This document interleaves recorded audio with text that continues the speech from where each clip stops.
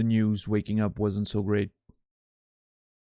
So that also affects the mental thing, you know. Makes you think, which sometimes isn't so great.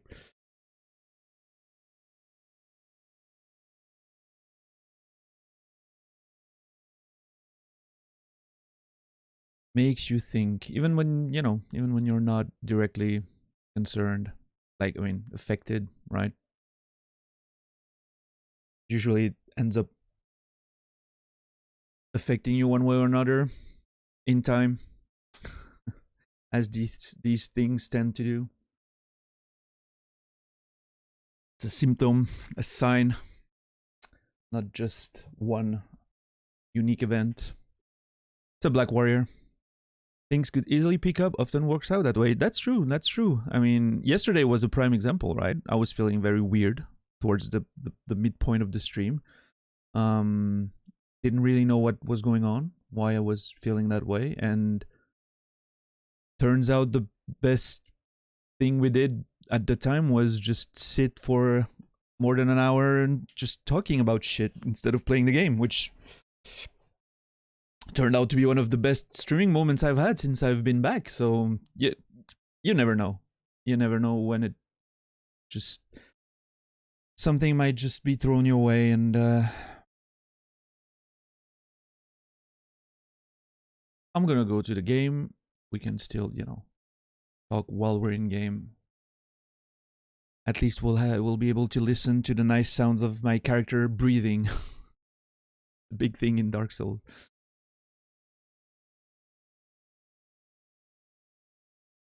But yeah, how are you guys doing today? Let me know.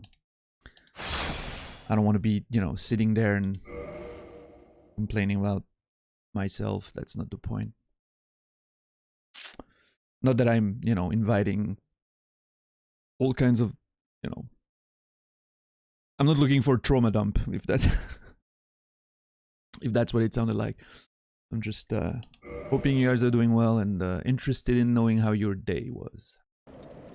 Existential at the fog gate. The fog wall, sorry. Yeah, true. I've been calling them fog gates, but fog wall is a better term, I think.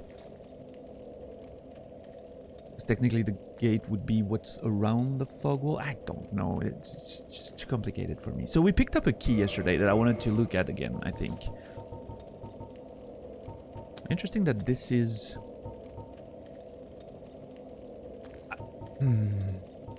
I don't know. Sometimes I wonder about the position of things in your inventory, right? Like, it seems to be positioned in a way that makes sense for the locations. So why would the annex to the painted wall be after the prison cell key? Since clearly you can access that before this. I don't know. What's up, Tommy? How are you doing today? Just got in from a bike ride. Awesome, man. Gonna be cooking, lurking for a while. Awesome. Have a nice nice meal. I don't know what you're cooking, but I'm hoping it's gonna be good. And congrats on the bike ride. I mean, maybe it's a daily thing for you, or, you know, but congrats anyway. Good shit. Taking care of your body, you know. Going on a bike. I haven't rode. I haven't ridden. I haven't rode a bike in probably 2 decades at this point. I like sports, but biking is oh no, well actually, well, yeah, no. I was gonna say I've been riding bikes in the gym, you know, like stationary bikes, which doesn't really count, but yeah, hurts my ass. Thanks for the reminder. Gotta get my bike on my kid on my bike on my kid on his bike. What's up, Metal? How you doing? Rice with veggies in my little wok. Ah, nice. Love vegetables, rice in a wok. That's everything that you can just throw in there, saute. So good. Woks are a vibe. I like them. It's so good. Sometimes have a little beef or a little chicken, put that in there, fucking soy sauce on top of all of it. Just, Things suck, but you live. Alright, alright, alright. I'm hoping things will suck less in due time. You know, sometimes, as bad as it may sound, sometimes things have gotta suck for a while for things to get better. I don't know if it's one of those cases, but that can happen for sure. The Archive Tower, once a trove of precious tomes and letters, became a prison after the onset of Seath's madness. So Seath turned mad while he was, I'm assuming, doing his experiments to try and become immortal, because he didn't have the scale that his ancestors and you know, contemporaries had, the Everlasting Dragons. He didn't have the scales in which the immortality is contained, like where the power comes from. So he tried, you know, to do experiments to get there. Did he achieve it is a good question. He definitely managed to kick our ass without us being able to do anything to him, though. So at least, you know, there's something there, right? Then it became a prison. Why would it become a prison? Why did he have people to imprison? That's a good question that's not explained on this item. We know he used the Serpent Man to guard the prison. There's something of great value in the basement. I'm not sure if the sentence is a non sequitur or if it's actually, you know, the Serpent Men who guard the prison know not the value of what they hide. And then it talks about the basement of the tower are the writhing mistakes of the terrifying experiments which they conducted here. So, is that what they hide or not? That's there's a bit of vagueness here. I would assume that it is, but I'm not sure. We'll have to go in that basement and figure that out. Ooh, that's actually a very nice, interesting adventure we're gonna get on there. Now the question, wait for it. I just got a text. Gotta make sure it's not my grandmother. No, it's spam. Whatever.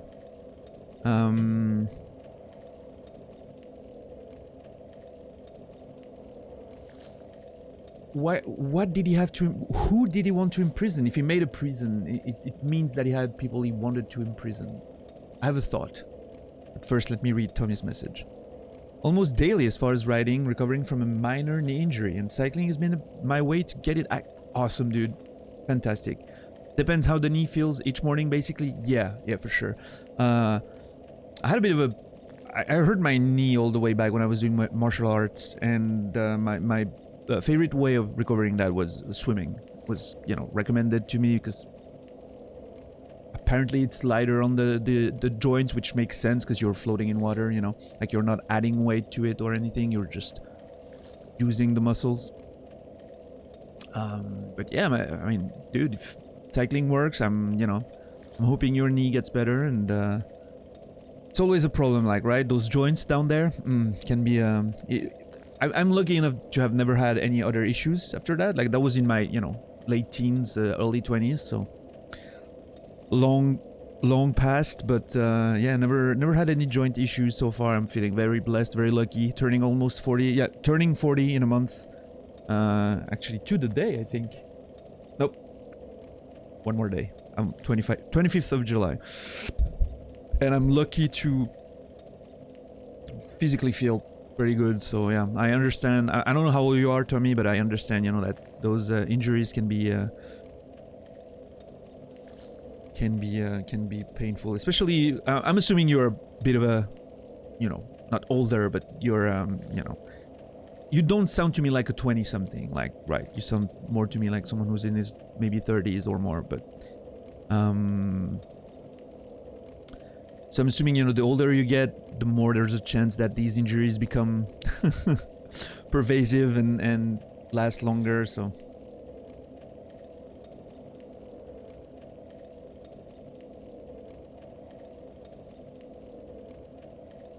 So who I'm thinking Seath might have wanted to imprison were either the people in the archives or the...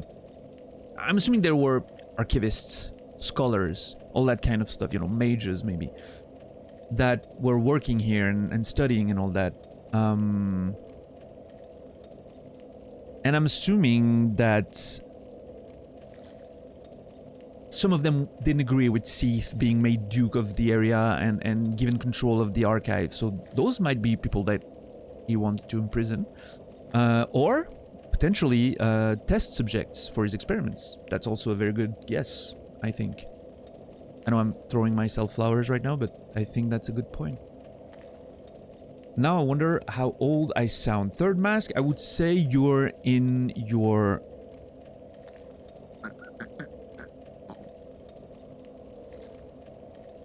I'm gonna take a guess.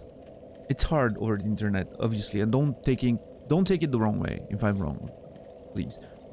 Between 25 and 30, I would say you're in your late 20s.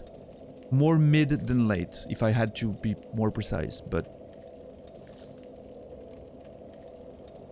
I'm lucky enough to live near a nice park with some trails available for bikes. I'm able to have controlled environment and manage how many uphills... Yeah, that's actually very nice. Very nice. Every muscle gets work too. With swimming? Yeah. Yeah, dude, swimming is great. I'm not a good... Pretty much nailed it. You know it, baby. I don't know, I can be... I'm often wrong. I'm sure I'm often wrong, but I kind of... It's not the first time that I'm, you know, guessing somewhat right. In this kind of situation. I don't know why. I don't know if it's the writer thing or what. If I observe and listen to people a lot, which means I kind of get a good feeling for... I'm not sure, you know. Yeah, swimming, I'm not a good swimmer at all, but I wish I was. But I like swimming. Really enjoy it.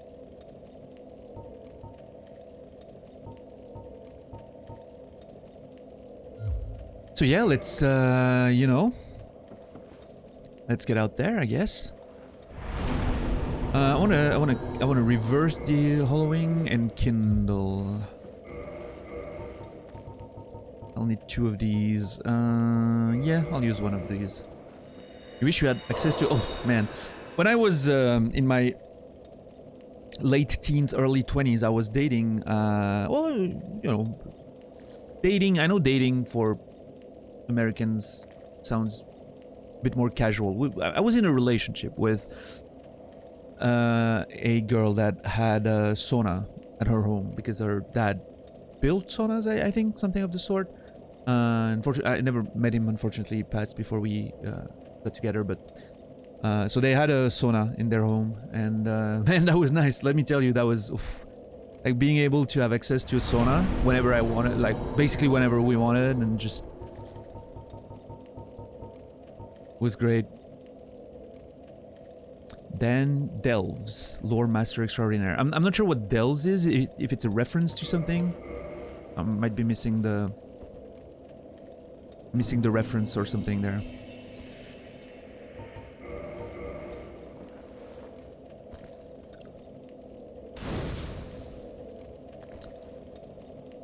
Alright, so yeah, today, long stream today. Believe it or not, my head is already feeling better. I don't know if it's the second time that happens, that I'm starting the stream with a bit of a migraine, and as soon as I get into Dark Souls and start talking with chat, my migraine disappears. There might be something there to study. Anyone, if we have scientists in the crowd that want to use that as a test subject, I'm willing and available. It's so strange. So nice to jump into a pool and back and forth. So she didn't have a pool, but she had like a large countryside fountain, you know, that the kind we have in Switzerland. So sometimes we would just jump in there in the cold water and then go back. But the thing that I loved the most was in the winter, when it was everything outside was covered in snow.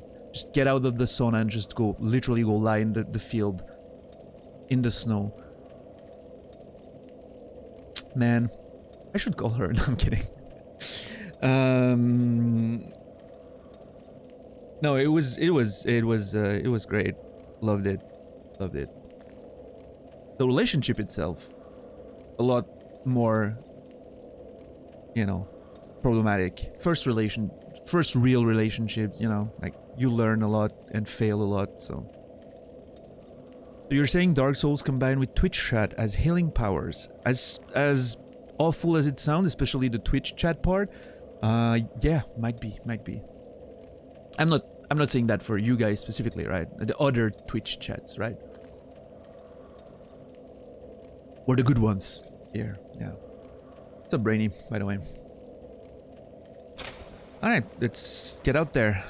Fight those serpent men. They're interesting. I just realized now they're the same serpent men that are in Sense Fortress. I wonder if they're the result of experiments as well, or if they're like a...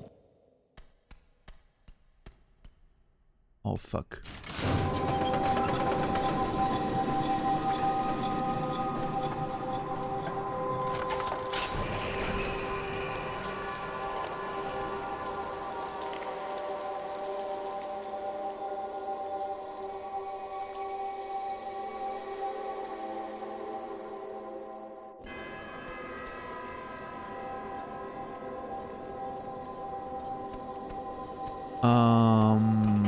Okay, so as I was saying, I'm not sure if they're the result of...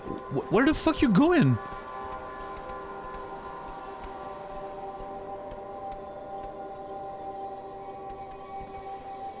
Oh, that is interesting behavior.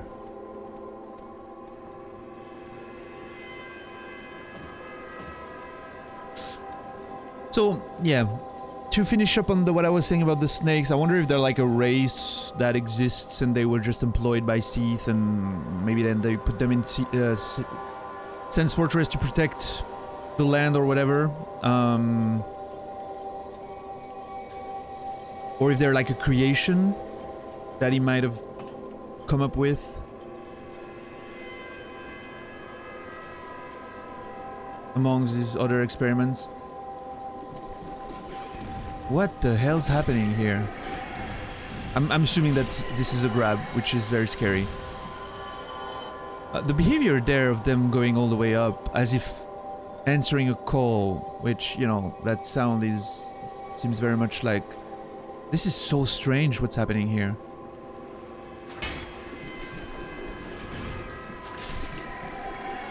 This is very Bloodborne-esque. I gotta say, the background sound there, just not helping with the migraine in that particular case.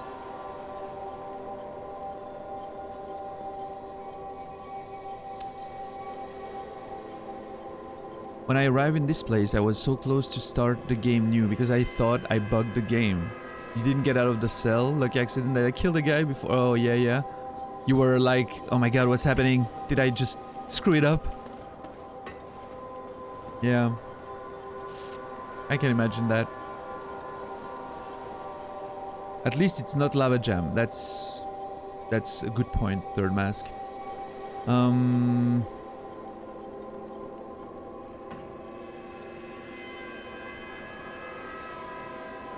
Yeah, I know I can kindle further now than 10, up to 20, but I don't think I want to do that.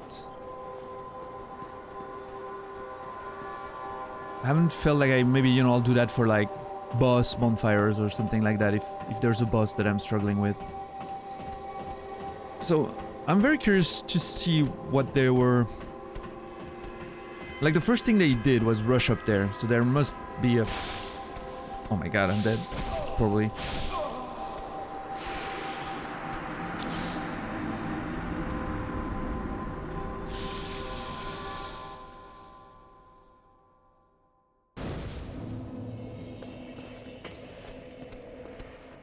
No, I'm not letting you go. No, fuck off. Come back here. Oh my god. Wrong button. Fuck. Okay, one is fine. Let's... No.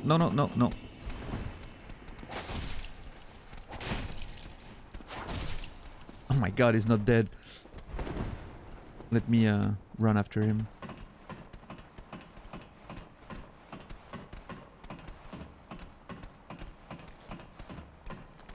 The sound stopped. The background sound. Huh.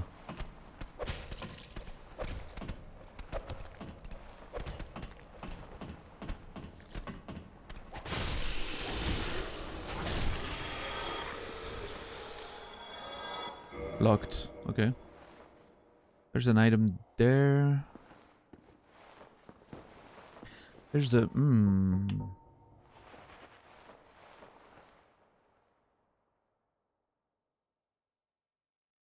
A whole lot of books, by the way.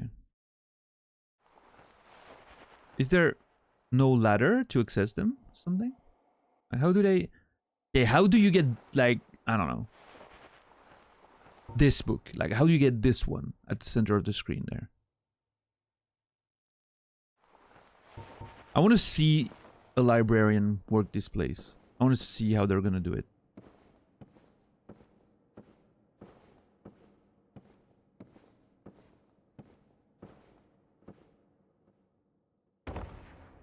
Nice. Alright. Cool. What was I saying earlier? So yeah. Longer stream today if the body cooperates. And consequently the mind. Like I said earlier, I'm thinking it's gonna be more of a body issue today, but it still affects the mind. So I got a maiden gear and a white seance ring. Let's take a look at that.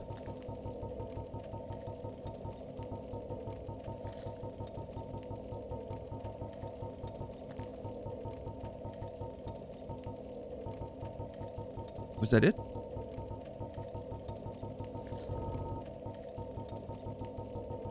Yeah.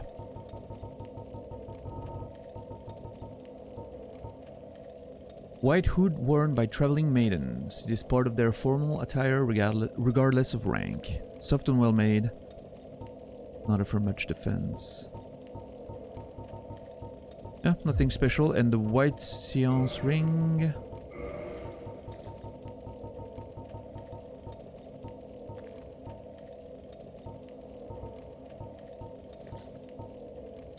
A divine ring, entrusted to the head bishop of the Way of White, and apostle to Old Father Lloyd, uncle to Lord Gwyn. Ooh, Old Father Lloyd. I've heard that name before. Uncle to Lord Gwyn. The head bishop of the Way of the White is the guardian of law and caste, and one of the great royals of Thorland. So was Gwyn originally from Thorland? Interesting. Where did I hear about Gwyn's uncle before? Lloyd's talisman. Talisman utilized by Old Father Lloyd, cleric knight to his cleric knights to hunt down the undead.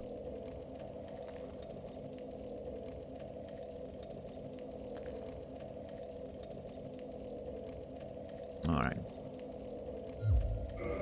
I wonder what influence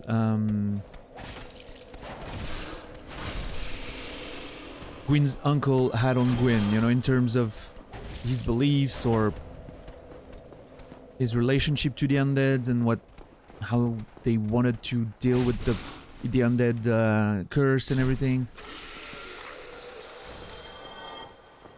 There's a thought there. I wonder.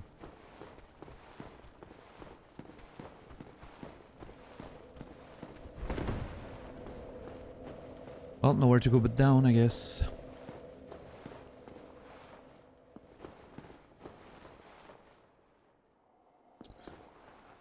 Why is there a bunch of cogs down there? They don't seem to be connected to... Well, let's see. I'll look at them when I'm closer. Hey, you're free. Okay, so, I don't know. I was gonna say, this guy doesn't seem like he was a prisoner because he has weapons, but then again, I had weapons too, so...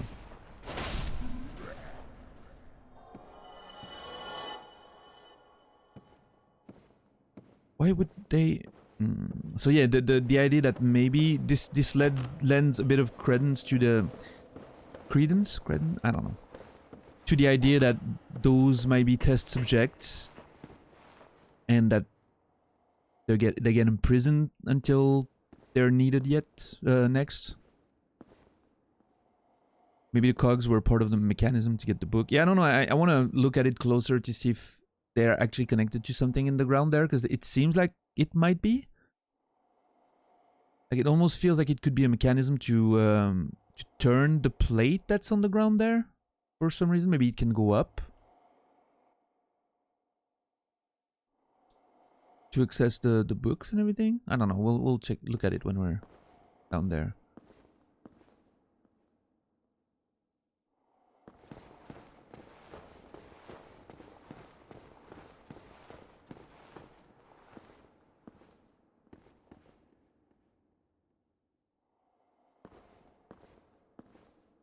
What's up, Black Knight? It's locked. Oh, that's interesting. There's a locked cell that my key doesn't open right now. Oh. Gotta remember that.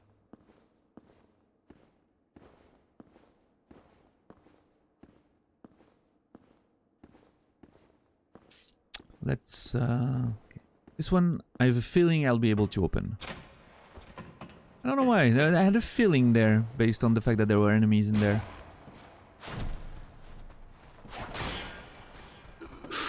Yeah, I'm out of stam.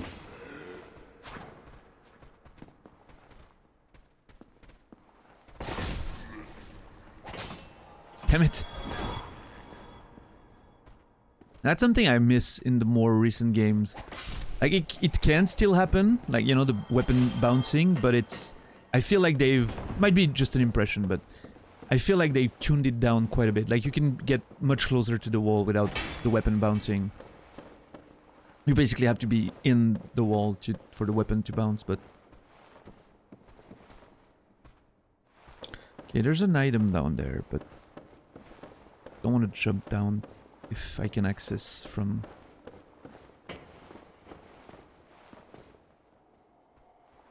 Yeah, let's see.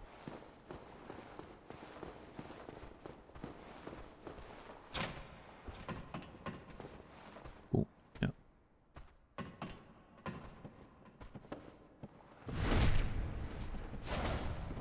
Not sure what he was trying to do against that wall, but... I hate the wall because I figured if the AI is like trying to go through it, maybe it means it thinks there's a passage there because of like a weird programming thing, you know? There might be a hidden wall, but...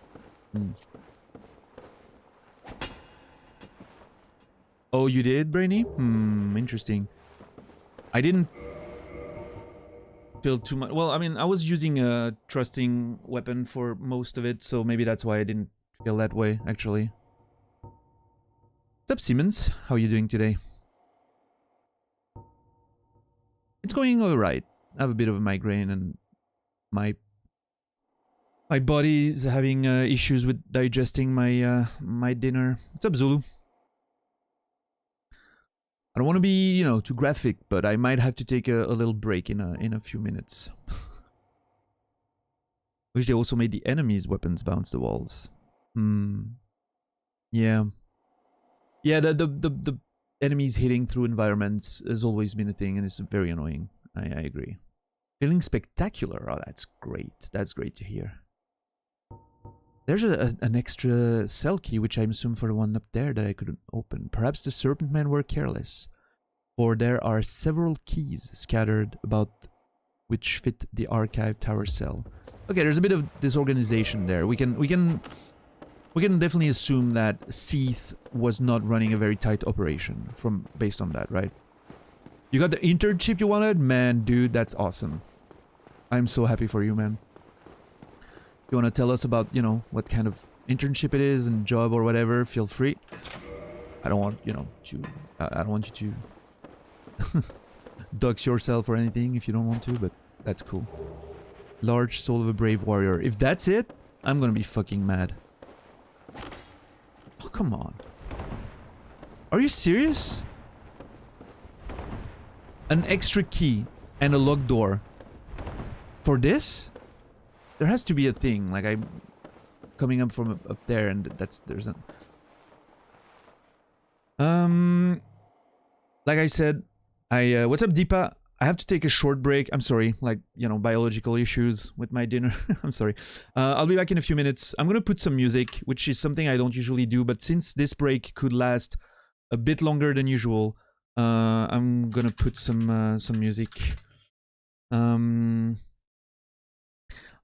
I'm gonna be done. I'm thinking 10 minutes or so. I'm really sorry that I have to take this break like this, but tonight is a long stream. We're gonna go for a lot longer, so I'll take the break now and we should be good later.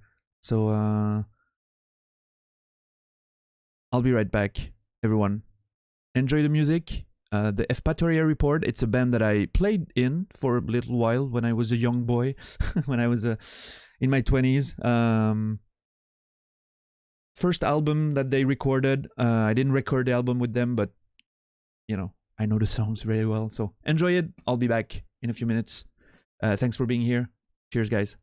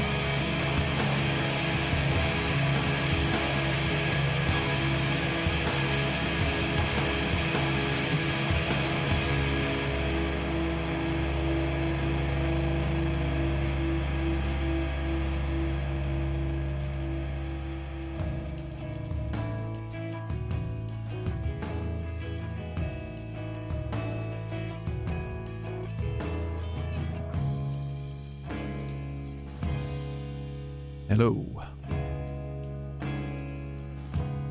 Thanks for waiting.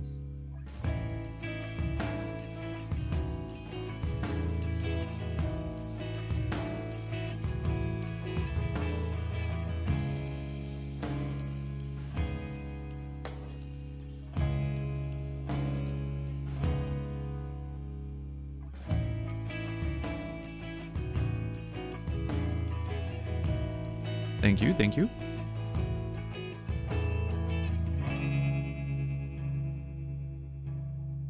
I can't interrupt the end of that song. I have to wait.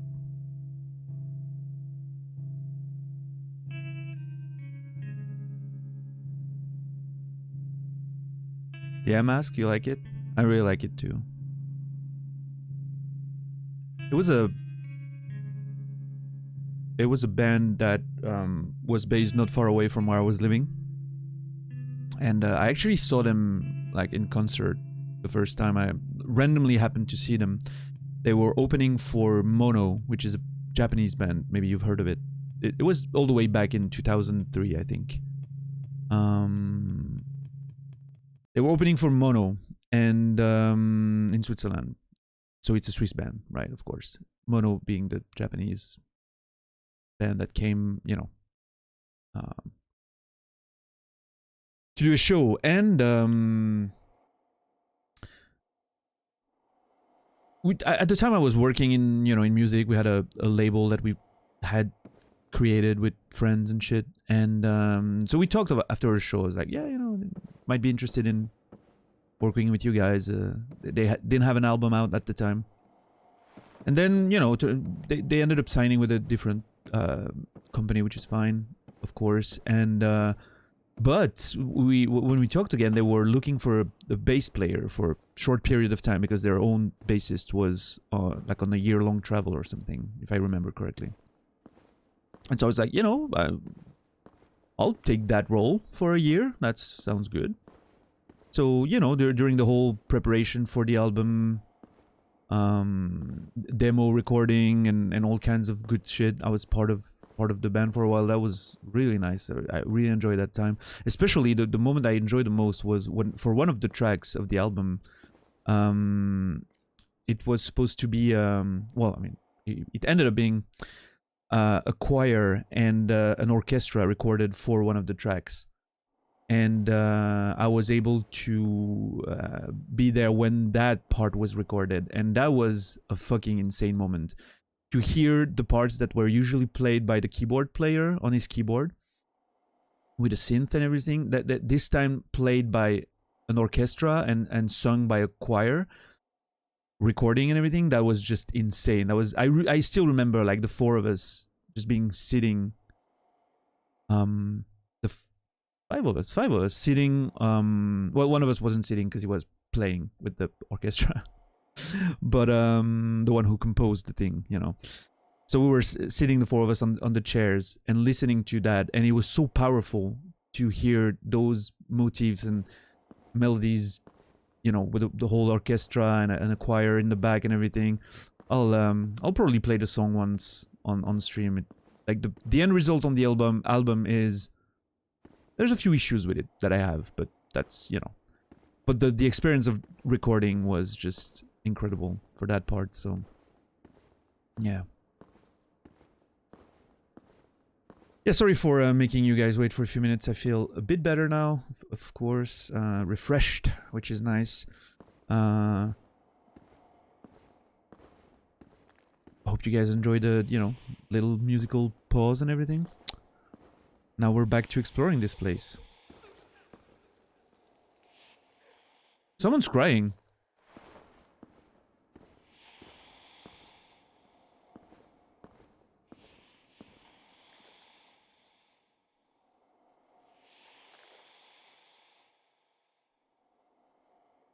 Are they bullying the one in the middle there? It looks like all of them are bullying the one in the middle.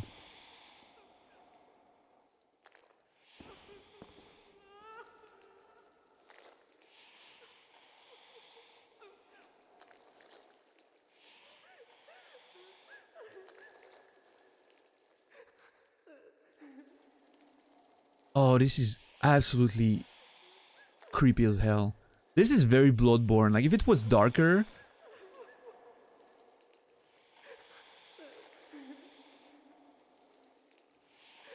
Alright, Brucey. Thanks. 9 slug boys, 1 slug girl. Mappa. You filthy, filthy mind. I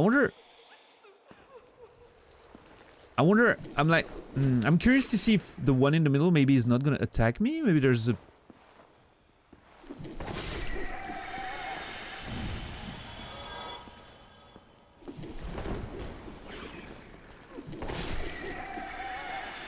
Just made dinner, some pasta bolognese, put me MasterChef, I'd crush the competition. Yeah. Well, Bobby, you know what to do. I think anyone can try to enter, you know, if you're that good with your pasta bolognese, no reason why you wouldn't be picked, right? So I say, don't let your dreams be dreams and all that Mimi trash, and call me Robert. Robert, California.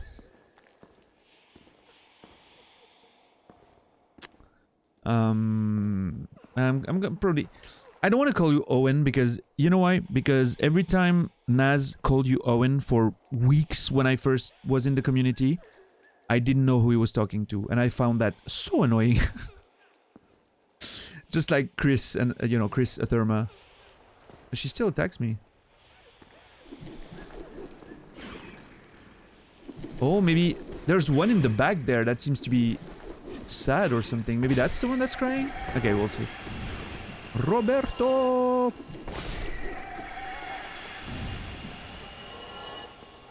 Man, I cannot wait to play Sekiro again. With all the damage modifiers and everything. This time.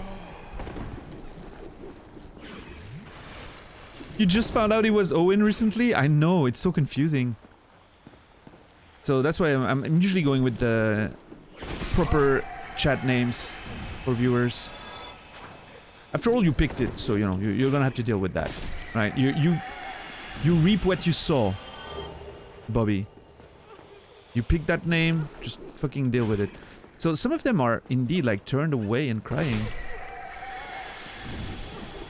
Ugh.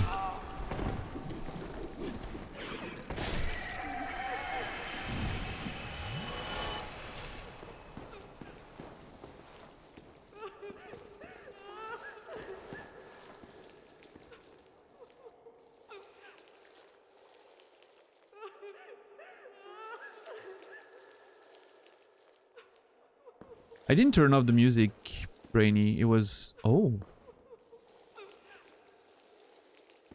It was, It wasn't on when I died. After I died.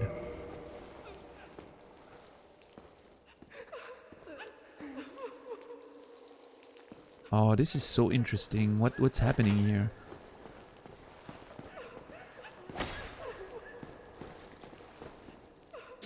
Like, don't call me Keith. No one will know who you are talking to, including me. That's not my name. Yeah, we knew Logan was on his way to the archive. He told us so much, but I've completely forgot about it. Actually, I'm glad I found him there. I prefer my real name, so call me Simmons.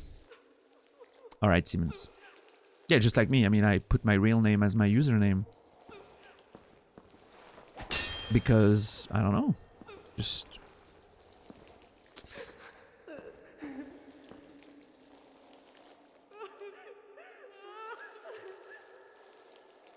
This is so weird.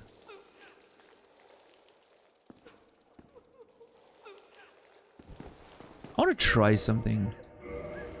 This is a very, you know, this is a stretch. But we heard mention of Old Father Lloyd, right?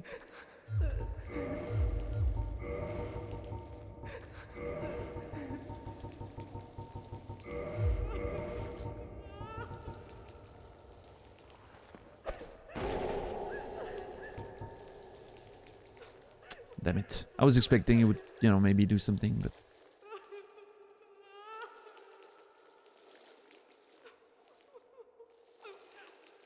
Yeah, with your name, Bobby, I understand that you wouldn't want people to, you know, do the whole thing we did yesterday, basically. Oh shit, wait, I need to do something real quick. I'm sorry. There, all better. My real name leads to too many questions in English. It was bad enough to have to explain it to my ex-girlfriend parents. Oh, color me very curious right now. Brainy, tell us everything. Tell us, please. You have to.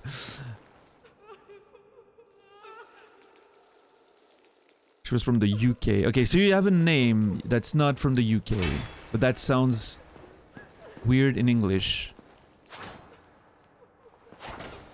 Huh. I wonder if I can guess it.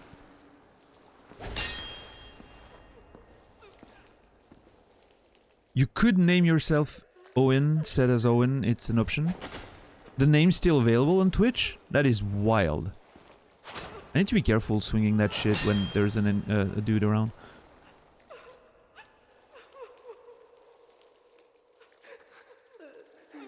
I use my real name for the same reason I don't have LadyKiller69 as my work email. It feels like there's a joke in there, Simmons. I don't get it. Alright, let's see what Logan has to say. I don't want to kill those two because there's clearly something about that. But on the other hand, they might be the ones who have that key, so... Hello again. What a chance meeting this is. Alas, I'm imprisoned once again. I don't suppose you could stage me a getaway.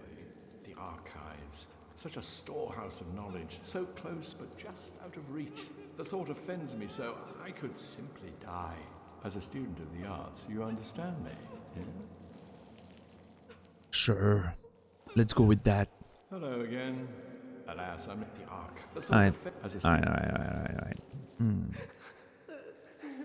So I'm not gonna kill those until I've explored the rest of it and, you know, can say with relative certainty that I'm not gonna find the key anywhere else.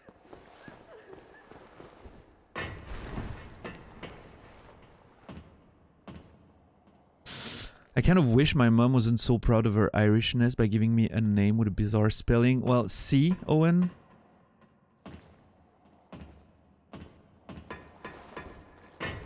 I think it's great. I understand why you don't, right? But I think it's great. I love your name. I think it sounds like it. The spelling of it is awesome. It's unique. It's original, and I love that it's just pronounced Owen. And Owen is a solid name. It's a good name. I like Owen, so I think I understand why you don't. You know, like yeah, you've been through. I'm sure so many misunderstandings and shit that you're just done with it. But from the outside, I think it's really cool. Your name is Seaman, right? Right. Yeah. Mm-hmm. Sure. Yeah. I can see the issue very clearly. Where's that from? Brainy. Is that from Sweden or Denmark or something like that?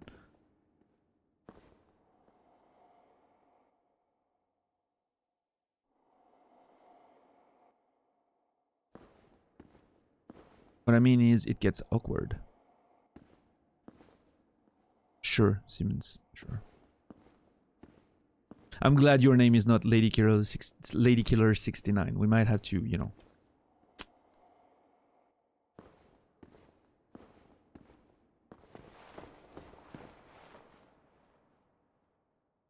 Yeah, no, it's true, Bobby. I mean, I'm sure if you go to Ireland, maybe you'll meet a couple, but yeah.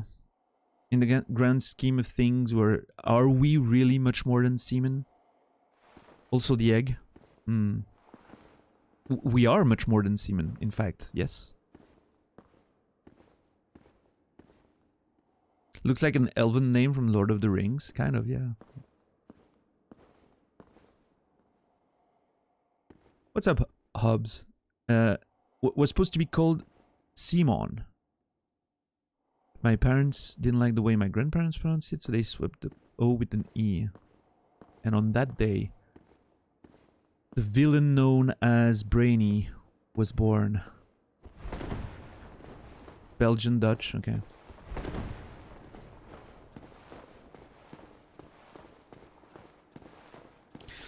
Alright, so there's a ladder here. Wait, where is it? There.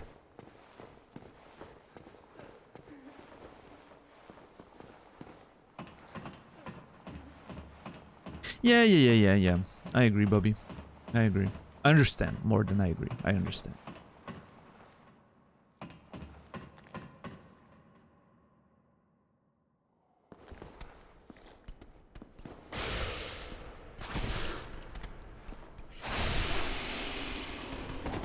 Ooh, nice dodge, sir.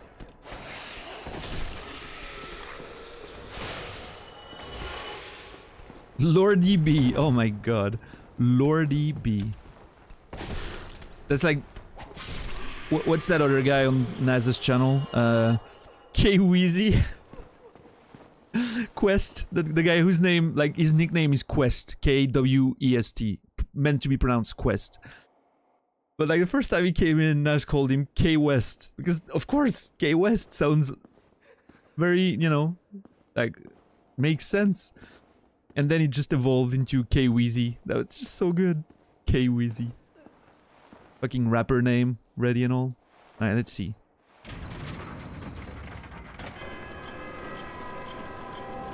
My migraine subsided, so I can deal with that now.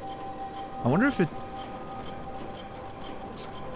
it changed something with the crying characters down there. Can I jump over that and... No.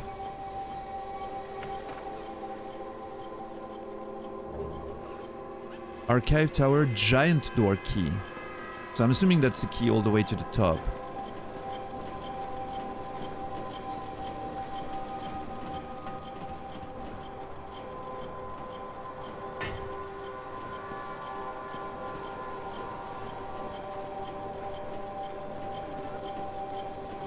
Don't hear any crying anymore, yeah. Hello again. Alas, the thought offends as a...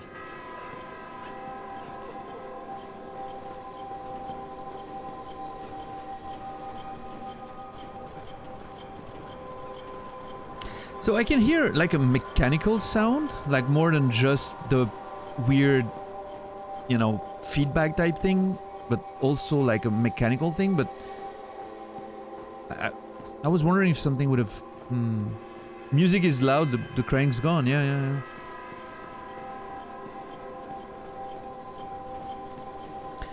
I was wondering if maybe like the music would change their behavior, but it didn't, so I'm gonna turn it off because it's so annoying.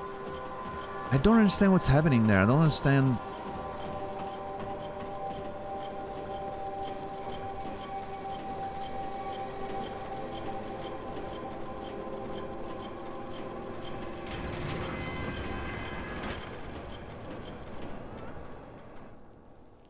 This is so strange. What's the point of that? Like, not just from a gameplay perspective, but from a lore perspective. What's the deal with that?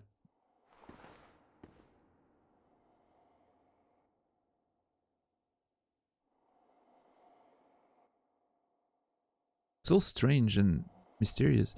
I haven't been... Yeah, there's shinies up there.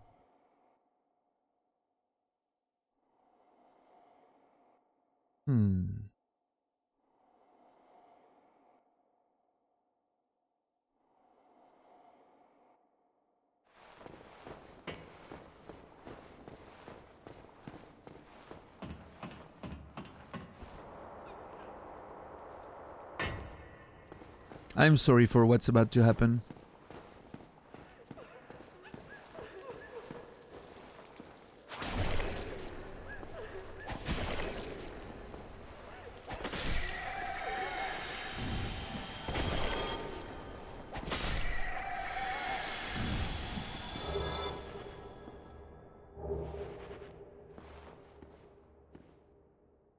Oh.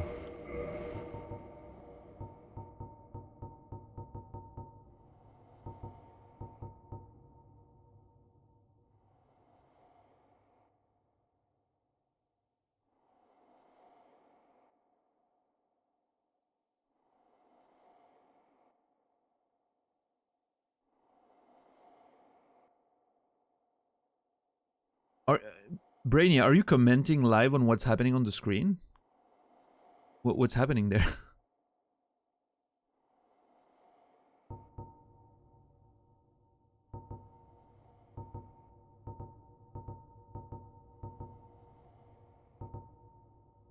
Are you doing like play-by-play for people who are who are in chat but not watching for some reason?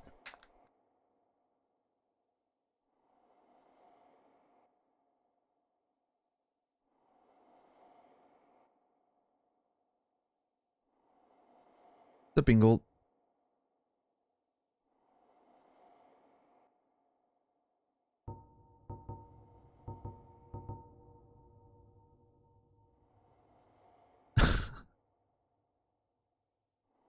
Fucking nerd.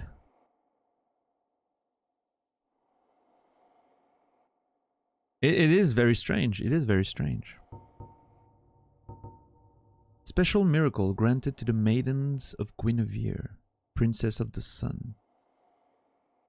The miracles of Guinevere, the princess cherished by all, grant their blessing to a great many warriors. So were those... Okay, those were maidens of Guinevere then. And this also means that all of these creatures were initially humans.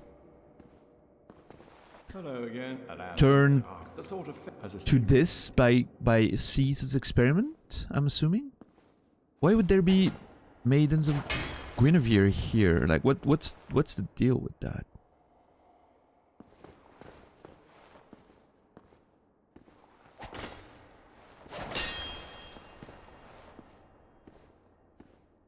I guess they just, like, Seath probably just, you know, went through Anorlando and just picked people, like, ended up going all the way up to the, you know, the people of the court, like the maidens and everything. Because he just... If he went as far as to take the maidens of the goddess, you know, the queen or the princess or whatever, it says to me that there weren't many people lower than that left, which is very interesting. And granted, you know, the people of Anorlando might have been, a lot of them might have been like nobles and shit, meaning the maidens, even, well, even then, like, if they go so far as to take the people working for the literal lord of the area, it means there probably aren't many lower class people left, which means they might have done a lot of experiments and weird shit all the way, you know.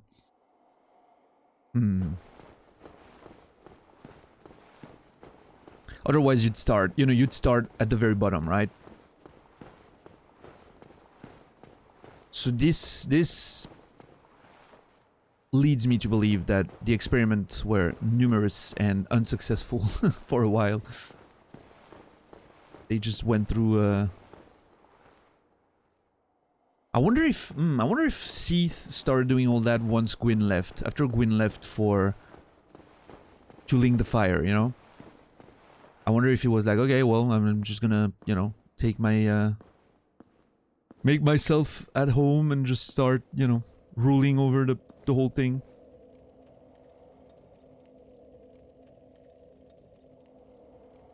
Snatching Guinevere's maidens would have definitely caused some tension at dinner. Yeah. Absolutely. What's up today, Ingold? How are we? And Tremolo as well. How are we doing? I'm having a weird start of the day. Like I said, today was it's supposed to be a longer stream, right? Naz isn't streaming, so I'm probably gonna go about 7 hours, I think, total. 6 more. My body isn't 100%. Have a bit of a migraine. I have a few issues with, you know, my tummy is feeling a bit weird, so I might have to take a few breaks here and there. But yeah, other than that, we'll go long, I think. If the mental situation works. I doubt Seath is the type to eat dinner with others. It would require a big table, but, you know. I'd love to go for a walk, but it's been raining all afternoon. I'm so glad it's raining here. It's been so fresh here, and finally had a proper temperature. You know, finally had some proper temperature in my room today, so that was nice. I'll take it alone in my quarters. Thank you. What's up, Ceradex? Good to see you streaming again. I used to watch your stream all the time back in the Silver Star days. Yeah, man, that was a while ago. Did you change your account or are you still on the same one? Let me check. Still on the same one, following since January 24, 2014. Yeah, you weren't one of the, you know, not the very early days, but definitely before the partner days, that's for sure. Previously subbed for 8 months. Well, shit, thank you, man. Thank you for your support all the way back then, and I'm glad to see you again. It's cool. Oh, Gundar, of course. Of course. What's up, Gundar? That makes more sense. How are you doing, man? I was like, it's weird that someone might have been sub that long without me remembering their name. Yeah. How are you doing, dude? About to go disc golfing with some folks in a few minutes. Thought I'd check in regardless. Hey, always appreciate it, Tremolo. Hope you have a fantastic day disc golfing with your friends. Alright, so we're back out of the prison. Life's crazy, but I'm doing okay. How have you been? I've been good, more or less. You know, like life is what it is. In the past 8 years, I mean, you know, there a lot has happened, so I would be take a while to explain, to do like a proper summary, but no, it's been alright. Quit the job, not teaching anymore, writing instead. Published 2 novels. Been working, you know, pretty hard for that. Had a desire to start streaming again a couple of weeks ago, like almost 3 weeks now, 2.5 weeks, yeah. And here I am, playing some Dark Souls and lots of games, you know, in the pipeline coming up. So it should be a good time. Daniel's a changed man. I'm old now. I'm old, turning 40 in like a month. So I'm still worried about that key that I need to free Logan. I'm still curious about that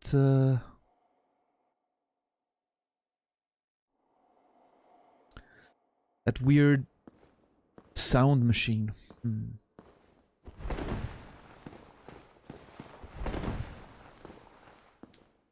Let's keep going for a bit. We'll see. Maybe we'll find what we are looking for further down the line. Oh! Okay. Oh my god. Freaking wombo combo there. Couldn't move.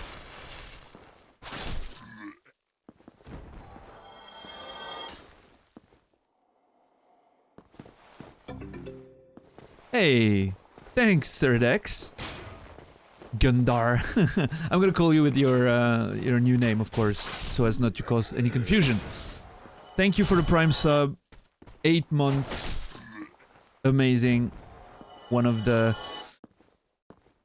you know, first people to be sub back in the day, and interestingly, you've been sub to me more than I streamed while being partnered, because I got partnered in June 2014, and I stopped streaming around the end of the year, right?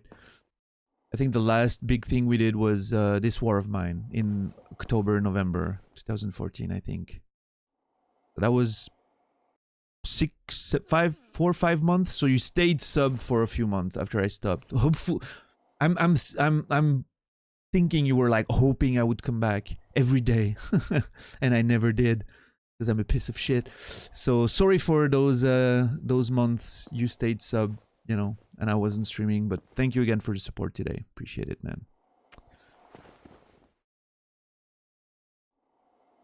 Yeah, Siemens. Appreciate it. Thanks. I'm very glad to be back. You never know when you're coming back after so long how it's gonna be, right? I was honestly expecting to stream to like 10 people, less than 10 people for a month.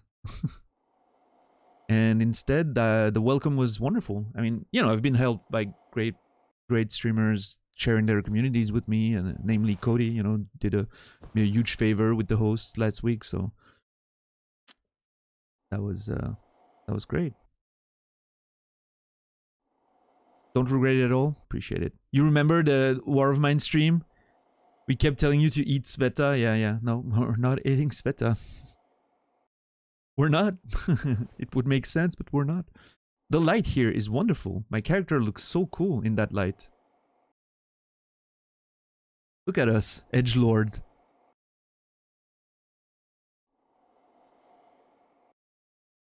Wrong game, Simmons.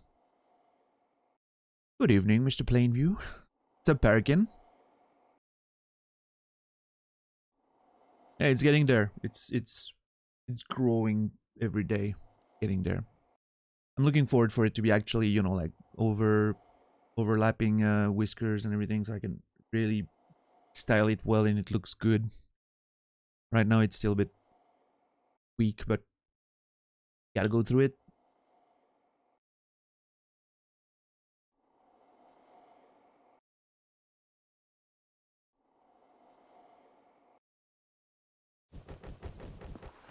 It's fine, Bobby. I appreciate it.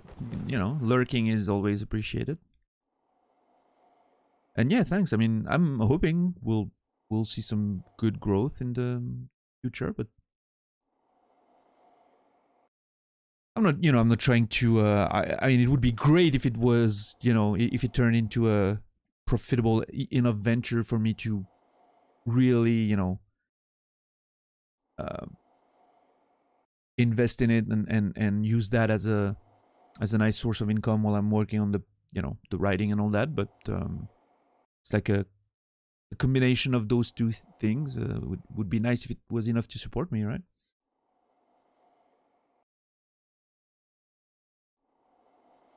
Oddly enough, I just happened to look up Dark Souls, so your face and title, thought this guy seems interesting. Well, I'm sorry you were so mistaken, Tremolo, but I'm glad you're here anyway. You've definitely come to the archives a few times to work on Fashion Souls because of the lighting here? Interesting. Yeah, it's really cool. It's very light, very neutral light. It works well for...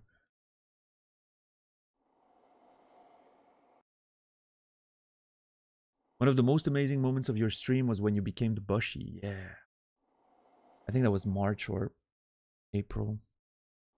Fuck yeah, man. Becoming the Bushi was great. I might do a second playthrough of Bushi at one point. There's a few things in Bushi that I haven't done. The Cheetah Man boss fight.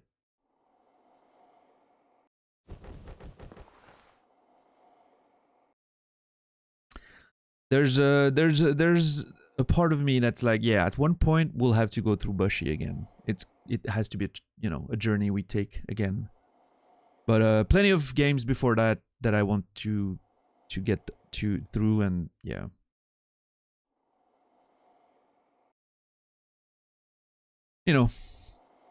There can't be too many games, right? At some point you have to find new fresh content all the time, so it's gonna be great. You're not even going to attempt Bushi. I think it's a very rewarding experience. I can safely say that completing Bushi is definitely one of the things in terms of video games that actually had a tangible impact on my real life as a way of making me a better person.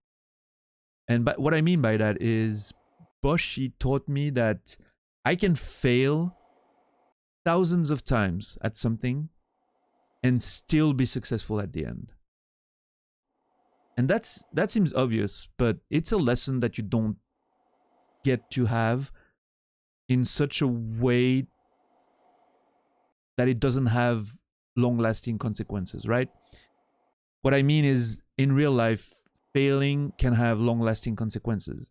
If you're trying to become a writer and you get rejected, trying to publish, or you fail to finish your manuscript, or you publish a book and it doesn't sell, or all that shit. Those failures have pretty big consequences, right?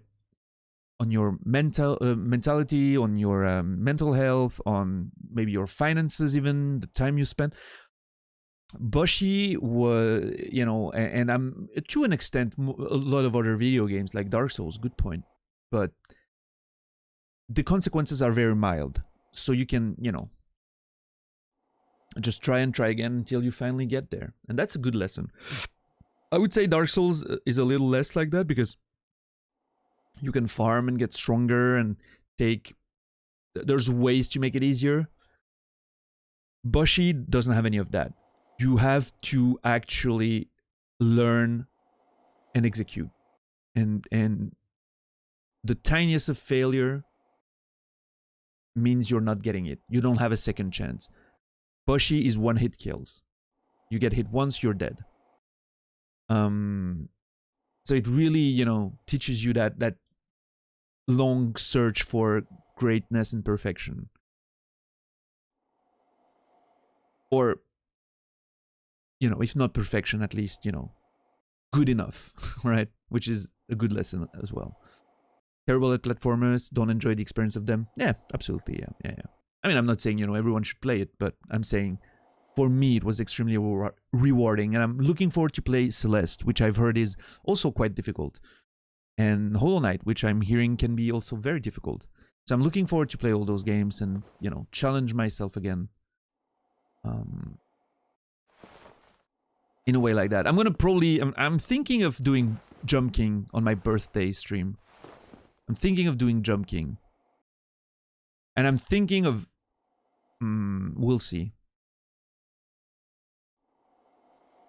I had this weird idea for Jump King, but I don't know if I'm gonna go there. No, let's not even talk about it. This way, if I don't do it, no regrets. But yeah.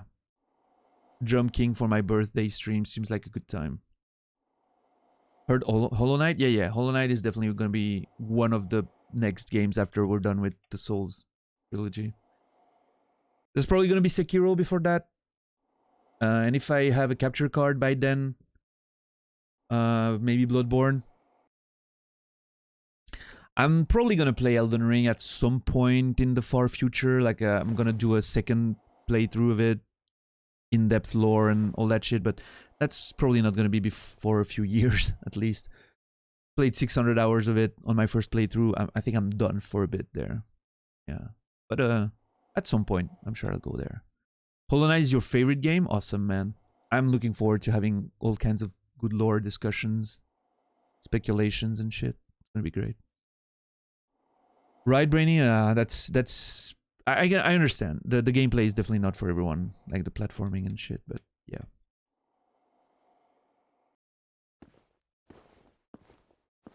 Alright, let's explore a bit more, see if we find a key to free Logan.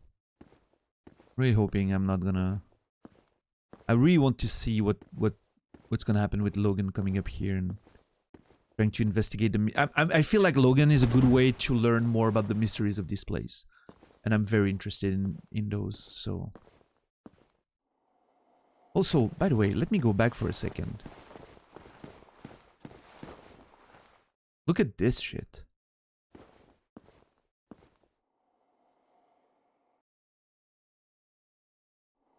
What is happening there? The crystals and... I'm not looking at my character, by the way. I'm looking at the background. If I go there, maybe? There. I have a feeling those crystals definitely have a link with Cease's experiments.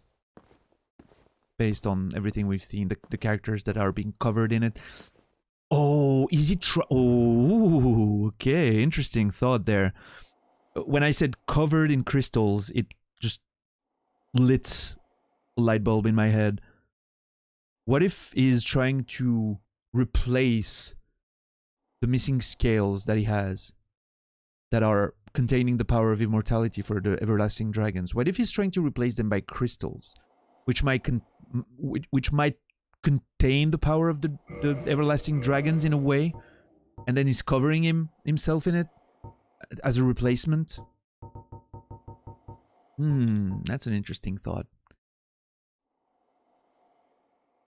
Maybe using dragon scales, you know, to try to extract the essence of the dragon scales and then like inject it in those crystals that he can cover himself with.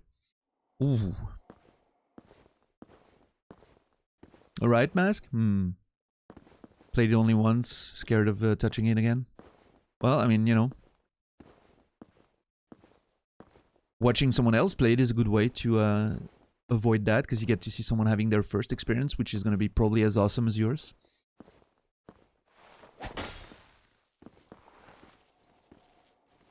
You think it's a fashion thing, Bubby?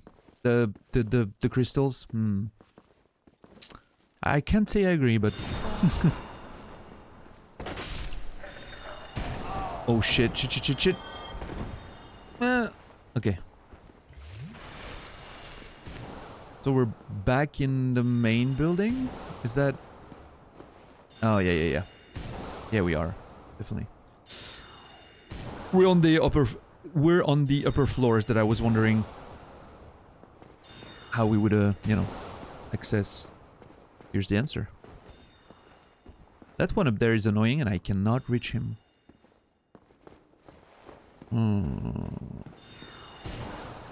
Let's see. Oh.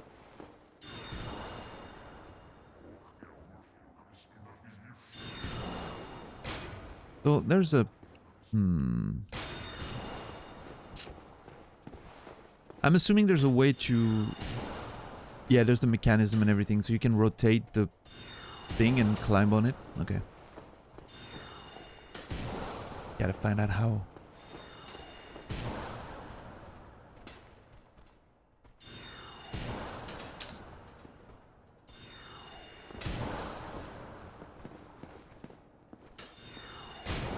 Man, what an annoying...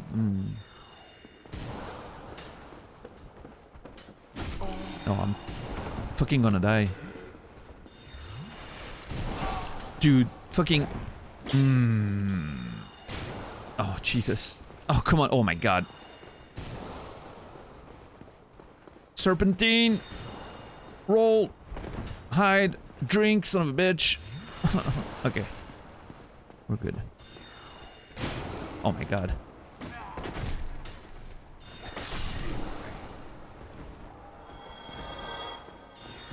This one is being annoying.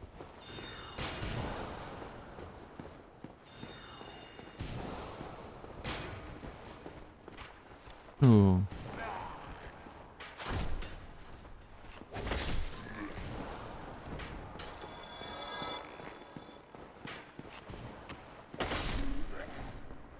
All right. All right. I can hear myself think again.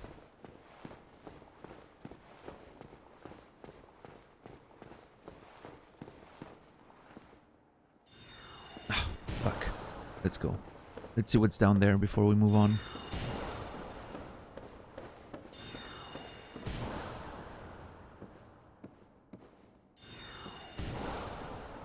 So this is the first area we came in through. Yeah. So I'm not gonna go there. Oh my God. Oh. Who's shooting at me? Is he in the back? Yeah, okay. Okay, drink, you son of a bitch. Let's go.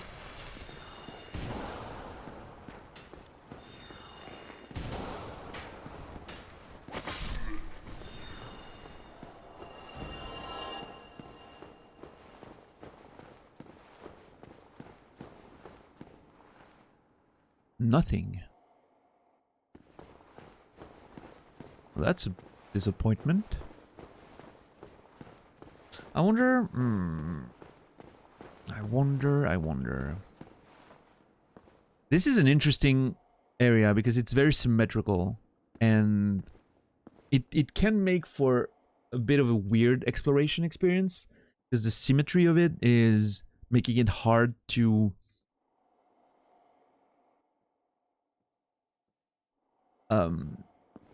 recognize like the different places. Like it gets easily, you know, it gets confusing very easily.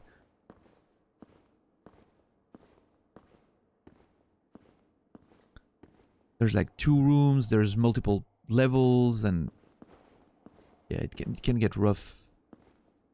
This is the beginning area. The other wasn't. Oh, okay.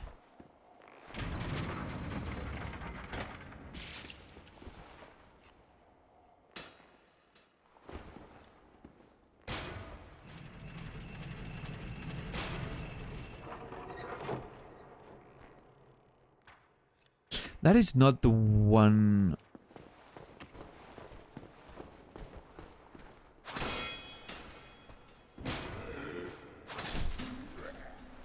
Wait, I'm confused. Was that closed? Oh, it might have been. That might have been closed there. But that's how we got up the first time.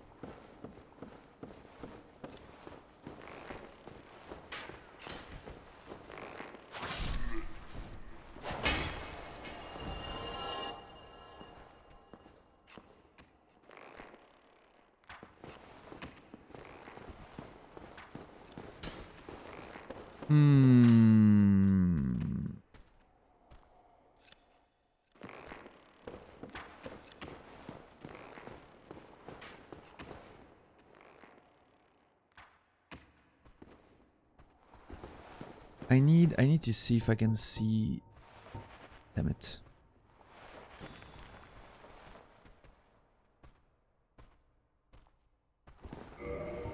I don't see it, so I'm gonna go closer and look at it.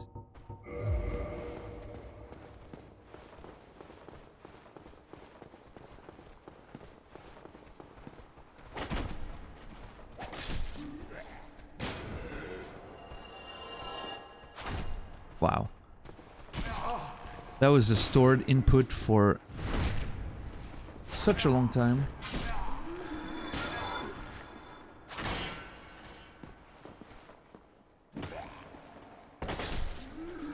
There. I wanted to... Wasn't there a chest here? There's one on the other... Oh, it was a mimic. Never mind. Yeah.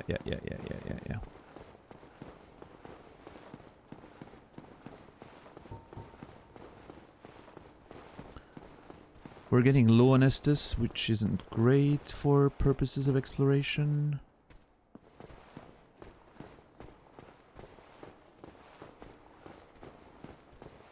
So this is a way to go all the way back, right, to the beginning, in case you need to explore or do something, which makes sense.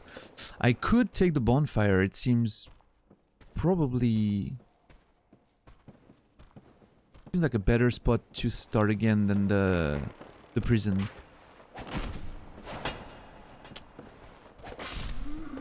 Yeah, you know what? Actually, I might... Fuck. The problem is it's gonna respawn everything. Ah, fuck. What do I do?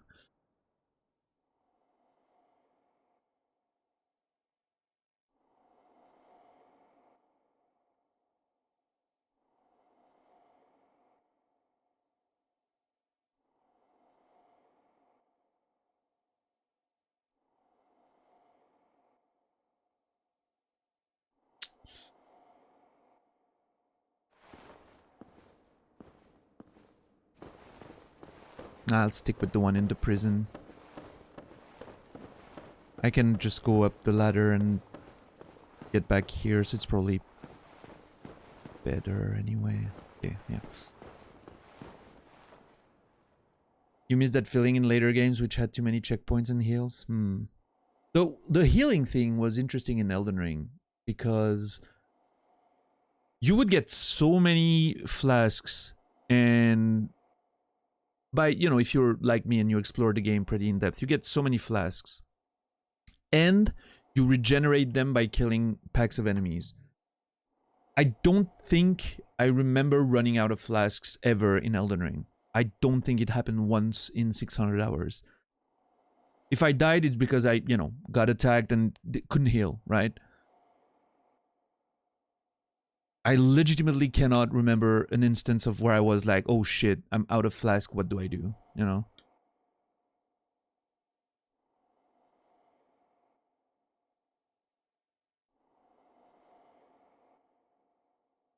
In fact, most of the time, I remember most of the time when I was looking at my the number of flasks I had, it was full because just simply getting so many regeneration, replenishments when you kill enemies that I would literally be full almost all the time. I think it was way too generous.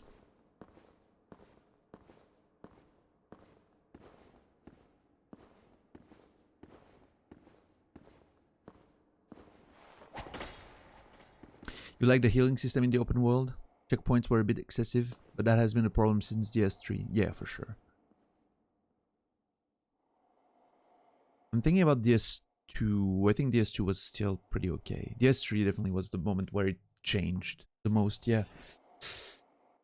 Bloodborne was definitely doing good with the checkpoints, I felt.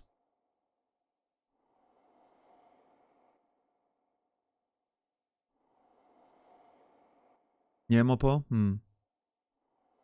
I mean, you know, I'm not saying the game overall was way too easy. I don't think that.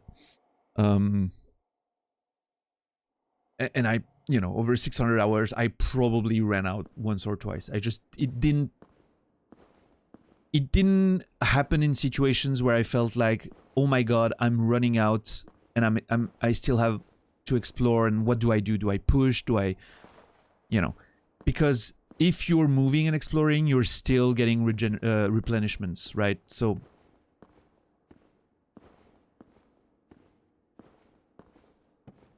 I wish the replenishment mechanic didn't exist. Just that would be enough for me to feel better about the whole thing, I think.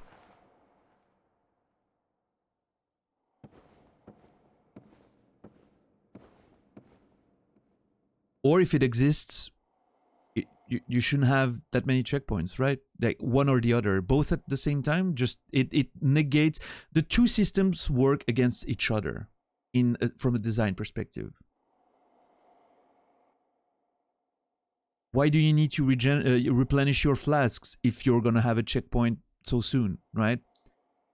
And why do you need a checkpoint if you can replenish your flasks?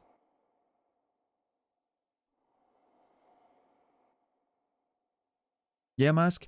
I did not like killing the scarabs for replenishment. I thought that was. I understand what you mean, but I thought that was very game-ish, game-y. I don't know the word, but it's one of the things that makes me feel like I'm in a video game in a way that, of course, you always know, right? But it took me out of the immersion a bit. Those scarabs, I thought they didn't make much sense in my opinion, but I also thought it wasn't a great way to get items and skills to you. It felt very. Oh man, I'm scared that I'm going to use that word, but it felt very Ubisoft open game style to have these enemies everywhere that you would need to kill to get a skill or whatever. It didn't feel very, you know, what I like about From Software. Oh, I got this skill here from that enemy or that individual because blah blah blah, lore reasons, right? Yeah.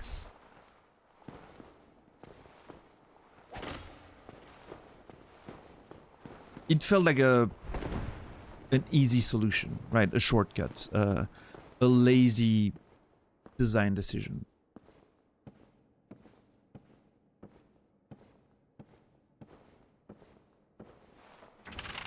All right. I guess there was nothing to do here, and we'll have to check up there and down there.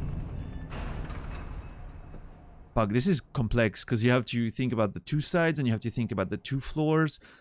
I want to make sure I don't forget anything there.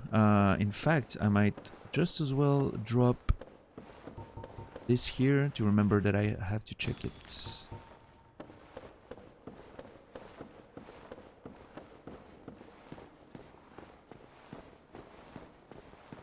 Let's see if there's a little chest. Nope.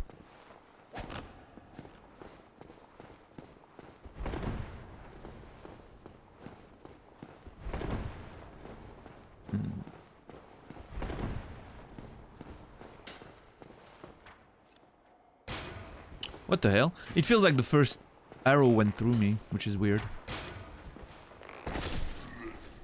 What's up, Shadow? I'm late? No, you're not. You're exactly on time. Whenever you arrive is exactly the right time for you to arrive.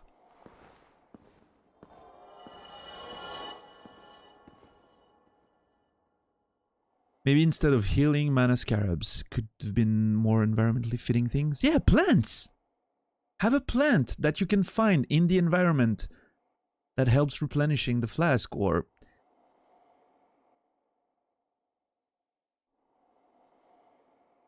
I don't know, maybe...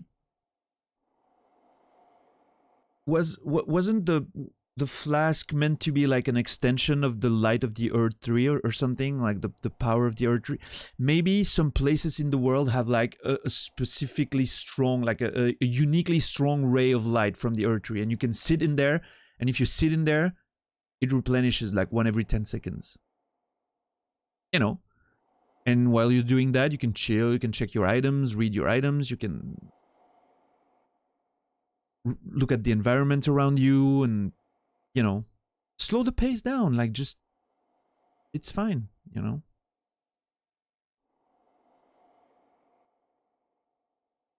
And maybe the magic power flasks work during the night. A ray of moonlight instead. There you go. Fucking fitting for the theme. With the magic being represented by, you know, Rani, lunar goddess and everything. Just, everything was just there. Just had to be a bit smarter about it. I mean, I understand it's probably a lot of resources to do that this way, rather than just plan the same code of an enemy being killed everywhere in the world, but, you know.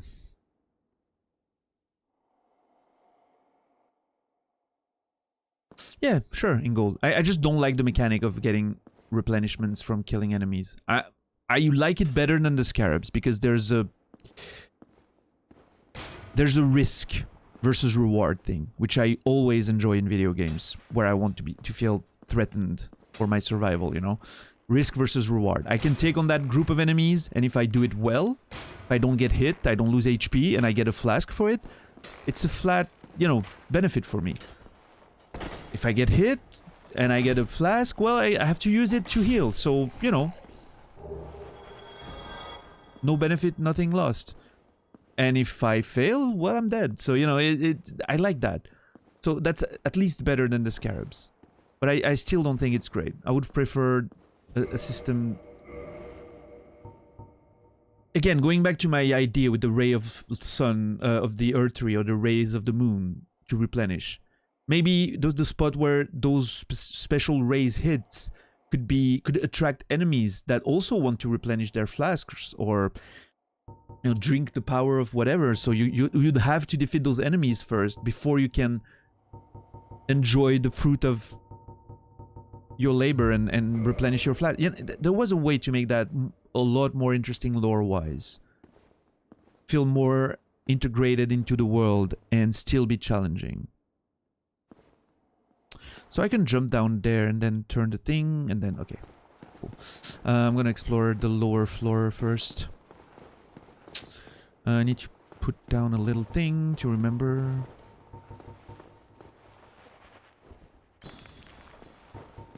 I need to buy more of these. 35 left. That's, by the way, that's the item I crafted the most in Elden Ring. The prism stones, or whatever they're called in there. Rainbow, I don't remember. But those were the things I crafted the most. I would always want to have a full stock of them.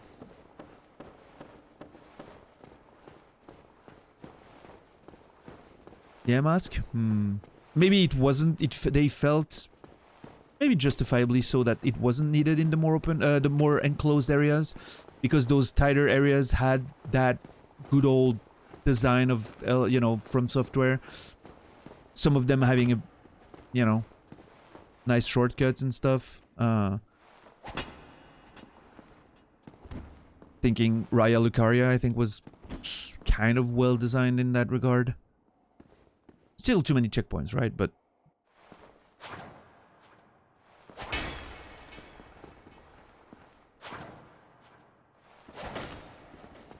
you used 99 of them by the elevator drop-down area. I'm not sure which one that is.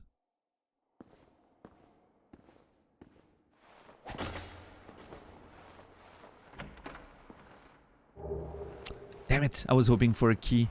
I really wanna get the key to Logan's cell before I forget about it. And I'm not sure where it's supposed to be. So there wasn't much to explore there. Okay, let's keep going then. Someone shot me. Oh, it's under from... Oh, there's still... more levels up there. I like the crystal starting to consume the area. Like the proper... archives themselves. Like, if you remember... When we went up where we fought... Before the discussion yesterday. The long 1 hour discussion at the fog wall. We climbed that little tunnel corridor with... like, everything was...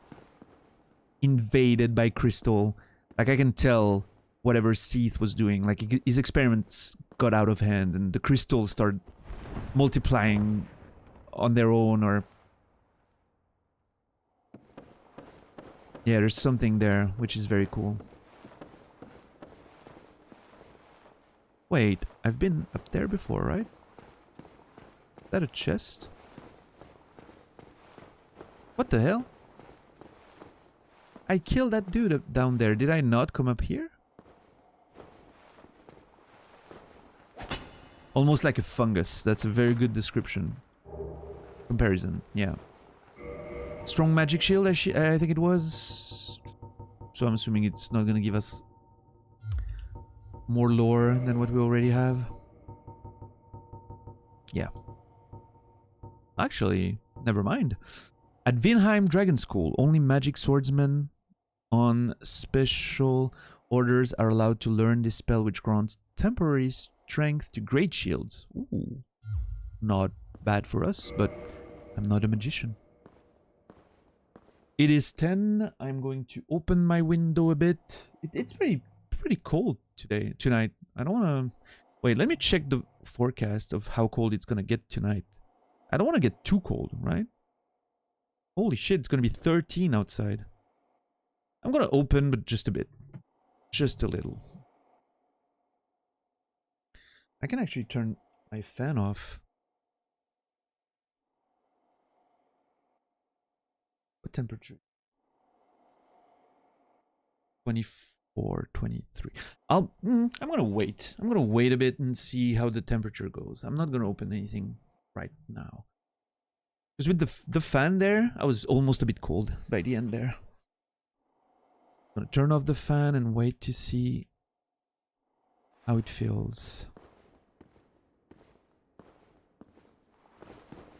Crazy that I don't want to open the window because I'm afraid it's gonna be too cold. And literally yesterday, I was still sweating my balls off before I opened the window.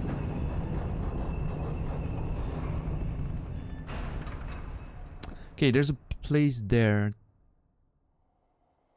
So, up there first, I guess?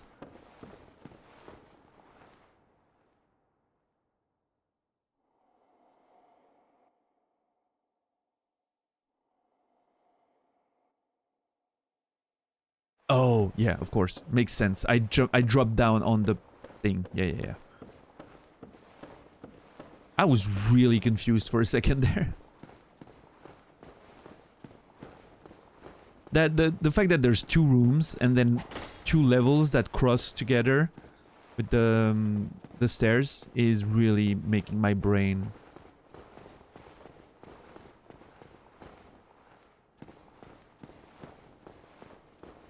work extra hard. It shouldn't, but it does.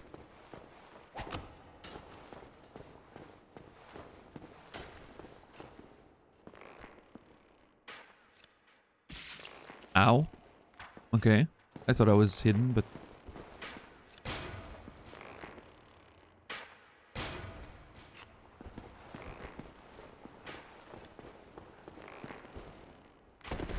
Oh my god, I thought I was gonna die. Let's go.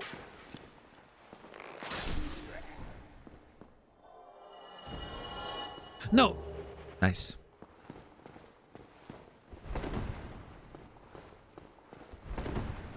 Wonder if it was intentional, making it difficult to navigate. Well, I mean, there's two answers to that question, right?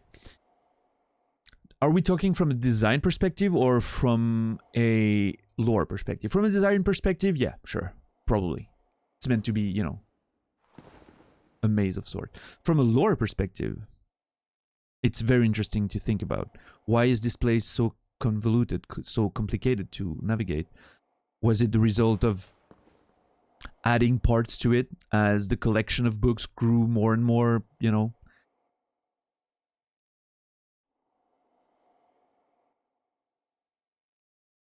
Or was it just built this way from the start?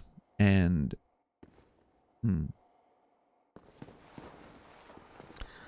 I feel like if I jump down there, I'm gonna die, but... How am I supposed to go down now? On that ledge, maybe? Oh, I'm dead.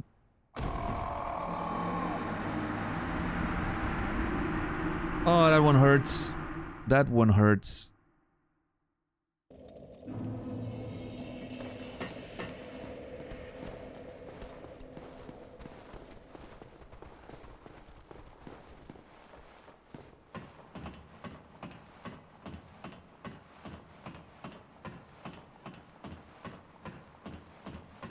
Maybe, yeah. Although, we know Seath was given control over the archives after they were built, right? It was just... Gwyn made him Duke, and then told him he could stay here and just fucking do his experiments and shit, but that was later. Now, not to say the place couldn't have changed over time, right? Maybe at the beginning it was very well done, and then it, like... As Seath kept, you know, taking more and more control over the place, maybe it just, damn it.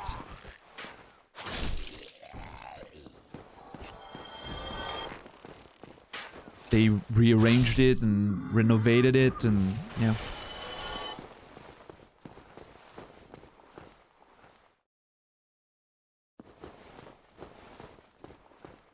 I'm not sure. Oh, fuck.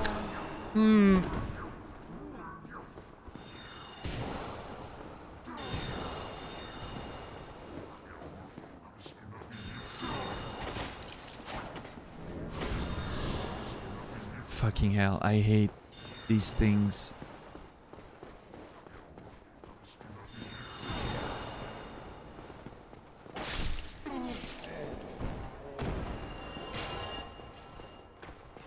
Oh man, I'm fucked. I don't want to lose all the souls that I got. You would not believe your eyes if 10k fireflies? I'm sorry, what? Are you talking about the light you got in the channel? It's not fireflies, by the way. I don't think I have a mod tonight, so I'm gonna have to take care of that myself. There. Sorry if anyone wanted to become famous and buy followers and primes, but you had your chance.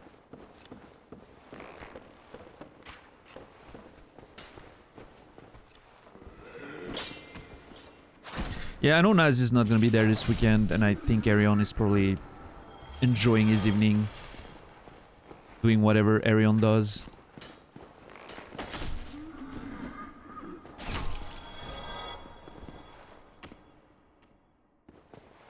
Oh, it's a song? Okay, I don't know it, no. Who is it from? Nightingale. Awesome. I'm looking forward to your success.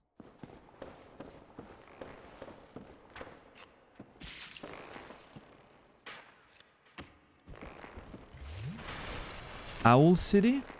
Is that a band?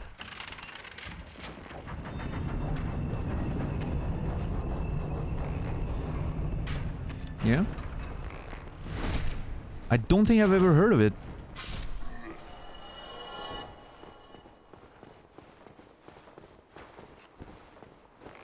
How's the archives treating me? Pretty alright, I would say. Except that death we just had, it went pretty well.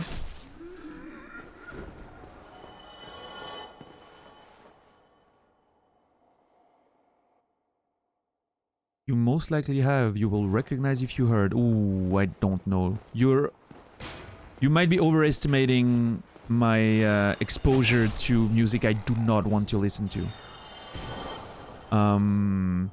I don't watch TV, I don't listen to the radio, I don't go on TikTok or anything that could expose me to, you know, music that I don't want to be exposed to. So unless I've intentionally, you know, or not intentionally, but unless I like... Oh my god, I'm gonna die again. What I'm trying to say is that there's a good chance that I've never heard of them.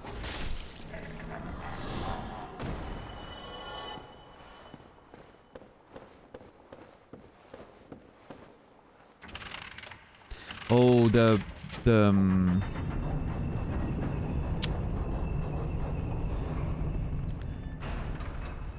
stairs reset when you die, apparently. Bit fun of the old auto-tune, but it's not a bad song. Okay. Yeah, no problem, Bobby. It's an old song, was used in movies and commercials. Okay, that movies, there's more of a chance that I've heard it then. But like... Yeah, at least those lyrics don't... Oh my fucking god, it's on the fucking ledge. Oh no, this is bad. Of course it is. Okay.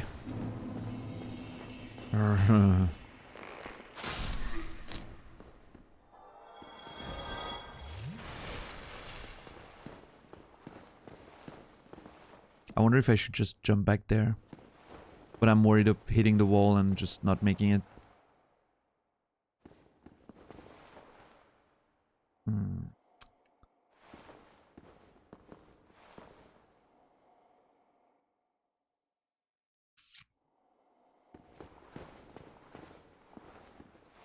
Can I just roll all the way there? I don't think so. No, I don't think so.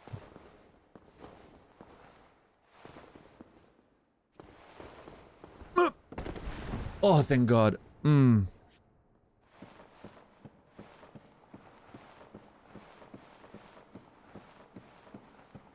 Personally, I think Fireflies is one of the worst pop songs ever created. That's a take. Because there's a lot of, you know, bad music out there. Not just, you know, not just pop songs. I mean, in general. So... Wow, thanks, Light. There's a wall like 10 feet, like 5 feet in front of me, and I cannot see it, even with the light.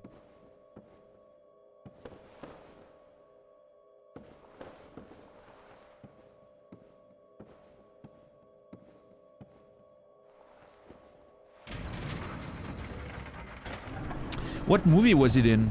Like, tell me a movie I might have seen it in and a scene where it was on, and then I might remember it. I have very good memories from movies.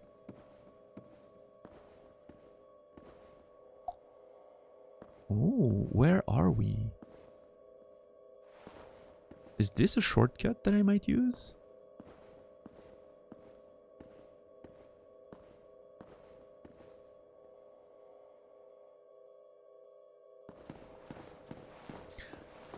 Old pop songs these days sound the same. Oh, awesome. Hey, nice garden there.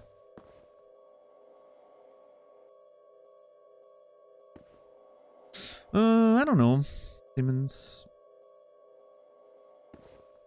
I'm not huge into pop songs because like I said, I don't watch TV or listen to the radio or anything, but...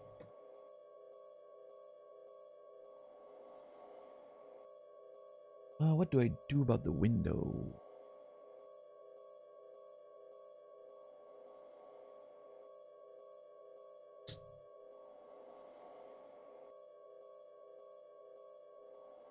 Yeah, Ingold. Not raining indeed.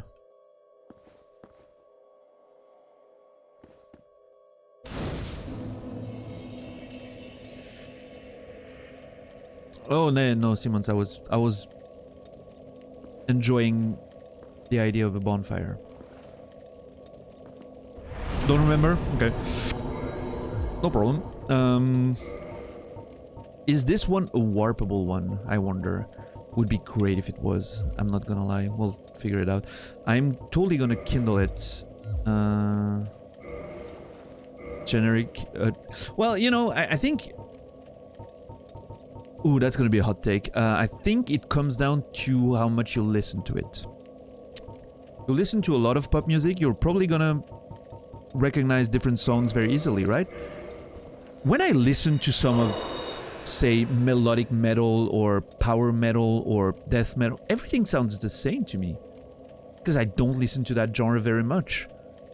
And it sounds like fucking high voice singers with long hair, with like masturbating their guitar, you know? And it doesn't really sound any, like, none of it sounds different to me.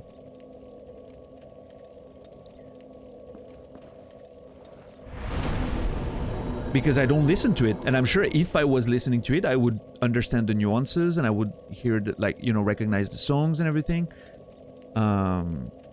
No, I don't mean, I'm not comparing the thing. Shadow, I worked in the music industry, please. I'm not comparing the genres with each other. I'm saying, if I'm listening to those genres, and or rather, if I'm not listening to them, like, I don't listen to power metal, and I suddenly listen to a few bands of power metal, it's all gonna sound the same to me. Same as if I listen to, if now you put a Master Boot record on, even though I love Master Boot record and I've listened a ton of it, I won't be able to tell you which song it is or which album it's from. Probably not. Because a lot of it sounds similar. If I was listening to it more in more of a studious manner, you know, like trying to... I would probably, you know, totally be able to grasp the nuances and everything. And I think it's the same for pop music. Of course, for me, everything sounds the same. Because I don't usually listen to it, and it's crafted for a certain type of audience, for a certain type of media, you know? The one with... Exactly, Mask. Yeah. And there's one song on the new one that I recognize immediately because it's awesome and I've listened to it a lot. But, and then you take the music that I know very well and the bands that I know very well. I can literally, like, from 1 second tell you where it's from. Or if you take all the music from the 90s that I grew up with and listened to a lot, I'm extremely good at, you know, 90s blind test type shit, you know, like Hurdle. The 90s Hurdle, I always get it within 1 second almost, because I've listened to those songs so much back in the day. But, yeah, it's all about, I mean, this is why I'm in, and I'm not, you know, I know Ingold was joking, but it comes a lot with how much you know of a genre and how much you listen to it, right? I don't think that in general pop is a mash of indistinguishable mess, you know, like music. I do agree that a lot of pop music, by definition, casts a wide net to get as many people to... It's not very challenging music. It's very formatted, it's very simple, it's very catchy, because, of course, it's meant to be pleasant for the most people, you know? That's what it's made for. But, or rather, it's the other way around. It became popular music because it was made in a way that pleases a lot of people. And a lot of pop music became pop music without even trying, right? I don't think... I'm not sure a band like My Chemical Romance set out to make pop music. But that's what they did, without trying to. Because their take on emo, metal, whatever they're doing, was smooth enough, was casting a wide enough net to become pop music, right? I think pop music is a very misleading term, often. Because it contains a lot of different genres, if you really look into it.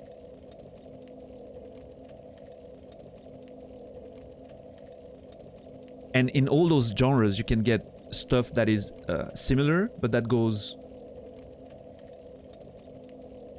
That becomes a bit more challenging to listen to, so it doesn't fall into the pop music category, you know?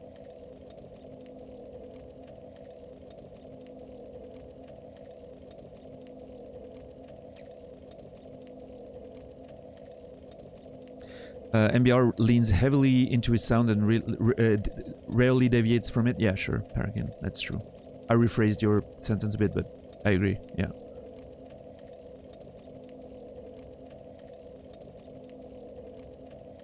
Yeah, Siemens, you think? I don't agree. I hear a lot of pop songs that don't talk about that very much, but again, you know, it's a matter of digging into it a bit further, but you're fond of meaningless lyrics in songs. I'm not very, I'm rarely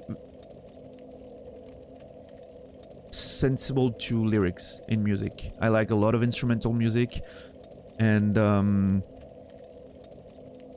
there's, even when there are lyrics, very often I don't really pay attention to it. It's about the sound of the voice and the textures and everything. It's more rarely about the actual words. I'm with you there, but sometimes there's a few songs that, you know, I pay attention to it and it hits me in a way that's interesting.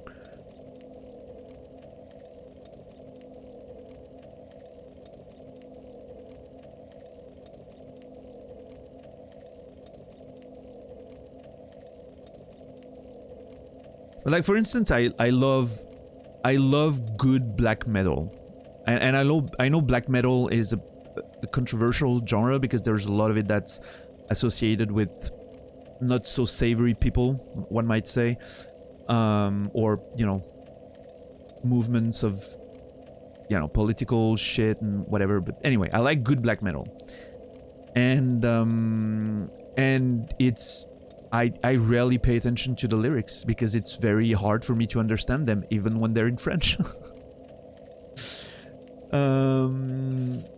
And so, but I like the texture of it. I really like the, you know, the way it sounds sometimes.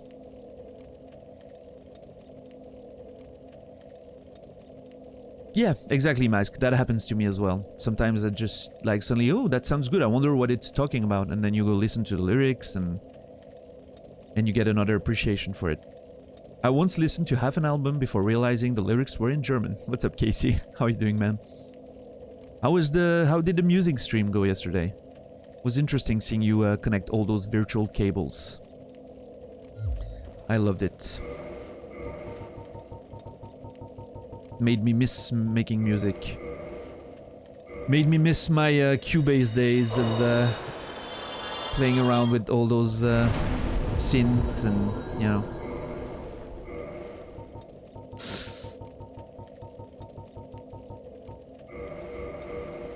Yeah, I agree, Mask. One of my favorite recent bands in black metal is called... It's a French band called Ba'a.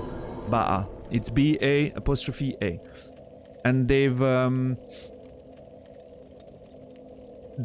have 2 albums now. They've recorded with a guest vocalist, both of them.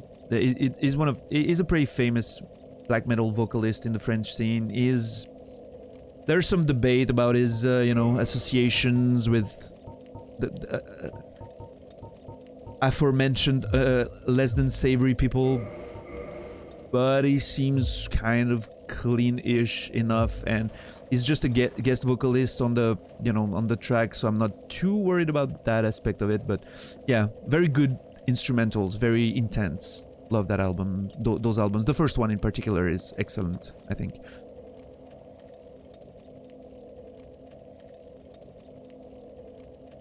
Yeah, Casey? Nice. I might have to check the end of the VOD to see what you know, finished with.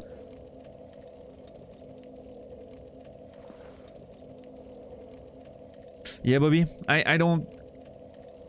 I have issues with new metal, death, power, deathcore, all that stuff. Most of it is... I'm having trouble at really enjoying it.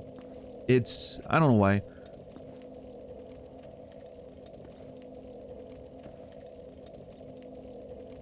I like I like all the post-metal thing, you know, that vibe, which is often also called post-hardcore, you know, all the ISIS, Cult of Luna, all that vibe. That is some of my favorite music, yeah. Cult of Luna is one of my favorite bands.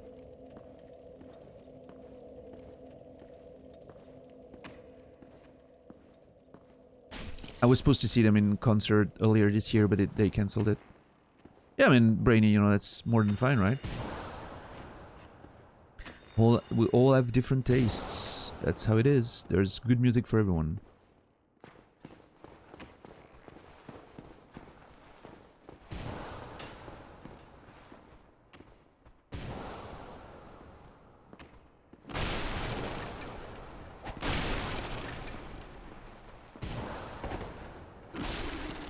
But it's funny because I never considered myself as liking metal in general. Like I don't, it's not entirely my vibe.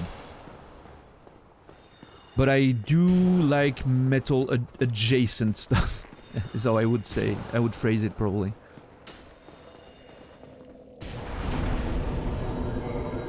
Like I love, say, Russian Circles, right? Are they metal? Is that instrumental metal? I'm not sure. I think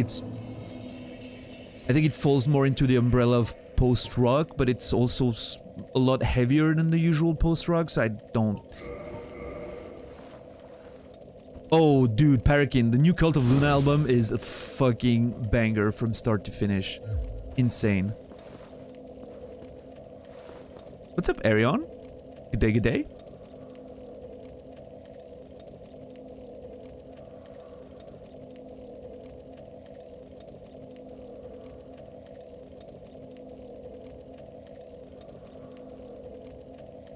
Metal and Russians. No, Russian Circles are not Russians. They're from Chicago, if I'm not mistaken. You know, it's a name because of a. It's a hockey term.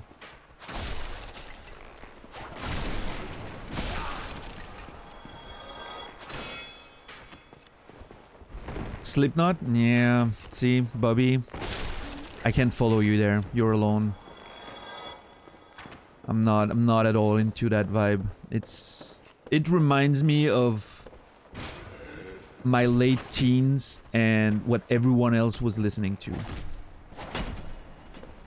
And I'm not, you know, I'm not being like, I'm not saying, you know, everyone listens to it, so I won't. No, I like a lot of popular stuff. It's just, it was so prevalent in all the parties I was going to that I think it just ended up being too much for me.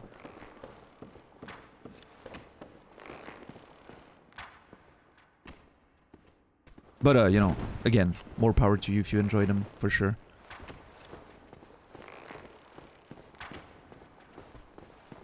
Yeah, Mask?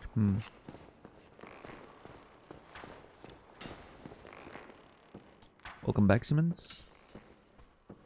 Okay, so I think this was mostly just like a way to get back, a shortcut and a bonfire. Ow. Yeah, Bobby, I get it. I'm sure the same way that I'll always have a special place in my heart for the Smashing Pumpkins, right?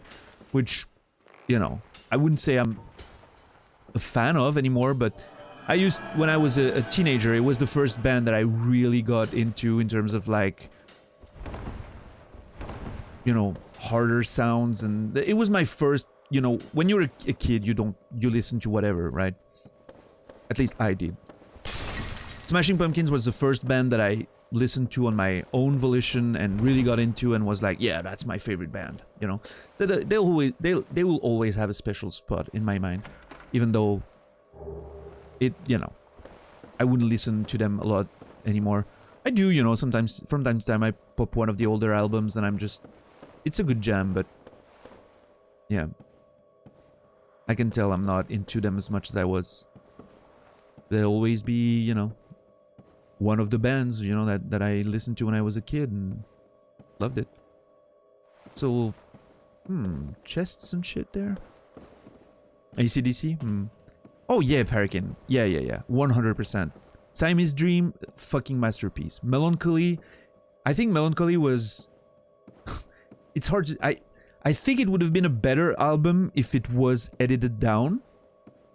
But there's not a song on there that I would really like to remove. But yeah, like, of course, just fucking gigantic pieces of music, right? Although I will say this, getting older, Adore might be my favorite album of theirs. And back in the day, I really liked Machina as well. Machina, I don't know. I really liked it, but Machina, I think. But I can recognize that it was a different approach to music. But I really like the old concept behind Machina and all that. It pleased me. Crystal Ember. Oh god. I'm gonna drop the controller for a little sec. No, wait, I'm gonna read that. Created by Seath the Scaleless. Okay, so the crystal weapons are a result of his experiments. Cool. Sounds okay. There's 2 more chests I need to investigate. I'll do that in a second. Let me drop my controller for a second. There's a good conversation about music there. I wanna dig into it. Favorite music is definitely synth. I like synth music, a lot of it. Love Carpenter Brute, MBR, all that good shit. But see, for instance, that's a good point for the conversation we were talking about earlier. I think Midnight is pop music. I think it is pop music, except it's in the synth genre, you know? But it is very popular. It's very easy to listen to. It's very unchallenging, you know? But, you know, it's great music. It's great pop music. Yeah. While being a synth band, you know, it's... How long do you want the teeth of your chests?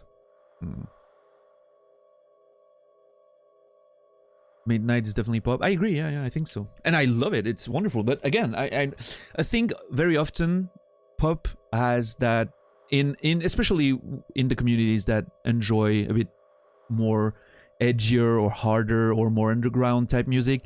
Pop music has a bad reputation, and I think it's unwarranted. I think there's a lot of trash in pop music. I think there's a lot of trash in every genre. The problem is that the trash in pop music is more it's harder to escape by definition of being popular music and being everywhere, right?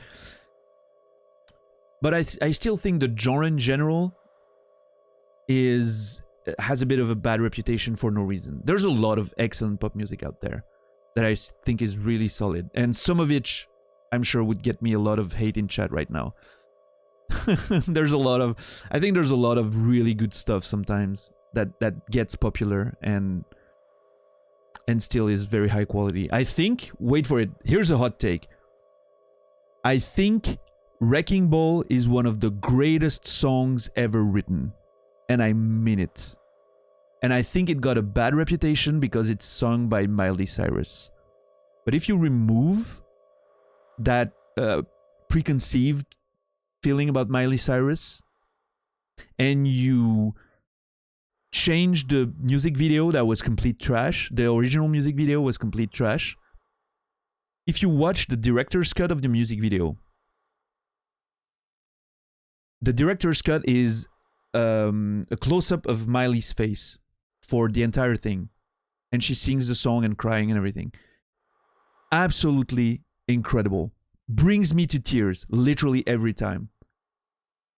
I'm telling you, one of the best songs ever written.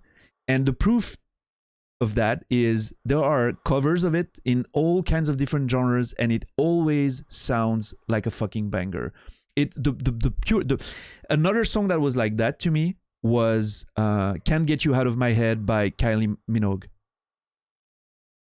Again, the standard version, the music video and all that, I understand. There's, you know, but if you take the essence of the essence of the song, absolute banger. Amazing music. I'm glad Emmy agrees with me. What's up, Emmy? How are you? You're awake. You're awake. I can get. It's always so nice to see Emmy come in and just, I'm awake. I'm awake. It's like, first thing in the morning. I'm there. All right. Don't rush me. I'm good. How are you today? Your stream yesterday was amazing. Loved it. You got so much love yesterday from raids and everything. We were very impressed with Naz. We were talking about it in Discord, like, wow, she's getting a lot of raids. Very well done. Good show.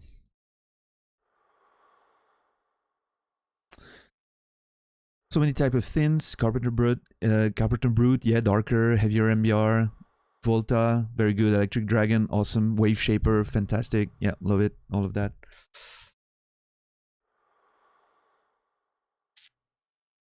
Wrecking Ball fucks. Yeah, man, it does. It's a great song. I just love, yeah. Never saw this clip. Yeah, the director's cut of Wrecking Ball. Just, straight close up on her face, 4 minutes. Absolutely amazing. Not a fan of the artist. I don't care for Miley Cyrus. I mean, she's never done anything to me. I don't like her other songs. I haven't watched her acting shit. I literally, like, I've no feeling whatsoever about her. I don't follow her on social media. I don't know what she's doing. Whatever. I just like Wrecking Ball as a song. I think it's a wonderful song. Absolutely, Rex. Pun intended. I was definitely a Miley hater when I was younger, as well as a Swift hater. Since grown past that, I've grown past being a hater of anything, and thank goodness. Yeah, there's nothing better than liking things, and it's fine to not like things. When it can, and I understand the feeling of, there's a few things that I have a hard time not, giving my negative opinion on, which would make me a hater, I'm sure. And it's sometimes fine to have a critical discussion about things. I still stand by that. But yeah, being a hater, like the essence of being a hater, it's never positive. You just end up being sour inside and just, it's very bad for your own mental health. And I agree with you. It comes down from insecurities. I absolutely agree. Down power of raid love. Yeah, for sure.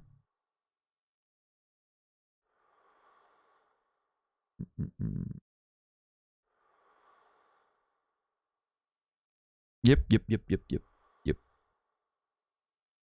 It's what bothers me is going out of your way to spread the hate you have about something. That's what gets me. And it's not just a matter of music or art or culture, right? It goes further than that, of course. But talking about limiting that to culture, it's, when you talk about some artist and you have a negative opinion about them, it's fine to express it and have a conversation about that. Now, going out of your way to mention something you hate or go find people that like it, to put them down, that's where it gets wrong. That's the problem.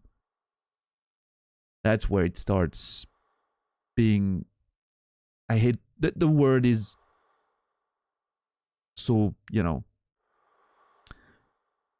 it's such a normie take at this point, but it becomes toxic, right? That's the word. Accurate word. Yeah, Brainy, of course. I mean, at the same time, you understand, right? We understand why. It's the money making, and I will go a bit further than that, because it as someone who worked in music and now is in the publishing industry, right?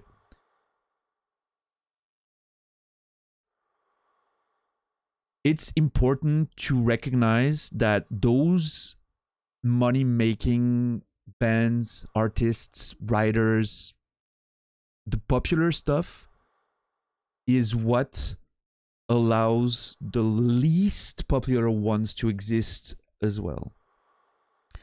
I'll explain. If the music industry wasn't making so much money, you would have...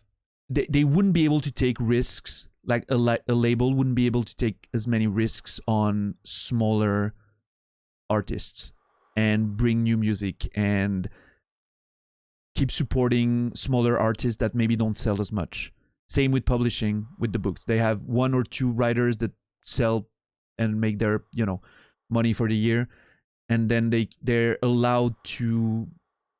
That allows them to bring in a few smaller ones that maybe won't sell as much and keep supporting those as well. And it goes with the, it goes further than that, in the sense that you might think, for instance, well, with the internet, you can distribute your music and you don't need those majors and whatever. But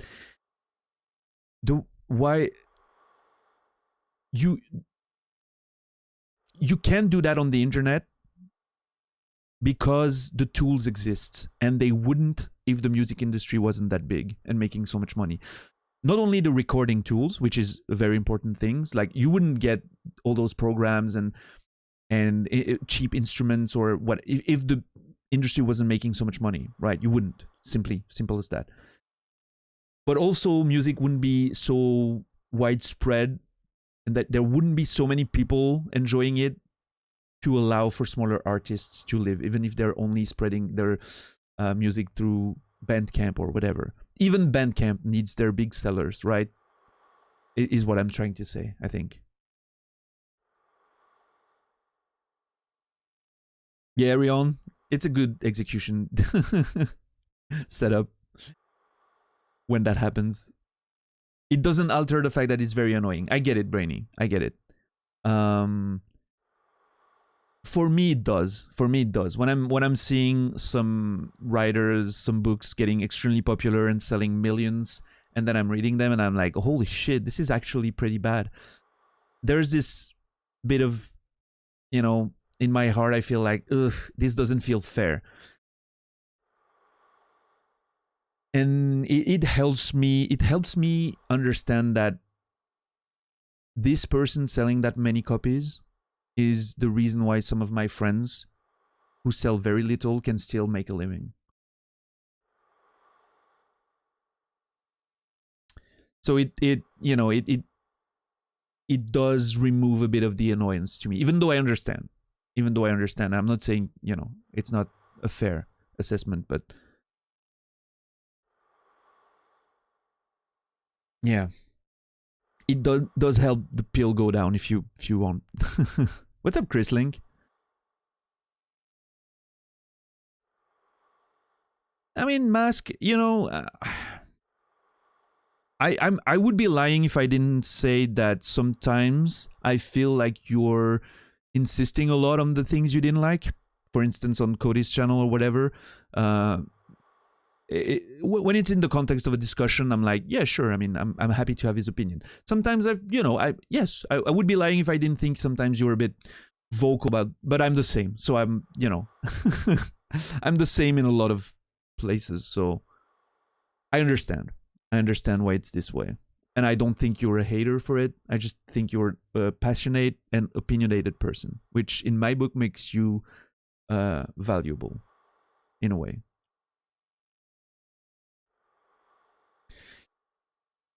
Reminds me of a Bo Burnham song, Repeat Stuff. I've only seen his last special. What was it called? Inside? No. Maybe. The one he did during the pandemic. And it was alright. I didn't love it as much as most people, I think, but there was a few songs that I really enjoyed. There's one moment in the special that I found haunting. When he watches videos of himself as a kid. First, you see the videos of himself when he was younger, and it's like cheery and all that, and then the camera pulls back. There's a sound coming up in the background. And you can see he's watching himself. He's sitting on a chair watching himself on his wall, projected, And it's suddenly like the tone shifts, and it gets dark and haunting, and like the weight of getting older and looking at yourself a long time ago and feeling like you've lost that passion that you had at the beginning somehow. That hit me like a truck. I had to pause and like compose myself, because that was a fucking hard-hitting moment in that special, and it lasts 30 seconds. A bunch of bands I really enjoy probably would have been able to release their albums. Yeah, exactly, Brainy. That's what I try to think. Yep. Closure in Moscow. I like them.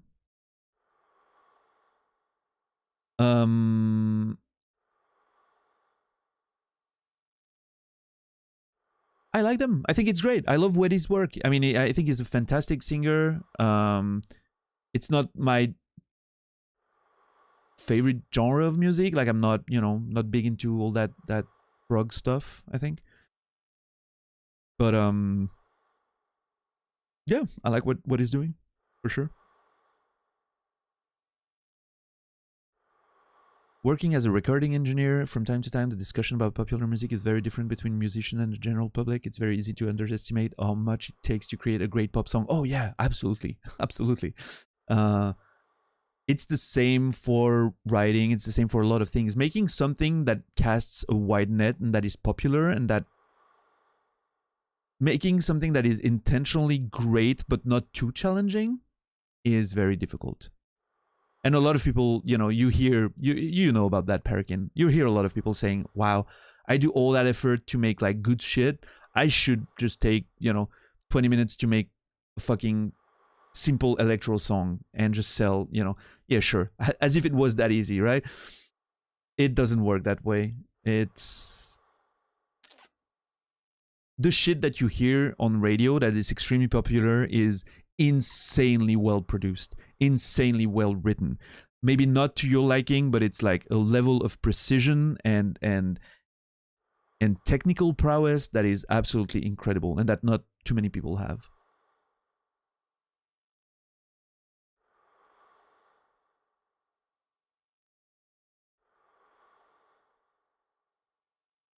Yeah, Rion, I was listening to a stream of Weddy the other day when I was driving, and there was this he played a couple songs from their recording session. They weren't finished products, but sounded very good.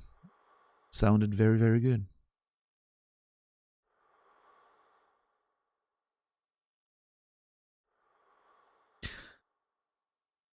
Hit you like a truck, or like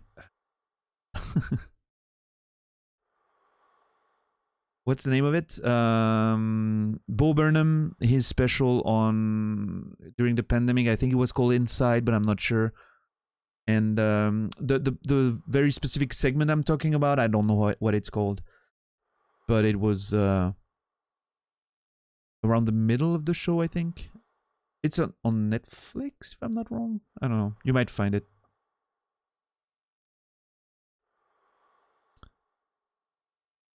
Do I remember you saying you were an enjoyer of jazz?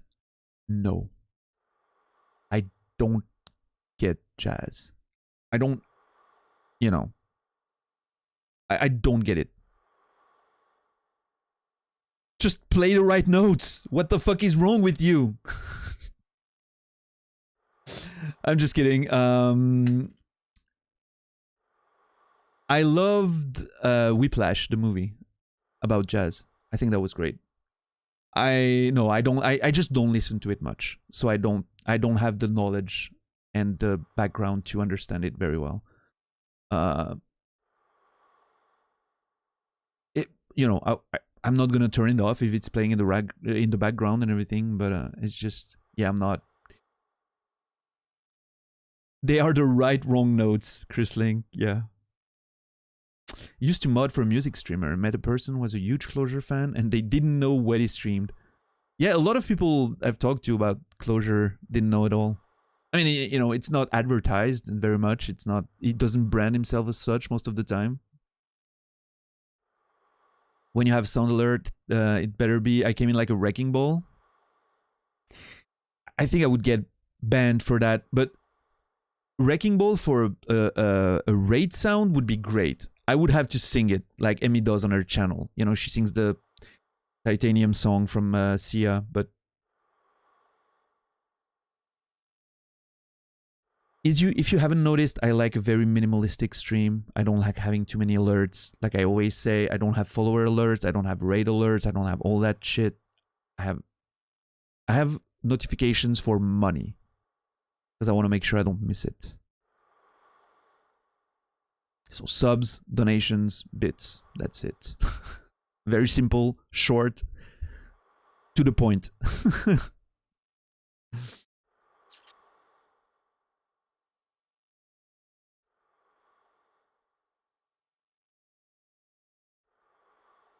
I'm sure you love you, Lori, playing some insanely good New Orleans. I might toss you a link time to time. I mean, you know, it's one of those things, right? I would need to. A lot of people underestimate the importance of acquiring the knowledge to understand a genre, right? If you don't like a certain style of music, it's often because you haven't heard it enough to understand really how it works, right? That's why I don't enjoy jazz. I don't dislike jazz. I don't enjoy it because I can't. I don't have the knowledge to enjoy it. And that's also going back to the pop music thing, why pop music is so popular. It's very easy to understand. It's like books, right? It's a simple book, very simple sentences, not very complex. And jazz is like House of Leaves, right? You're not going to give House of Leaves to a new reader. They're just not going to get it, right?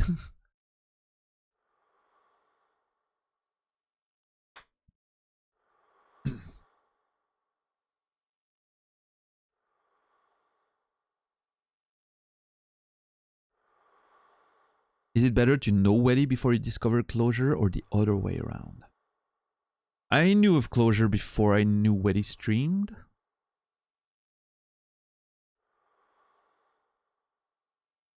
I don't know, it didn't change anything to me. I don't think so. As far as books go, for instance, which I always compare it to, I don't like... I think I prefer reading the books before I get to know the writer. It's... When I know a person very well before reading their books, I cannot help to have their face and voice in my mind when I'm reading, and it takes away a bit from the experience. Music is probably a bit different, but it's more of a...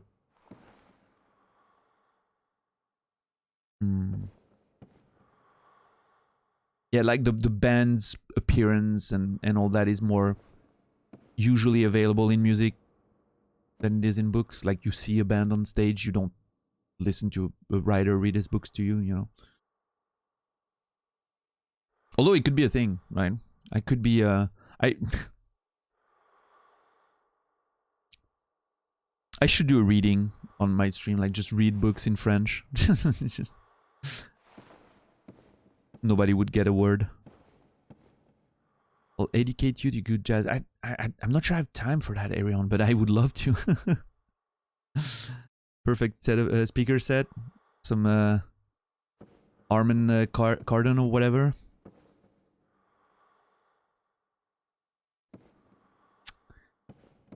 We'll have to find time to hang out, Arion. It's quite difficult for me right now because I have so much stuff to do and I'm always busy and... But we'll you know...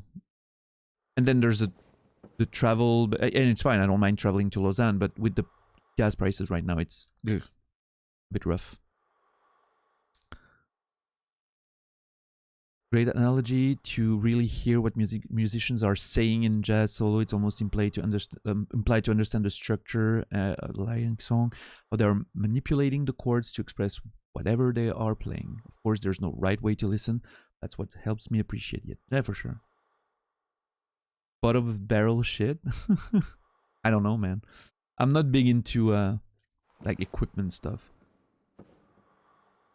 especially like speakers and stuff. I don't have much.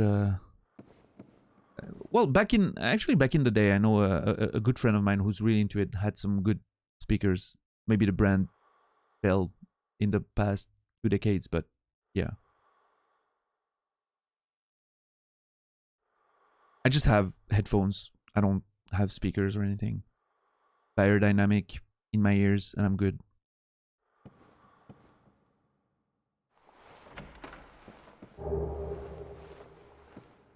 Oh, channelers. Those are those priest enemies. Channelers. Let's see.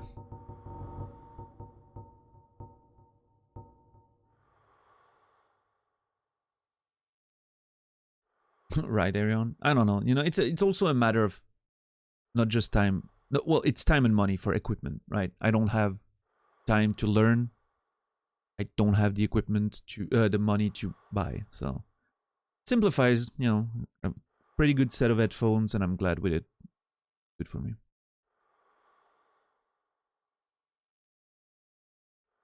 Oh, Emmy, by the way, I don't know if you're listening, but let me know if you have like a 5 minutes time session when you're listening to the stream and in chat, and we can have a short discussion about the ads. We can do it this way. It's probably easier because I'm probably gonna be live until you are, so we won't find time to talk otherwise. So.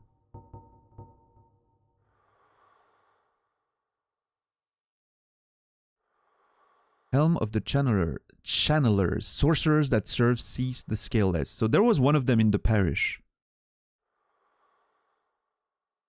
I wonder why. Helm of the Channelers, sorcerers that serve cease the scaleless. The 6 eyes arranged in 2 vertical columns compensate for Seath's lack of sight. Ooh, that's interesting. So were they sent to the parish and everywhere else to be the eyes of Seath, like they report to him, you know, what's happening and find maybe people for him to experiment on and all that shit? I feel like Seath has a very central role in why everything is the way it is in Lordran.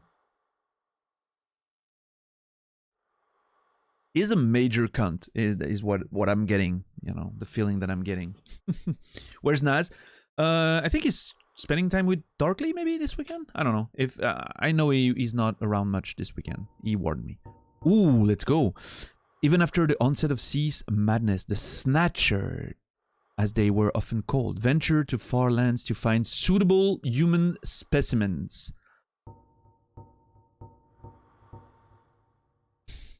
I feel so vindicated right now. I feel so vindicated. I'm so happy I made the big investment in good speakers. So what would be a good speaker brand? Parakin, Casey, Arion right now? Again, probably not, you know, gonna buy them myself, but I'm always interested to keep up with that. I haven't been keeping up in the past 20 years since I wasn't working in music anymore, but yeah. As far as headphones, I always like Beyerdynamic, and these ones in particular have a open headphones, very big soundstage for headphones. You know, I like that. A lot of space.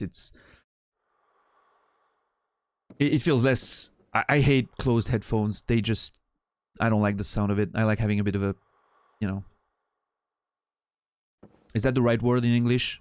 The sound stage or whatever. I don't know the English word.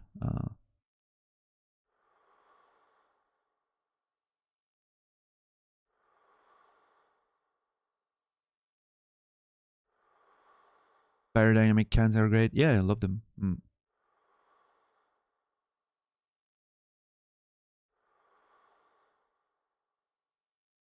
This is a rabbit hole. I'm assuming it is. I mean, I don't need, you know, like the whole, like, just for instance, what brand do you have, right? It is more my question, I guess. I'm not trying to have like a comprehensive overview of the whole business, right? I'm sure it depends on a lot of parameters, like the room and the everything, you know. Ooh, that's the key. Yes, baby. Let's go back. Oh shit! Oh shit! Oh shit! Oh fuck! Fuck! Fuck! Fuck!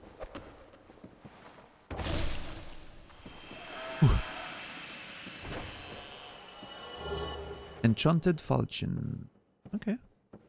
A falchion. Falchion. Oui, oui. But I have 2 perfect solutions for you? I never know if I'm worried or excited when you say that, Arion. Alright, let's go back, see our buddy,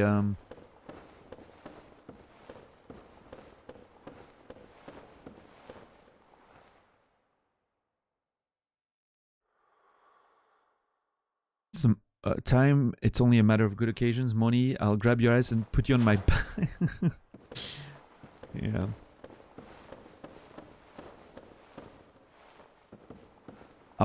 You're not gonna bike me all the way down there.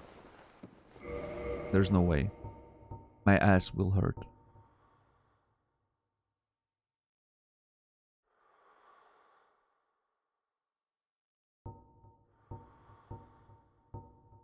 this one.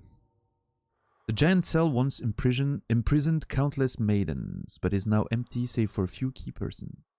They struggle to uphold their sanity as the horde of mistakes writhe at a fearfully close proximity. Okay, those Cthulhu-esque things are the mistakes. I get it now. I didn't get that. I didn't get that.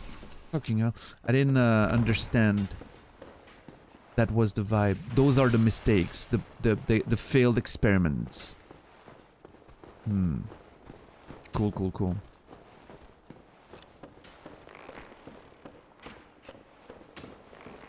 Focal speakers. They're studio monitors. Very natural. Not necessarily pleasant, sure. Like if you're, yeah. If you want that clean, you know, sound for engineering, sorry. Nothing better than studio monitors, right? Oh my god, I'm gonna die. Okay. This leads all the way back up. That's not where I want to go. Although...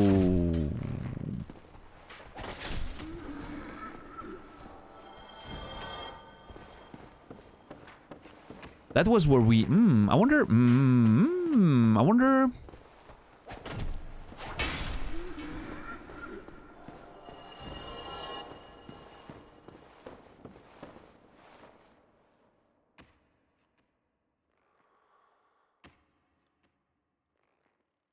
Mostly use it with your computer, not making my complete installation, no app, something really good but affordable. I mean, I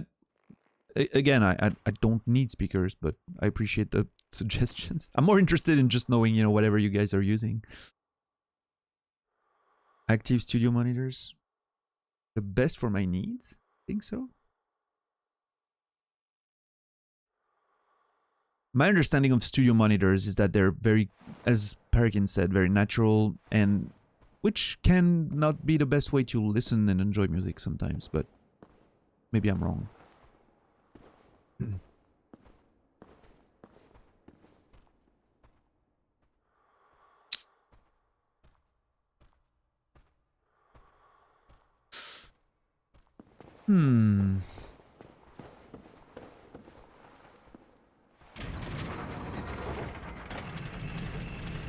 I wonder if... you have some they work great even for everyday use? Okay. Yeah, I mean, you know. Oh, by the way, William, fuck you. I hope Ingold saw that. That was for him.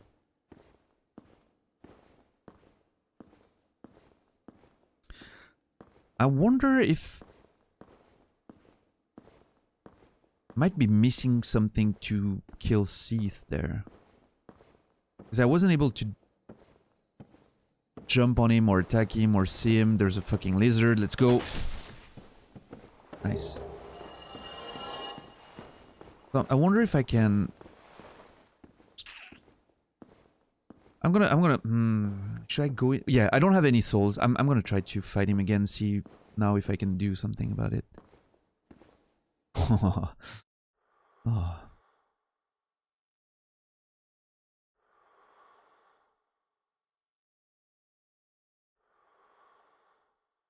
Audio engine A5 plus bamboo 350 420. Ooh, that's expensive. I mean, I'm sure it's worth the price, but it's expensive.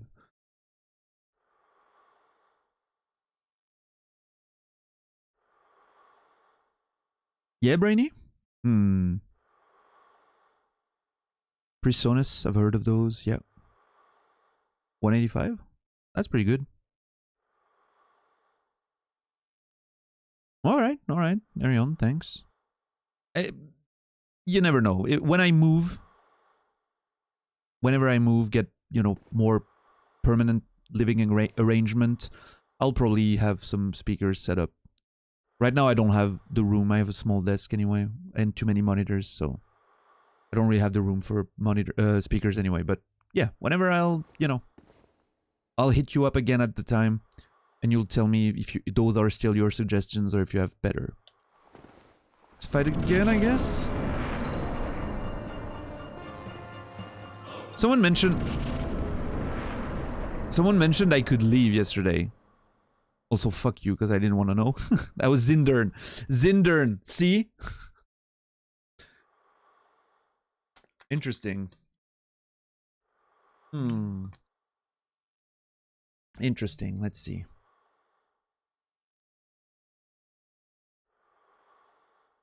Yeah. This will let you rediscover music.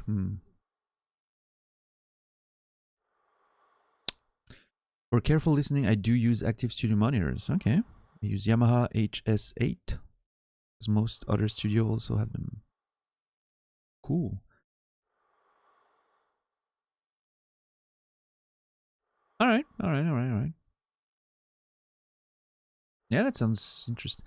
Yeah, I mean, back in the day, I had friends, you know, that had like really high end stuff, and we'd often end up at their places listening to music and drinking and stuff. And yeah, it does make a difference. Like it's very nice to have that whole, you know, purely open experience of music. It's very different when you're using headphones, right? It's a bit more constrictive, and the music sounds smaller in a way, if that makes sense. I'm not using very technical words, but I like my headphones. I like being just contained and not closed, but you know, I like the proximity of it and everything. It's still strong. Recreational listening is better for sitting around the room and sounding great. Studio rig is really need to be on the sweet spot. Right.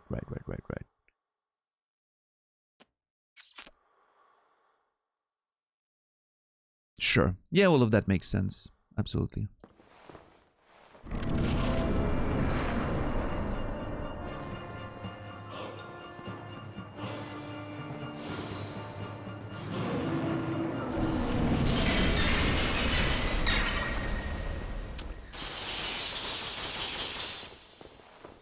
I wonder if I die again, if I'm gonna end up in the cell once more.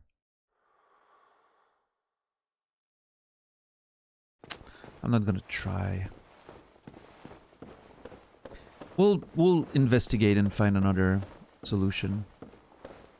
I think I must be missing the tools to kill him right now. There must be a thing that I can do. We'll see.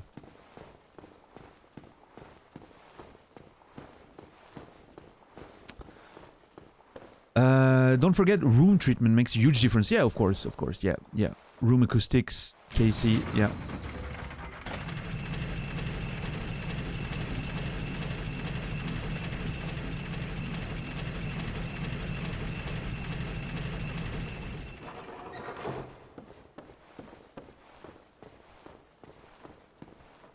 Alright, so right now I want to go back and not foam proper acoustic insulation panels.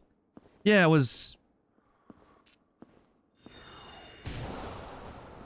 I would back in the day when I was in the whole thing. There was this studio, right, that we worked with. Was a friend of us doing it, and we'd work with him a lot with the bands we would sign and everything. And actually listening, you know, to music on his studio equipment in his, you know, perfectly, you know, insulated and treated room and everything. It was such an experience, right? Very different than your normal listening experience.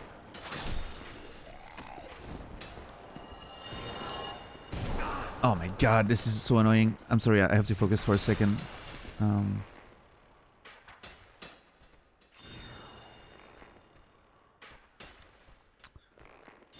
How do I get back down? There's a passage outside.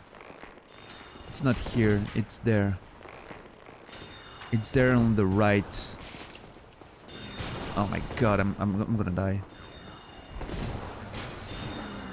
No, it's not here. Oh my god. Oh my god, drink, son of a bitch!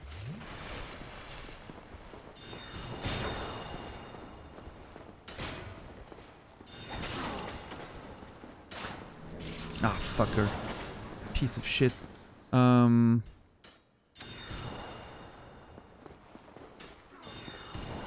Oh, there it is. Oh my god, I'm so blind.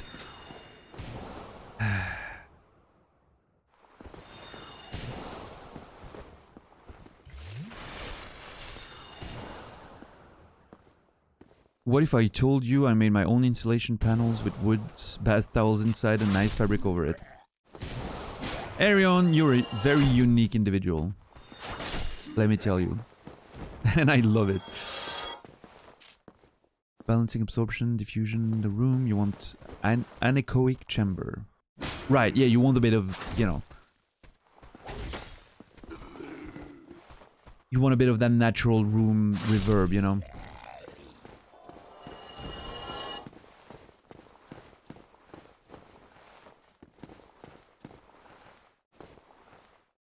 So this is the bonfire spot, right?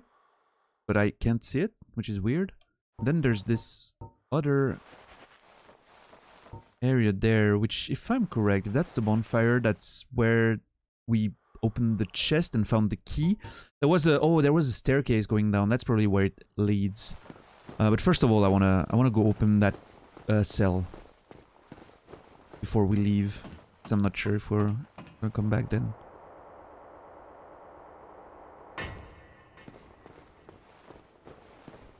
Yeah, everyone, I mean, it's the best way to learn, right? Be really passionate and perfectionist about things and learning as much as you can by trial, you know, like trying and failing and trying again, and that's applicable to everything. Even making your room sound the best as it can, for sure.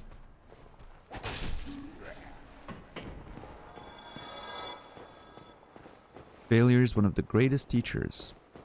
Exactly. I almost said and you know that better than most people, but I realized it would have sounded really it kind of sounds like a burn, and it's not meant to be one.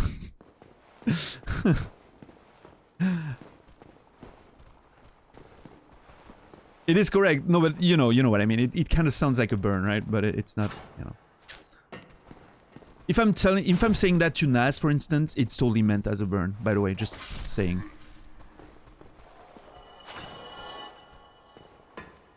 For future reference.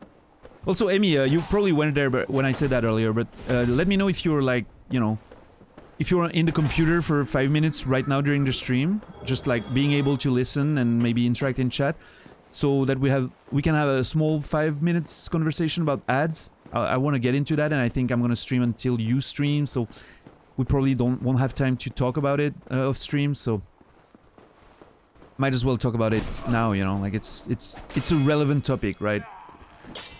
And we can get everyone else's opinion too. We have you know, at least Casey streams as well, and other people are viewers. Some of them watch a lot of streams, so maybe it's interesting to. So the idea is,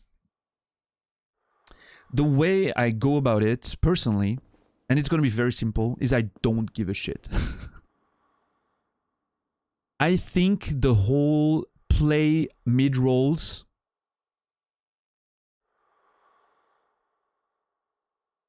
during the stream to remove pre-rolls is a scam.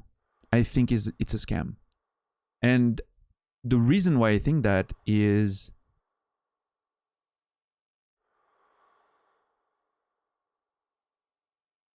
pre-rolls, some of them you'll be, you know, you decide to go on a channel, right? And there's pre-rolls. Oh fuck. Okay, watch them. And some of them you can skip, some of them you can't. It's all a matter of depends where you are, because not everyone sees the same local ads and everything, so that you don't have control over that, right? So whatever. But people, I feel like people are used to pre-rolls. You get them on YouTube, you get them on every fucking website, you get them there. Some people have ad blocks, so they don't give a shit. Some people have, you know, all that shit. Okay, so you can control that, and it's, you know, people deal with them, then they are on the channel, and it's fine, and it's gone. The mid-rolls, I feel, are a way for Twitch to just be like, yeah, let's encourage mid-rolls, because for some reason people don't like pre-rolls, and that makes sense, so let's put more ads in the middle of the show when more eyes are gonna be on it, because there's this thing of you start a stream and then you know there's gonna be an ad, so you do something else for 5 minutes, and you don't, and then you come back and there's your stream. If you're in the middle of a stream, then it just hits you in the face and you're, you know. And then there's also all the matter of looking back. I don't mean that as a criticism. I mean that as a, well, I mean, I guess it is constructive criticism. Like, you know, the way you're doing it is interesting because you make it a like a moment, and you can take your own break and, you know, get, you know, do your vape thing or drink or take a short piss break or whatever. And I think it's the if you're gonna do mid-roll, the way you're doing it is great. And basically, if you want to remove pre-rolls completely, you're just gonna have to do that, but a lot more. Which is, you're gonna have to, say, make a minute and a half every 30 minutes, because I think the way it works now is you need 3 minutes per hour to remove pre-rolls, but you cannot put you cannot put a reserve of more than 30 minutes. So you would need to do 1 minute and a half every 30 minutes, if I'm understanding the system correctly. So, you know, you have that option. Every 30 minutes, 1.5 minutes of doing your thing, and I'm sure it would work relatively smoothly because you have a nice way of going about it, and so it makes the experience a bit less annoying. However, what I will say is that your channel is the only one where my viewing experience has been affected by ads, even though I'd never seen an ad. If you understand what I mean. I have Twitch Turbo. I am subbed, thanks to a generous member of your community.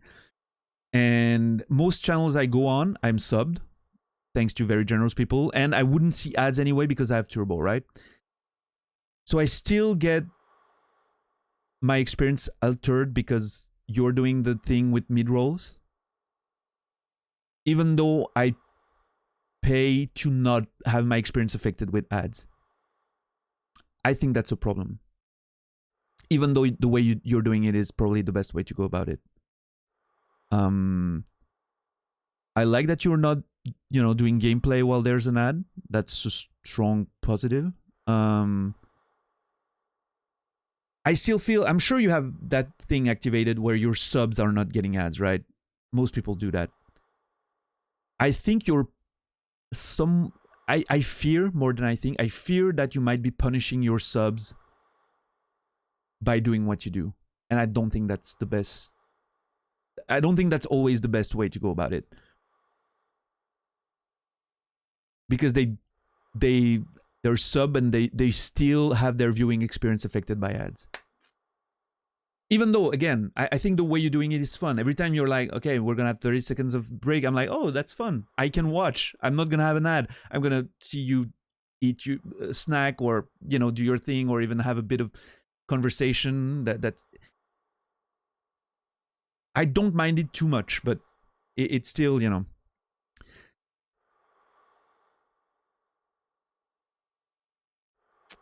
And at the same time, there's the other side of it, is that pre-rolls are probably something that pushes people away from your channel. But at the same time, they're on every channel. Everyone gets them everywhere. I think, unfortunately, everyone is used to it by now. So I feel like it's less of an hindrance. And I would love if people in chat, viewers of Twitch who have endured the ads, could also give us some feedback. Because I would like to know what people think. My approach is, I'm not going to do any mid-rolls. Fuck that. This is my show. Once it starts and you're in there, you're not getting any ads. Fuck commercials and advertisers. I don't give a shit. It doesn't make me money anyway.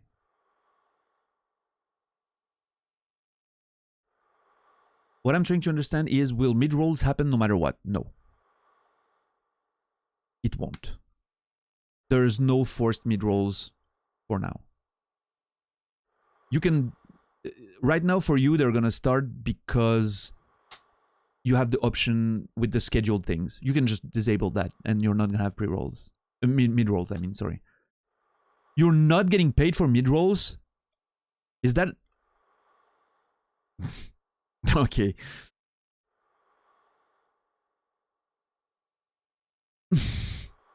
That is weird as fuck.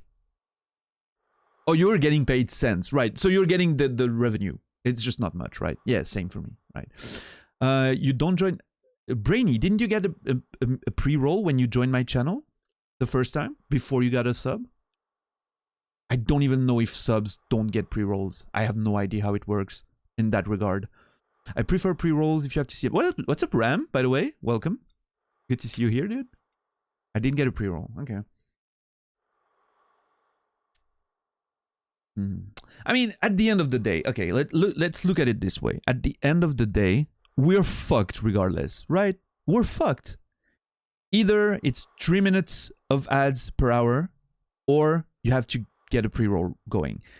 However, I think as a viewer, if I didn't have turbo and everything, I would much rather get, say, 15 seconds of pre-roll before I can skip it, rather than 3 minutes per hour. Once I'm there, you know. That's what I think.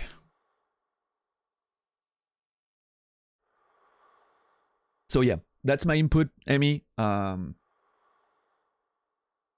it's interesting because we've had that conversation about Naz the first time we watched your channel, right? We were like, oh, interesting that she does that. You're the only channel that I've seen do that in a long time. It used to be more of a thing back in the day. Like with the first partners, like Man vs. Game running ads during breaks and shit like that. It's not so much a thing anymore. So it kind of took us by surprise. We were on Discord like, huh, interesting that she does that, you know? Oh, yeah, I thought you were doing too. I thought you were too. And we were like, okay, it makes sense you would want to avoid pre-rolls. But, and I remember us thinking, it's still, I still feel as a turbo user and a sub, I still feel like I'm getting fucked, even though I don't want to have my experience affected with ads. And we were thinking about that, and we were wondering how you approach. At some point, we were wondering if you thought you had to roll mid rolls, right? As if you like, we were wondering if you didn't know you could simply deactivate the thing.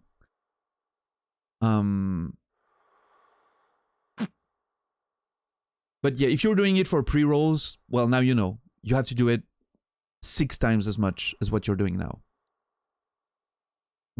Like, either you do 30 seconds every 10 minutes.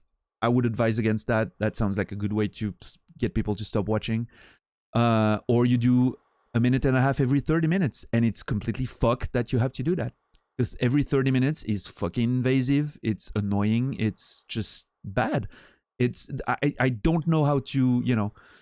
I understand Brainy's idea, you know, like if you have a pre-roll, you don't watch. And I was the same. If I had turbo since pretty much when it started existing, because fuck ads. I cannot stand them.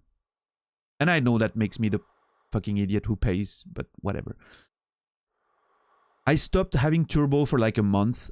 I was literally driving myself insane trying to watch streams on mobile. So I understand Brainy's opinion. I still think it's better. I would rather have pre-roll than 3 minutes of ads in the middle of the stream. I missed a RAM message. Daniel playing DS, how can I not show up? Hey, man, I'm glad you're here. You're gonna have to get used to my pace. It's very slow. We have a lot of conversations. The game is a bit, you know, like a backdrop, but... What's up, Stav?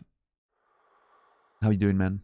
In the future, if I get paid correctly for mid-rolls, then we come up with a fun thing to do while people... Yeah, awesome. Great idea. Special activity so that it's special for the people who pay the money to not see them. Makes sense. Absolutely. Yeah. Yeah, I think that's a good plan, Emmy. And again, you've convinced me that your way was better than what I thought it was the first time I saw it. So kudos to you for that. I started really enjoying those little break times. I don't know why. You might just be too fucking entertaining. I don't know.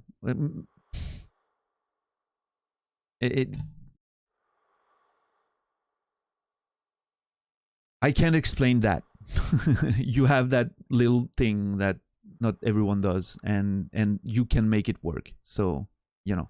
But yeah, my opinion, as of right now, 3 minutes of ads, you know, not making you any money. I think it's a bit disruptive.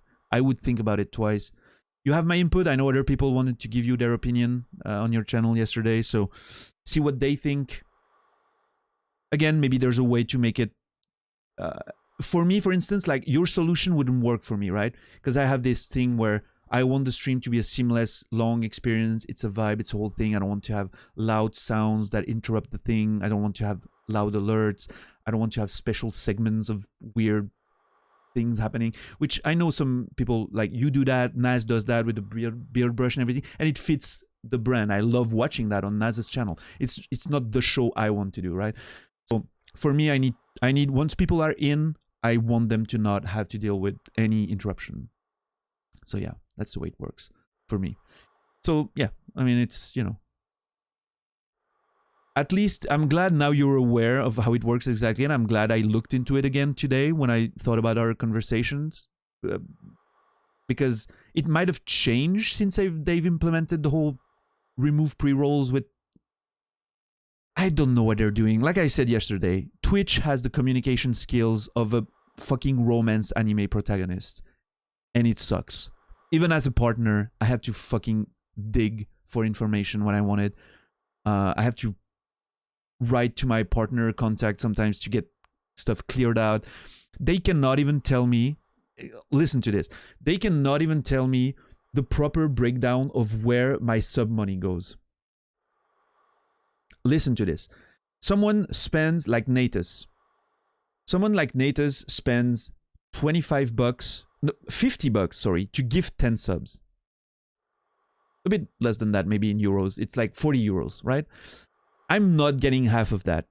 I am not. I'm getting 40% of that from my calculation. Even though I have a 50-50 split. And I was like, huh, that's weird. I noticed it because Natas was so generous and gifted a ton of fucking subs the other day. And suddenly I was like, I'm not getting the number I should be getting. And so I'm like, Twitch, I'm not getting 50% of what I should be getting. What the fuck is up with that? And they're like, oh, you know, there's other stuff that gets removed, like, and they like a standard, I got a fucking standard message back telling me basically taxes, payment fees, bank fees that are removed, etc. And I'm like, okay, sure, cool. Can you give me a proper breakdown of, like, on one sub, of a 3.99 euro sub, like this guy gifted me? Can you? And I'm only getting 170, even though I should be getting 2 or 1.99. Can you tell me where that? Oh, even less, actually. Yeah. Basically, what I'm saying is there's 70 cents disappearing somewhere, split between me and Twitch. Can you tell me exactly the breakdown of where those 70 cents are going, please? Nope, can't do that. Sorry. Okay, well, fuck you then, I guess. Or fuck me, rather, in that case. But I find it mind-blowing that we cannot know exactly the breakdown of where the money our valued subscribers are spending is going. I would like to be able to tell my subscribers, here's where your money is going. And I can't. Because even Twitch can't tell me, apparently. I find that absolutely mind-blowing and just... yeah. Anyway. Yeah, I read your message earlier, Ram. You're like, it's good for you. You're chill. Awesome. You're in the right place then. You get the weekends off, basically. Work as a delivery driver, much more up to my alley than retail. Oh, nice, Ram. We haven't seen you in Naz's channel lately, and I'm glad to see you're doing good. We've missed you, for sure. Where I think we talked about you the other day, like, huh, haven't seen Ram in a while. Wonder what he's doing.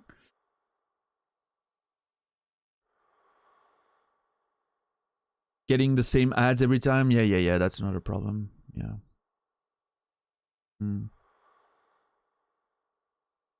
Does it work the same way with bits? Bits, I think, is like, I know Twitch gets a, like, when you purchase bits, you're basically purchasing them for more than what their value is, right? But then when you give them, I've noticed bits are like flat, full on. Like, I know 100 bits is $1, and I'm getting that full, and that's good. But then you maybe have paid $1.20 on it, right? Something like that. when you bought it. So, but me as a streamer, I'm not affected. If I see 100 bits, I know it's $1. There's no subtraction there after that. I don't understand people buying bits. No offense to people who do. I think streamers like them because it's safe. You know you cannot get like back charge or whatever on your PayPal and whatever the fuck. I still like donations better because it like I know most of the money gets to me from you, right? I think it makes more sense. Same way with subs, right? The subs, so much money goes down the drain or to Twitch. So, but I like subs because it's fun for everyone and it's, you know, it's cool to see people getting subbed and it's somewhat reliable, I guess, in a way. But yeah, I'm sure they have a business analyst who can tell you straight where those cents go. Oh yeah, I mean, but they don't want to. I'm sure they don't want you to know. I wouldn't be surprised if some of it simply goes to Twitch and they just don't want to tell you don't actually have a 50-50 split. I wouldn't be surprised if that's okay. I'm not saying that's what happens, but I'm saying I wouldn't be surprised.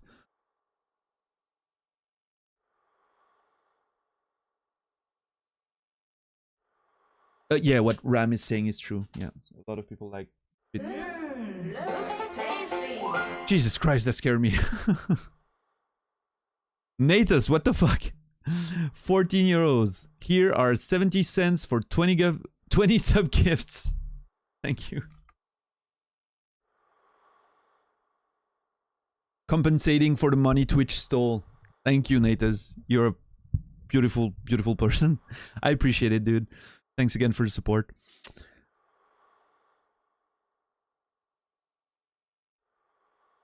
People might be less likely to sub, though, if they only knew 40% went to the streamer. Maybe. I mean, it depends on where... I've noticed a thing is that subscriptions from Europe get shafted more than US. So I'm thinking there's something about the payment provider in Europe that probably has a higher tax or whatever the fuck, like Kasola or whatever it's called. I think those are fucking me up the most. The subs from the US, however, I'm getting a pretty good split on them. Like, it feels pretty legit. Yeah.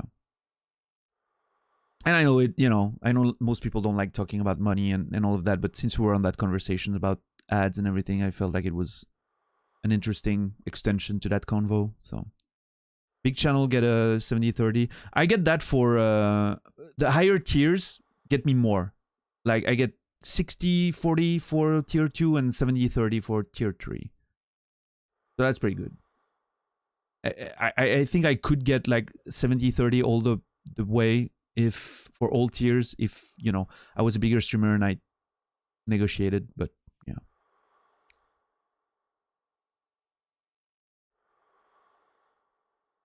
I don't think Soda leaked it itself. It's when Twitch got hacked and they found all the numbers and everything. Every big streamer had their numbers leaked, so.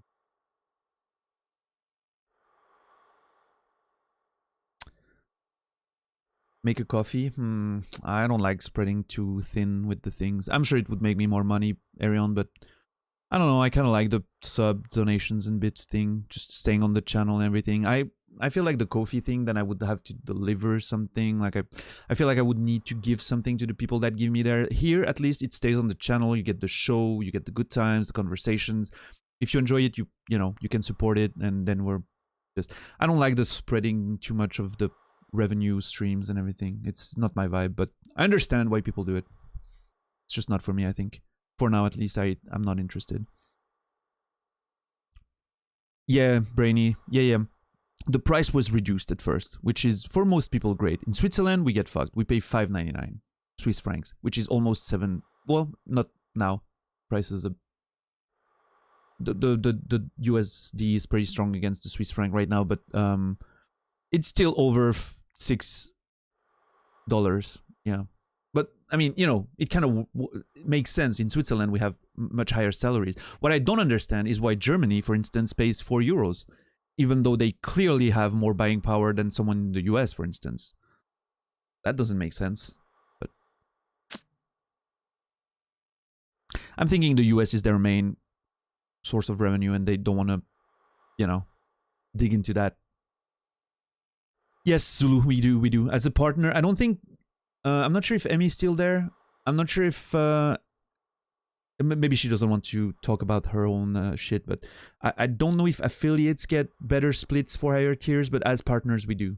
We do, yeah. Automatic 50-50, 60-40, 70-30. And then if you're like a big partner, like a big dude, you can get 70-40 for everything. We do not. Okay. Affiliates don't. Okay, that's what I thought. Maybe some do, like the older grandfathered one, the first few affiliates before they realize, oh shit, we're losing money. You know? Yeah. Good sponsors are the way to go for smaller channels. Yeah. I'm not looking into them. If someone contacts me and if it's something I can get behind, I'll consider it, but I'm not interested by default. I don't want to sell you shit, is what I mean. I really do not want to sell you shit. I just want to create a place where we can hang out and have a good time and good convos and good games and just, you know, chill. I don't want to become an influencer. I hate the word. The word itself fucking irritates me. It changes the way everything is perceived. And you can tell there was a point where streamers stopped being streamers and became influencers. Even in the way the companies were talking about us, right? And the problem there is that the implication of the word influencer is that they're there to influence other people. To do what? To buy more shit. I fucking hate that. I hate that idea. If someone is buying a game that I'm playing because they're enjoying the content and they're like, oh shit, that's so cool, I want to play this game too. Fuck yeah. I've bought countless of games because I've seen good cunts play them. I've listened to music, countless of albums because I've heard of them on streams. I don't want to intentionally sell you shit. That doesn't fucking interest me. I don't want to influence people. If I was to have a slight influence on people, it would not be to sell shit. It would be to tell you that being a fucking Nazi is a mistake, and wanting to control women by passing laws to prevent abortions is a fucking out of touch 19th century mindset. And if you voted yes for that, if you voted for people who passed that, you need to reconsider the way you approach politics. That's what I want to do. If I'm going to influence people, it's going to be for that kind of shit. It's not going to be to sell you a fucking product. I don't give a shit. And I'm getting riled up because the news today when I woke up was not pleasant. And I'm not, I'm not affected directly, but I know one day or another it's going to come down to everyone. It's not going to be just the women in the US, even though that's already too much. It's going to spread. That mindset, that bullshit, that's getting more and more prevalent to the day. And you can see it in every layer of our society, is going to spread. And we're all, at the end of it, going to get fucked for it. And if we're not taking the warning signals now, all the signals we haven't taken for the past however many years, we're all going to get fucked for it. There. And even when I say that, I don't even give a shit if anyone listens to me, or I don't want I don't even want to influence people on that. I just want to speak my piece, and I hope people are listening, not to me, but the people that are actually suffering right now. Because right now, I'm not suffering. Maybe one day I will. But my friends are suffering. Some people I know are suffering. And that's fucking annoying. And anyway, I don't want to, I don't want to bring the vibe down too much, but it was really weird to wake up to that. I honestly, I was fucking naive enough to believe it wouldn't happen.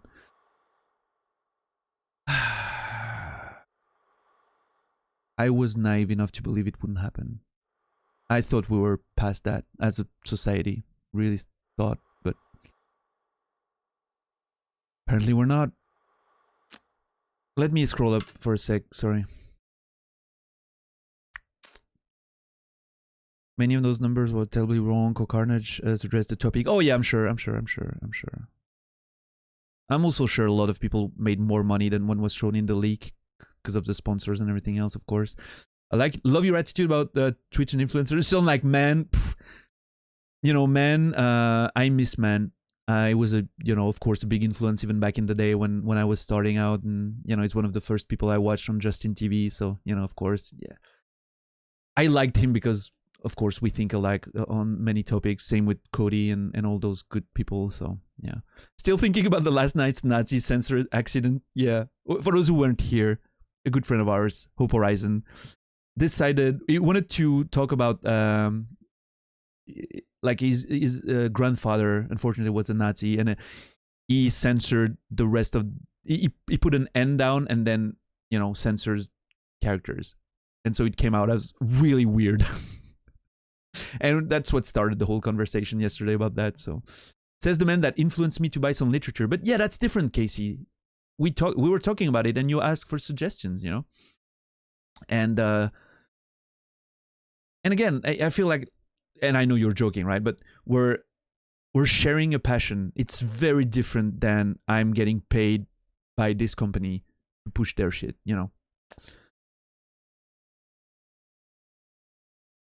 It's totally like the thought of transforming the role of what we're doing. Yeah. Mad about it myself. Dark days. News was surreal. Yeah. Wusa. It's like, what year is this exactly? It's just so fucking weird, dude. I don't get it. I do not understand. Yeah. In Poland, I'm aware. Yeah, Raceland, a good friend of us, is there, and we learned about that. He was protesting one day on stream even.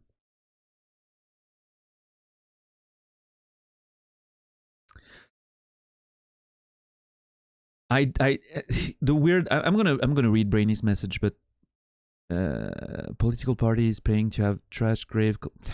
Yeah, I don't know, dude. Yeah, you can punch them if you were, of course you're gonna have to face consequences for it probably, but in terms of moral, like the moral aspect of it, like the ethics of it, you can punch a Nazi cunt, and you're 100% good in my book. There's no talking with people like that. There's no conversation to be had. It's not gonna work. Man made me find Cody. Same. A raid back in the Dark Souls 2 days, back in the day. 25th of April 2014 was the day I was raided into Cody's channel by man.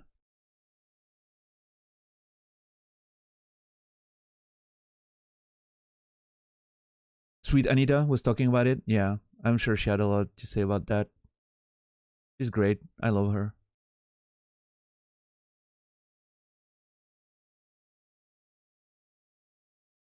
Not gonna lie, I'm thinking of having Duo sponsor me since I use their app daily. And Duolingo, yeah, I mean, sure. I mean, again, if someone suggests something and it's something you use and you like, why not? I mean, And again, I'm not...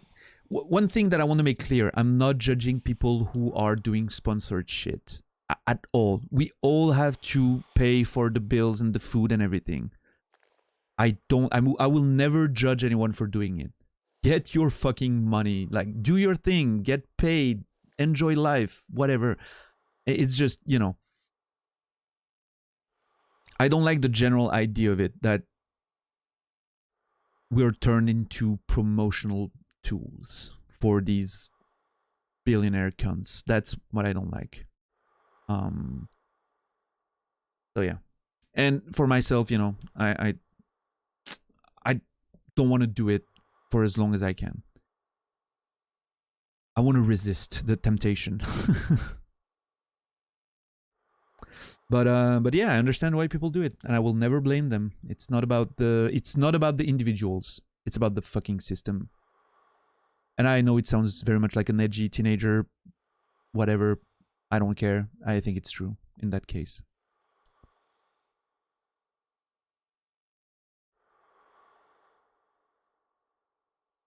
Yep, yep, yep. Ironically, Russia and China are the most pro-abortion. Well, I don't know about Russia, but I think, you know, in China, the problem is very different, right? It's overpopulation. And it has a whole lot of other problems, right? When they start aborting, when it's a woman, or you know, a daughter, female fetus, but not when it's a male fetus, because they want men. They want people that are able to work in the fields and do the whole artwork and everything. That's when it gets weird, right? What's the split of population right now in China? Isn't it getting worse and worse every year? Because they have a limited number of kids, so they want just to get just boys.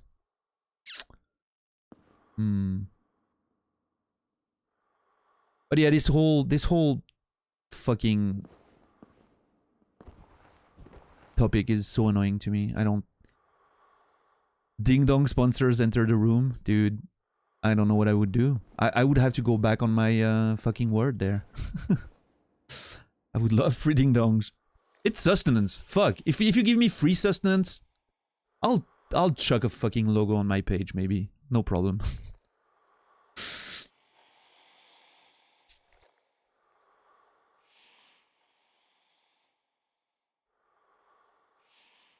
I mean, let's be real. It's not about being pro-life, is it?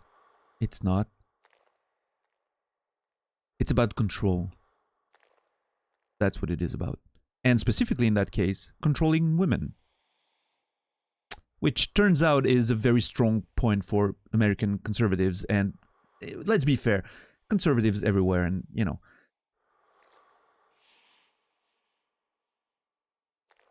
And I'm not shitting against, you know, all the conservatives' ideas. I think some of them make sense sometimes in certain circumstances. I'm just saying that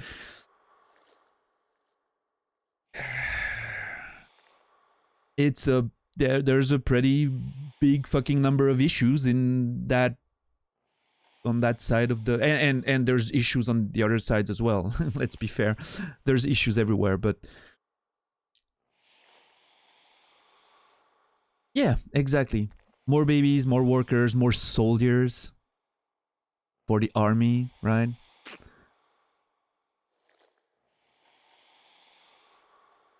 If it was pro-life, why would they be against? Yeah, exactly. Like,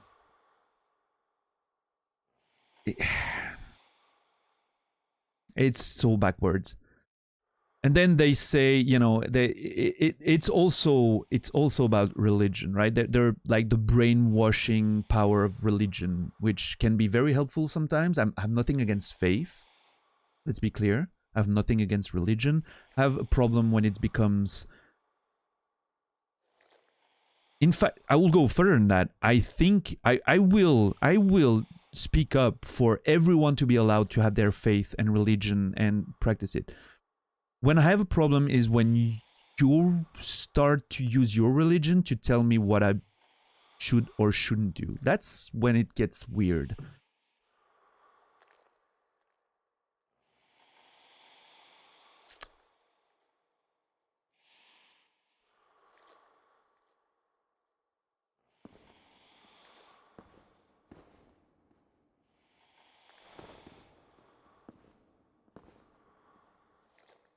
But was it George Carlin? George Carlin had a bit about that, didn't he? That whole pro-life thing works for 9 months. And then once you're born, they don't give a shit anymore. You don't get healthcare, don't get, you know, social help for whatever situation you find yourself in. You're just fucked. Yeah, for 9 months, you're the most important fucking, you know, thing in the world. And nobody dares lift a finger on you. Once you're born, once you're in school, they can fucking shoot you down for all they care. No shit will be given. And what do you know? Proven right every day by the fucking news. Even though he's not here anymore. Anyway.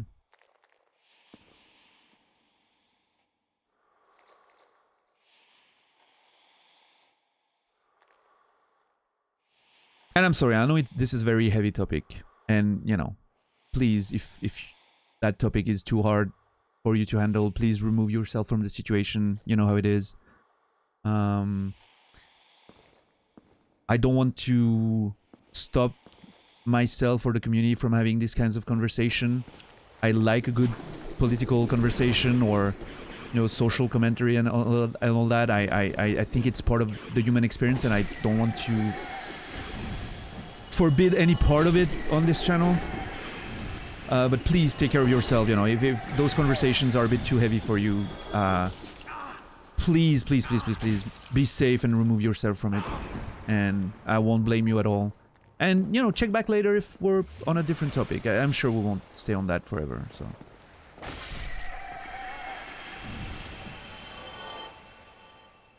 Fuck, what would that mind say about today? Dude, imagine if we had Carl in today, what he would say.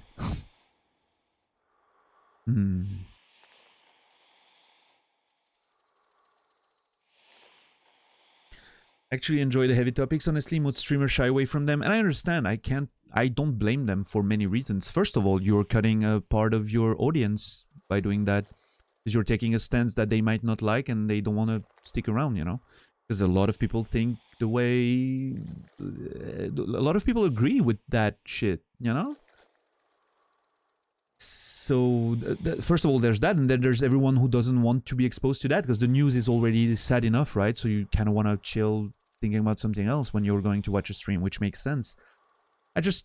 And, you know, and there's a lot of time when I don't want to talk about that, and I'm not going to. It's just that some days like today, it's on my mind, and I can't not talk about it, because it's fucking annoying me, so...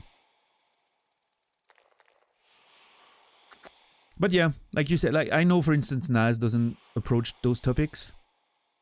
And I understand him. And every time, you know, he has to stop the conversations when you know there's going to be something you want. Every time I feel a bit sad. There's a part of me that's like, dude, I would love to get into it with you and with those people. But again, everyone needs to know their limits. And if you cannot deal with them, it's like Emmy says always, like, she doesn't feel like she can handle that. And that's more than fair. What the fuck, Zulu? Elden Ring Studio from Software has a new game in the final stages of development. Is it Armored Core? Because they've been talking about working on that for years. So it's probably that. Yeah. Tell me if you... Let me know if you know more. Like I said, the subject of abortion enrages me to the highest point. Irritates me and all the stupidity around it. Again, for any of you, take a look at the Sweet Anita talk about it in today's VOD. Strongly recommend. 100% my point of view. Nailed it. Yeah, sure. She didn't fear going into the topic, and that's great. Yeah. No, she's awesome. You know, whatever I've seen of her was great.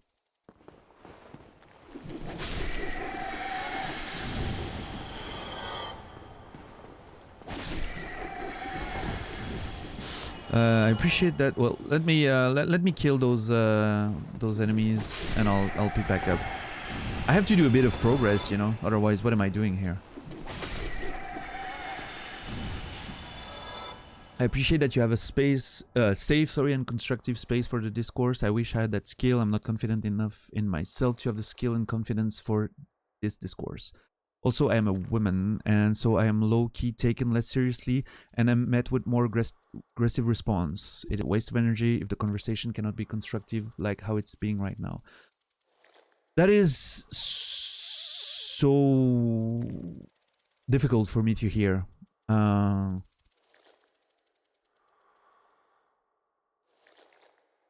Because I feel, and maybe I'm wrong, but I feel like the lack of confidence you feel is not because you're actually not able to do that. I feel it's because of the second part of your message. It's the being taken less seriously and getting more aggressive response, which you probably endured throughout most of your life if you're like the women I know, right? And I feel like this is what that makes your confidence about that situation the way it is now. It's not because you lack the skills. I don't think it is. I don't know you very much, but what I've seen from you lets me know that you're a smart and sensible person who would probably do great, actually, on topics like that. but I understand why you would end up feeling the way you do, because I know the internet enough, and I've simply the world enough, and I've seen how other women around me are treated, my friends and everything, and my mom, my grandmother who raised me, and I understand why you would be worked into submission by the system, which is again very apropos for today's news, right? Worked into submission.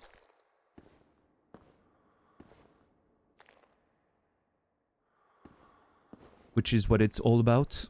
Control, making sure you don't feel confident enough to speak up, right?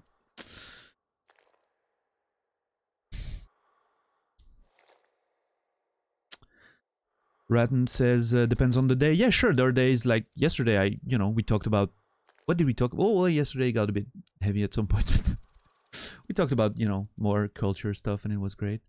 Like the openness and honesty, yeah, trying, that's what we're trying to do, so. It's hard to have those conversations with guys like that, Metal, I can imagine. Yeah.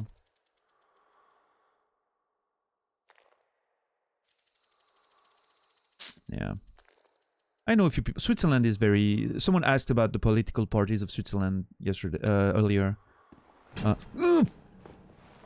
What the fuck? Yeah, I'm gonna stand just a bit... Yeah. It's kind of weird in Switzerland, and I don't want to go too much into it because it's a complicated topic, but... let's say our most dominant party is far right. That's all you need to know, and it sucks. Yeah. But thankfully, the way our government works makes it more easily balanced out, so we don't have too many issues. Also, everyone's happy here because we have buttloads of privilege, so... Miyazaki interview was great. Screenshot leaks of Armored Core. Yeah. The Krang ones are permanently dead, yes. I'm assuming because they had an item to drop and that was it. Continuing the saga of Daniel the Friend Killer. Nope, haven't killed anyone. It's fine.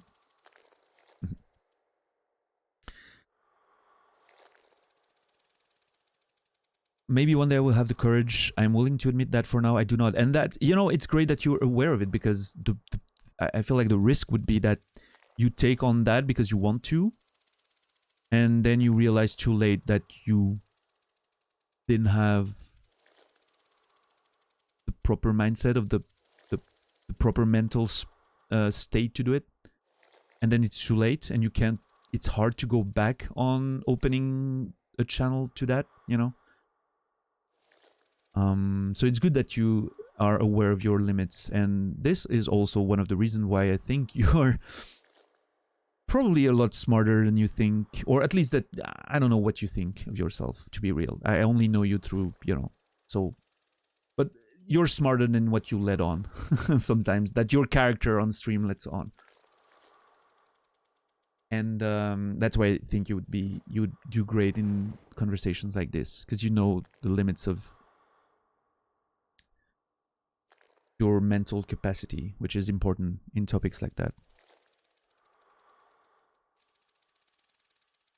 Thank fuck 6 behind bar. Yeah, we almost smashed him with the shield. I think that was an attack like this. Yeah, that was it.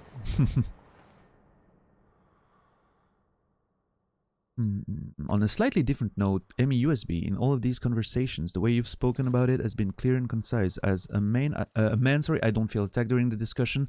When in discussions like this, not everyone avoids generalism, gender stereotypes, orientation stereotypes. Really appreciate it. Can feel welcome, engage in a conversation during this dark time. Yep. Emmy just likes nuance like I do, and I appreciate that as well with her.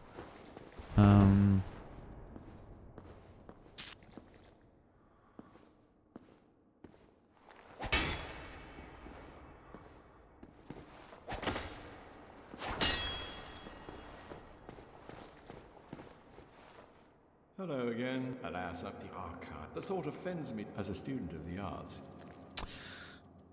Alright, so he's not saying anything new, but I'm thinking when I open this, it will.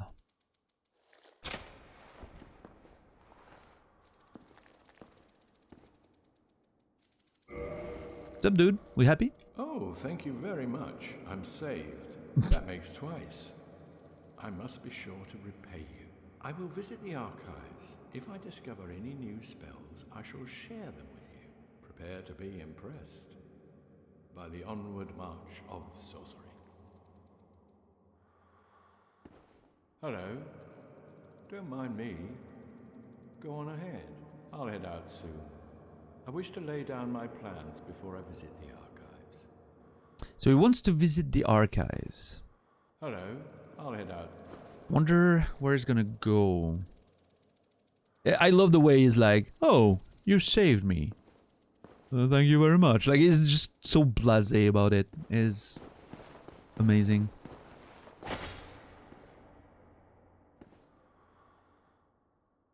Yeah, Brainy, for sure. I mean, and going back on that, there's a lot of reasons to be mad. Let's take the big one, right? There's a lot of reasons to be mad at men in general, right? It's part of the whole systemic way the world has been working to, you know, intentionally or not, sometimes favor them and, you know, oppress and control women, right? Today is a prime example of that. But you can have that conversation with a lot of nuance, right? With a lot of, it's not about the individuals, and that's what a lot of people lose track of. It's not about the individual. It's not about you as a man, right? You're not, you as an individual, responsible for systemic misogyny or patriarchy and all of that. You're not. You can't. It's not the way it works. You're a part of it, and you should be mad about it. That's the point. You're a part of it whether you want it or not, just because you're part of that society. And you should be mad about it. And I'll give you a very clear example that I always use as a man myself. When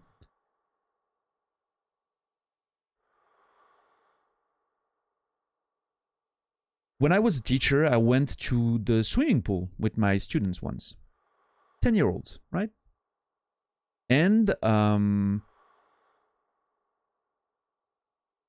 few of my girl students got into a bit of a, you know, they got into a bit of a thing with some other people at the swimming pool, and then they were, you know, misbehaving basically, right? So I went to them and I started, you know, talking with them, and, you know, like a close conversation, 3 of them there, you know, we're talking with them like pretty close and having a conversation, not yelling, but, you know, you could tell that I was, you know, being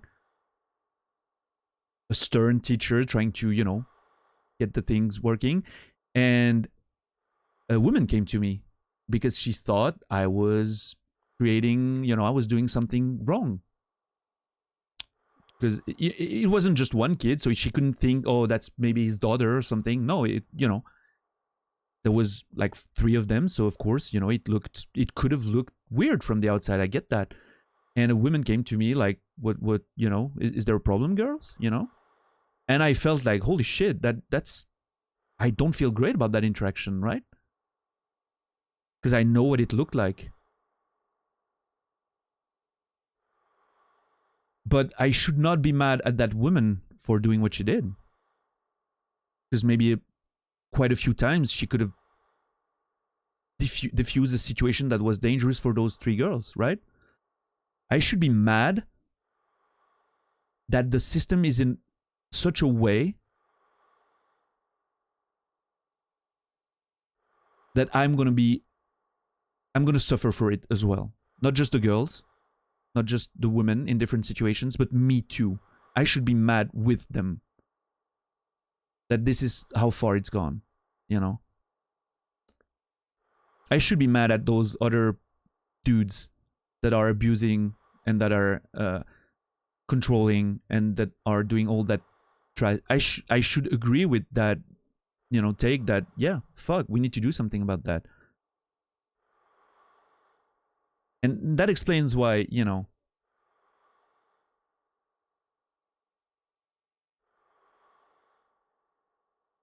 it's not against men as an individual thing, you know, it's against the system as it's been allowed to go for way too long. And we should be mad with the women fighting for it, you know?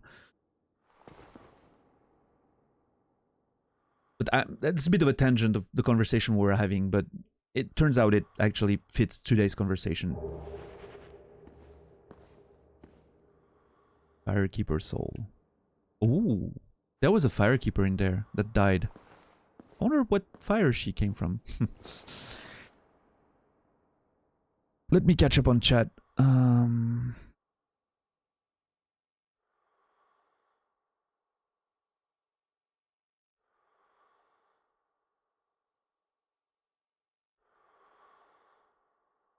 Yeah, I agree with Emmy. Communication's an important skill. You have to... It's hard to work on, but it's extremely important. Always. I don't care how right anyone is. If they deliver the information in a damaging way, then it doesn't matter. Ooh, that is absolutely amazing. That's a great way to put it. Systemic patriarchy, yeah. Remember BLM marchers in my area? Maybe half of us were white. It's not just one group fight. Yeah. That's the problem with extremes. With extreme systems that are trying to control people. It's gonna attack the weaker ones first. The minorities that are weaker by virtue of their number or their social disadvantages and everything. It's attacking women because they're already oppressed by the world for hundreds of years, so they're weaker because of that. So it's gonna attack them first. But at the end of the day, it's gonna take us all. It's gonna fuck us all. That's the part why we should be allies and we should get together and fight that fucking shit, you know? It's not just about me, it's about everyone.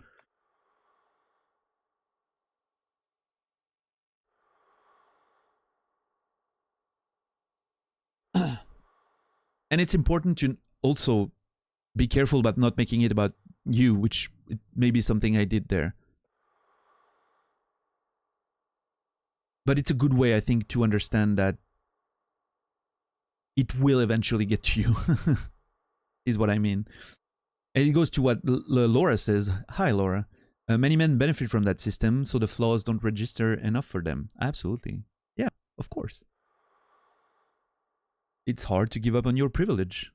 And we've seen that today in a very strong and emphatic fashion, unfortunately.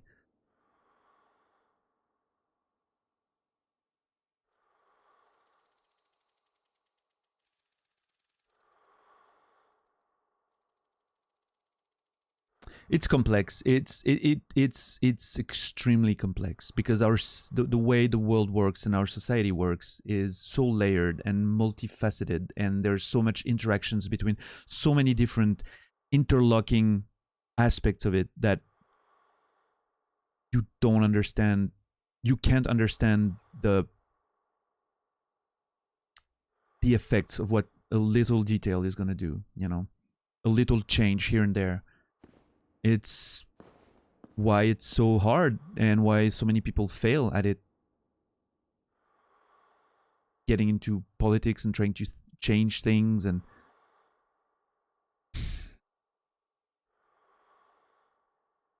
Yeah, Brainy? I was reading back your conversation, religious thing. Yeah.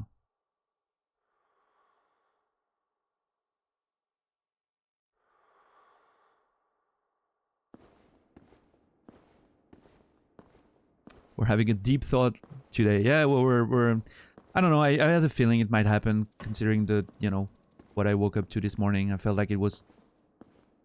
I felt like I wouldn't be able to keep it in because I was very, very, very sad and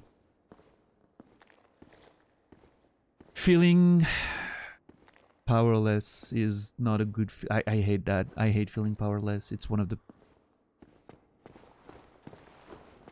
worst feeling I have. Like, yeah.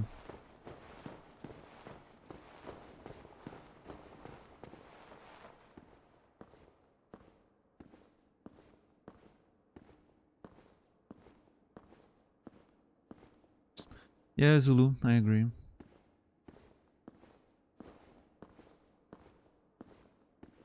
You've noticed, but you're here for it. Well, I mean, and again, you know I have a mic, so of course my opinion's always gonna be louder, and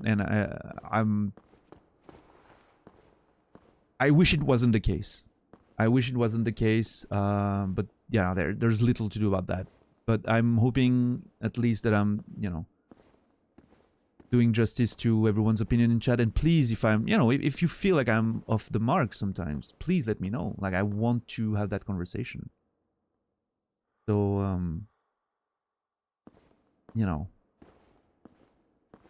you don't risk getting silenced or banned or anything if you have a different but acceptable opinion here. By acceptable, I mean I'm not going to tolerate some specific shit. There are shit that I'm gonna put a limit on, and because I just don't want it in my space, and that's about it. But yeah.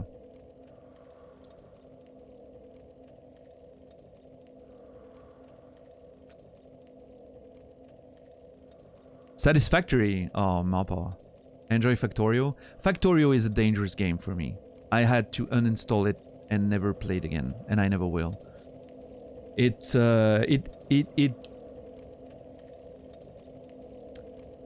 makes something happen in my brain that I cannot quite explain. But the first time I played Factorio, I played for 26 hours straight without stopping. Barely taking time to go to the bathroom. And that's it. There was always something, the next step that I wanted to do, the next improvement, the next thing. And I couldn't, like, I literally lost track of time and existence around me. Sorry for the mic hitting. I realized after that I should uninstall it and never touch it again.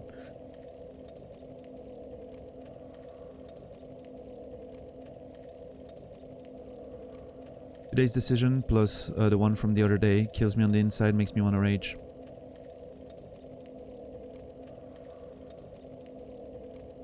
I'm sorry. I'm sorry, Laura. Yeah. It's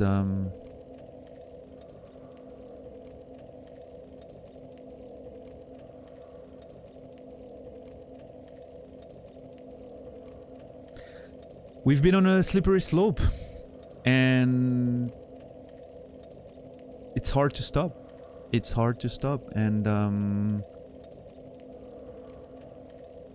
I don't know. I don't have the slightest idea of what's gonna change that. It's very addicting. Oh shit, it's 6 AM. It sounds like Cookie Clicker. It's a lot more active, which makes it even more dangerous. There's no downtime at all. You can literally be constantly on the fucking, like, you know, active.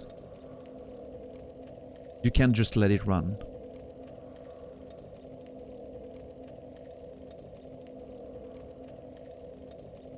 Domestic violence doesn't have a gender, yeah.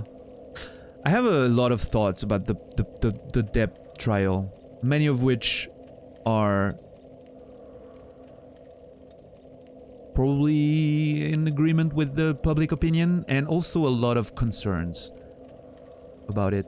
And I don't know if I want to get into it, but I'll just say this, and I'm not gonna go further, I think.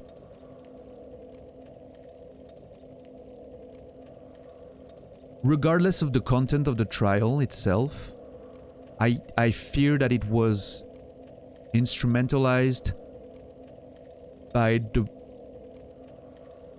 the wrong people to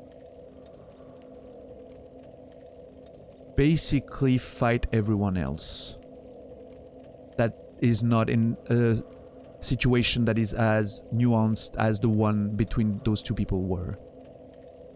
And that scares me a bit. There was a lot of weaponization around that trial, and that scares me a bit. I feel like it validated a lot of opinions of a lot of people who were waiting for, you know,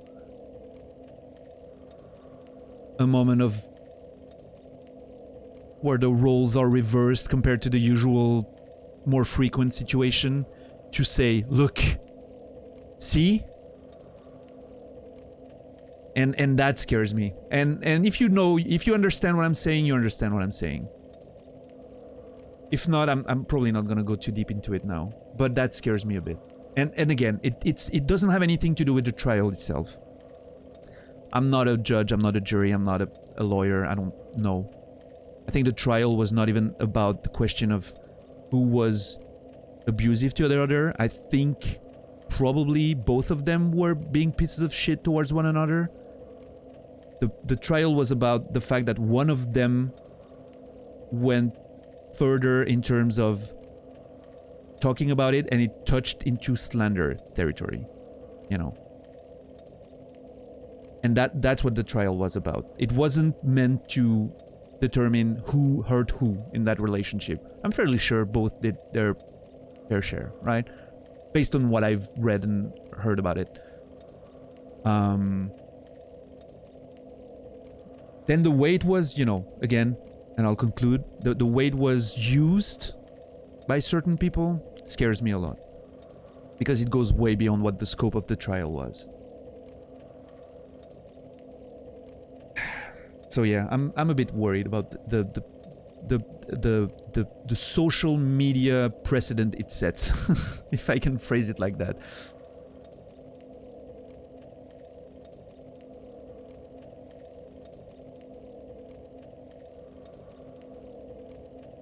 Because unfortunately, a lot of people are still getting away with that shit. All the time. And that's annoying.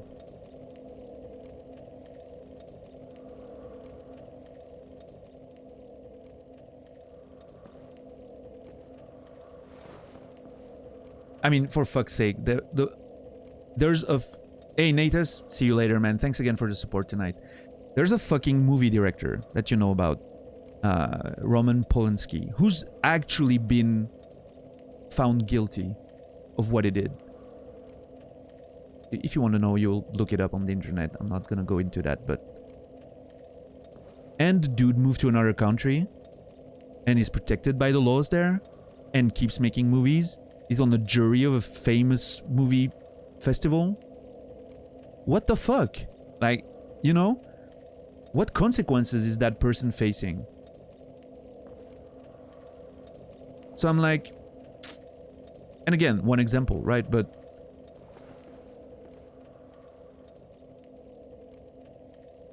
why aren't we talking about that more? Rather than talk about, oh yeah, look, Amber Heard abused Johnny Depp. That happened. A woman abused a man. Let's talk about it for hours and make it all about that. And see? That happens too, right? So what? Like, should we ignore that the vast majority of the situations are the other way around, and that it happens every day and all the time, that nobody faces consequences for that? Is that what we should do? That's not what the trial was about.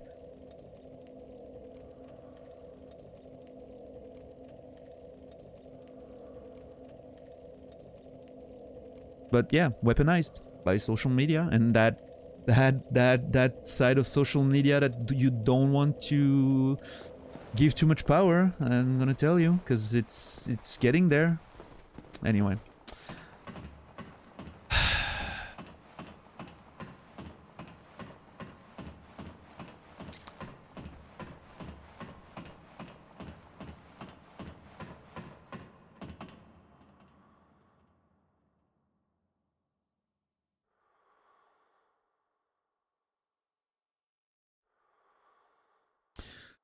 I agree.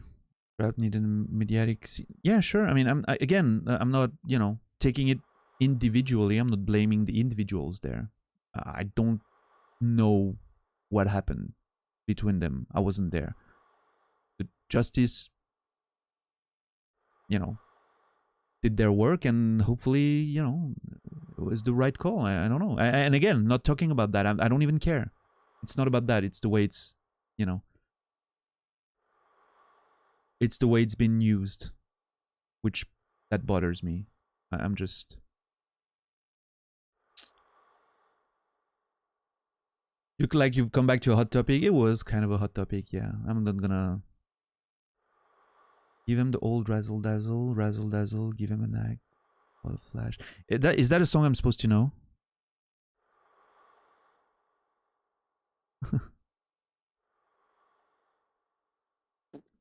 The musical Chicago, very fitting. I haven't seen it. Is it good? I haven't seen that. Okay, so we freed Logan. We're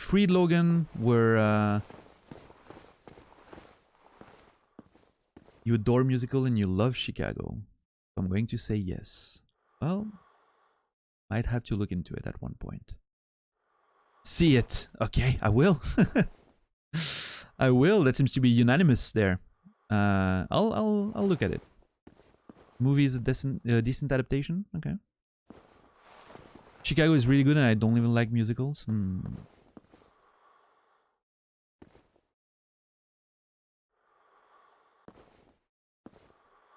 looking for a good angle there.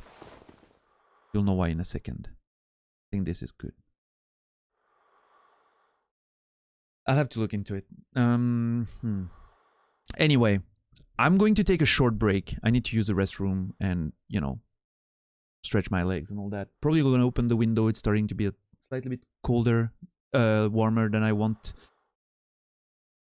I'm going to come back. We're going to focus on the game for a bit. Maybe if we have conversation, I probably want them to be more about fun stuff, movies. We can keep talking about movies. I'm really interested in, you know, that Chicago thing. I have lots of good conversations about books and shit.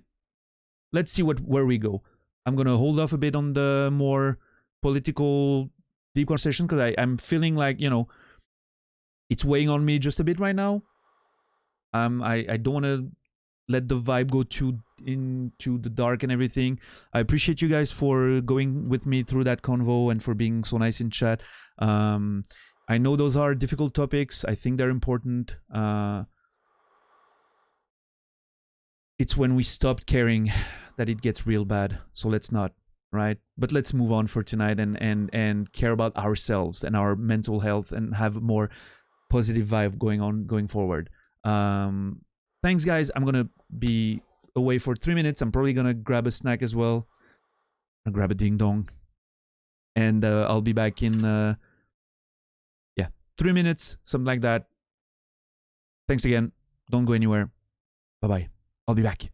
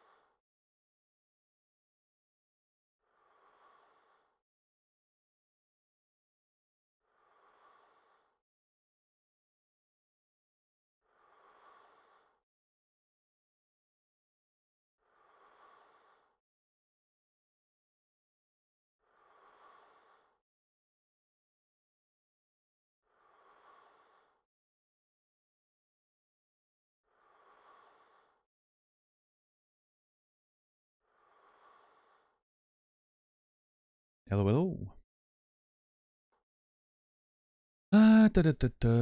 Let me catch up. Let me just scroll up a bit. Grab a ding dong. Yeah, no, I didn't get the ding dong. I'll show you what I got. Got something different. Has the whole stream been like this? What's up, Dad? I guess it depends what you mean by like this. We've had a few conversations tonight, yeah. We went quite deep, like the last hour or so, into like the, you know, news and situation, but we've decided to move on now.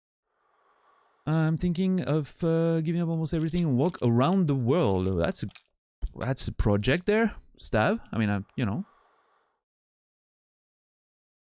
big project. Do not use a ding dong as a dildo. Way too messy. Laura, don't kick shame first. First-hand experience or not? You know, not trying to go too much into the details, but more lazy for the cleanup. I mean, let's be honest. A ding dong is just a thick, soft Oreo. So no, okay. What I got today for me was a Twix.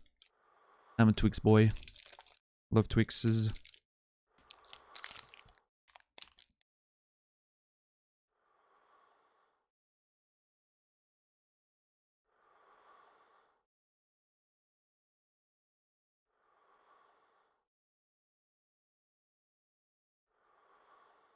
Left or right? Both.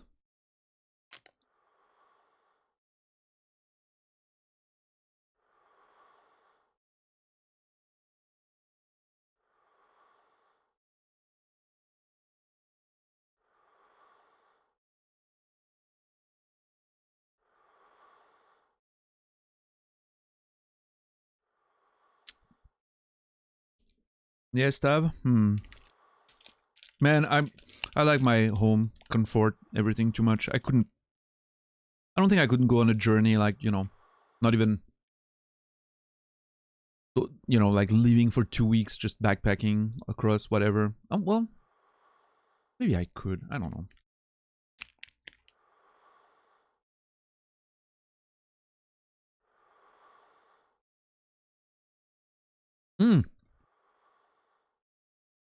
Oh no, everyone. Kit Kats have to be carefully split apart.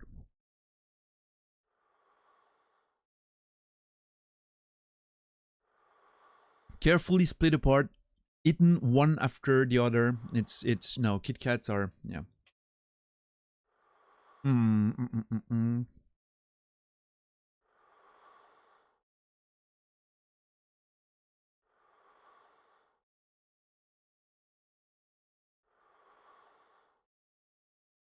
Laura,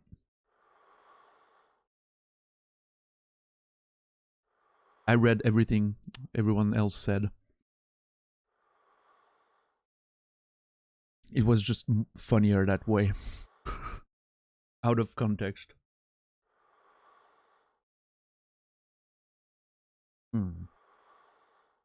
I do have a problem now. I dropped my...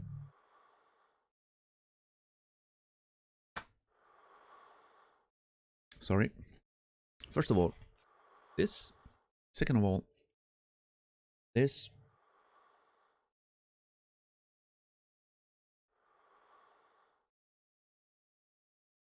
There we go.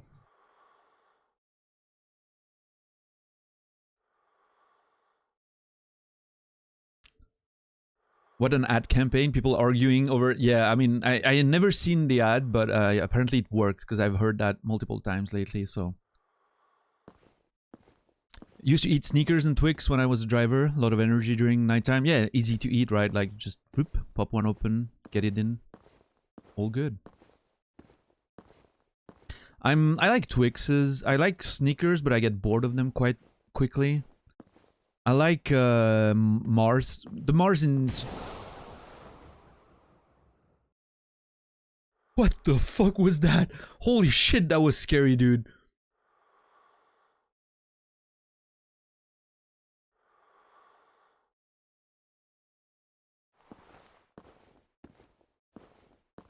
That sounded so loud and weird. Holy crap.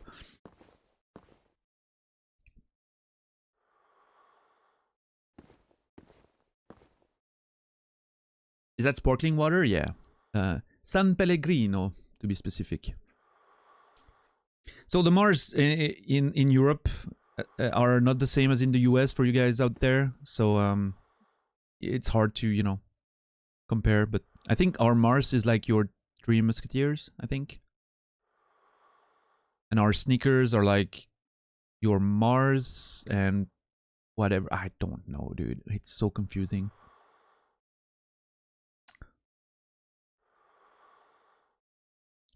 It's time. Time for me to put an other smile that suits you so well on this cheeky face. In any life trouble and emergencies, my friend only required to have proper Mentos Fresh Maker moment. Insert sponsor link. I absolutely hate Mentos. So fuck you, Arion. I'm not smiling. I'm actually offended. Ow. Fuck you. I don't like Mentos at all. I'm sorry. You know, if there are any and I'm there, I'm probably gonna get one or two, and I'm gonna hate it.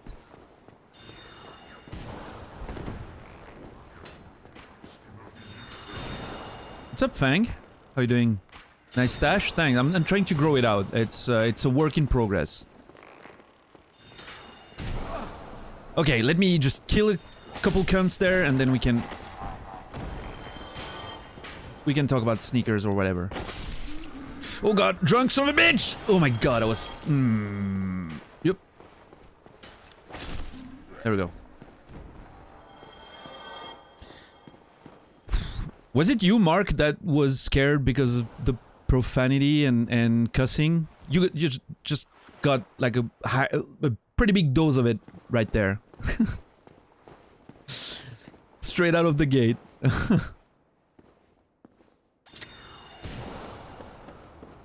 There it is.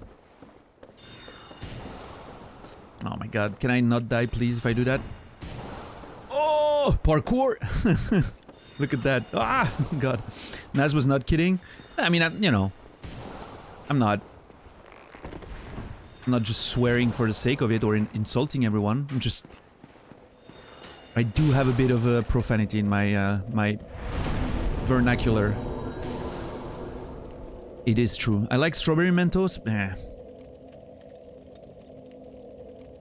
Snickers are the same, I think. Your Mars are all Milky Way. Yes, that's the thing.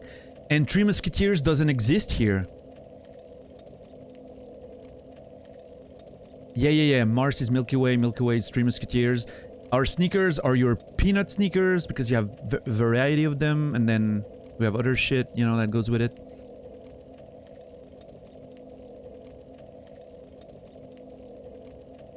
I mean, Arion, like I said, I don't want to be paid to advertise and sell you stuff. It doesn't mean I'm not going to talk about the good stuff that I enjoy, right? What's up, Stars? Look at you being here. How are you today? Strawberry Mentos at top tier? I'll try them again.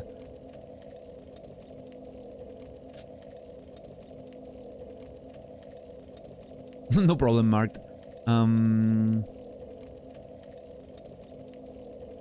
Lacking in sleep but eating lunch. Awesome.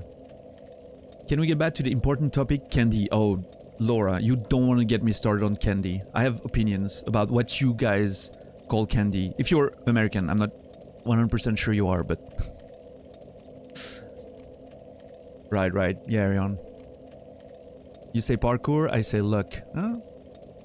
I think I swear too much, honestly. I don't know. I like... You know, swearing adds spices and flavor. It can be... I don't like insulting people. I like banter. I don't like insulting people. Like, for real, you know? Banter is all good. And the bit of profanity is just... I don't know, it makes things feel a bit more intense sometimes. I don't know. I don't even think of it. It just happens, right?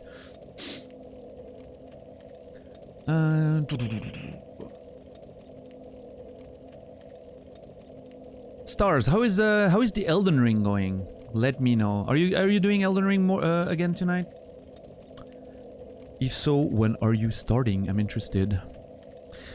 I know too much of this because you always like trying the international treats. Oh, okay, okay. Laura is a connoisseur of makes me colorful.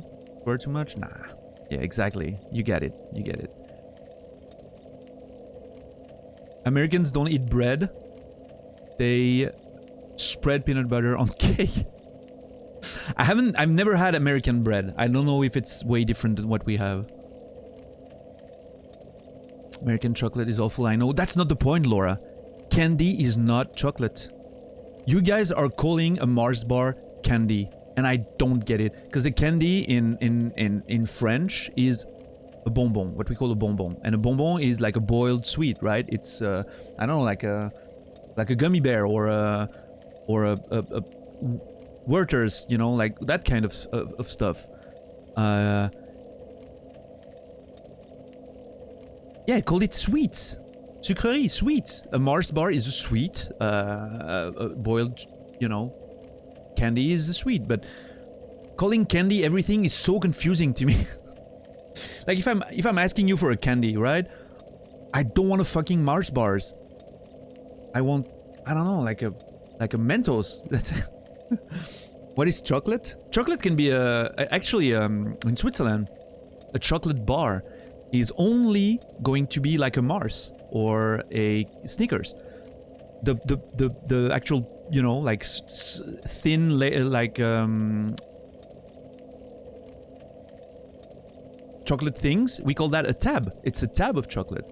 Very different. I have opinions on that. It's gonna be a whole thing. Beat some boss last night. Start at 9:30 EST, which is 3:30 my time. Okay, cool. Taking notes.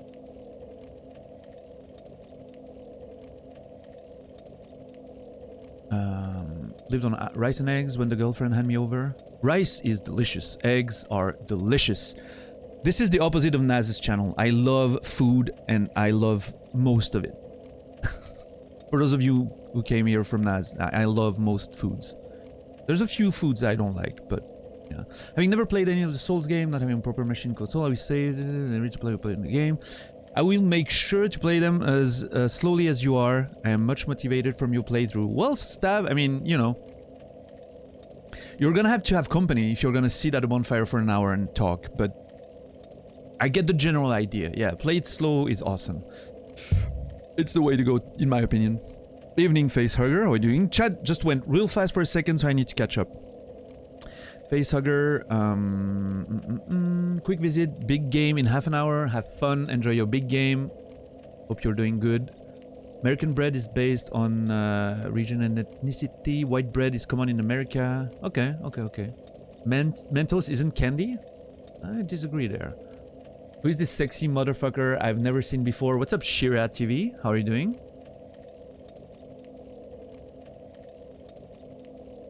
Mars would be a candy bar specifically? No, it's a chocolate bar. It's not candy. What the fuck?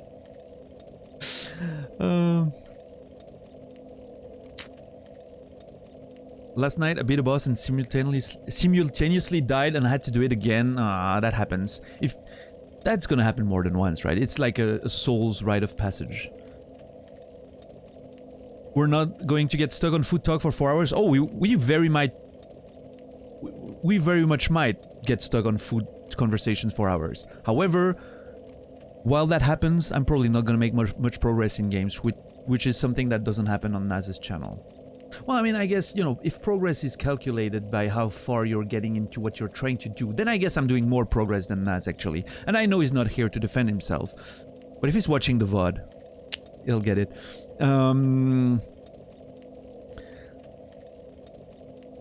What I mean by that is that I just like all the foods, you know. Naz looks like he loves to eat.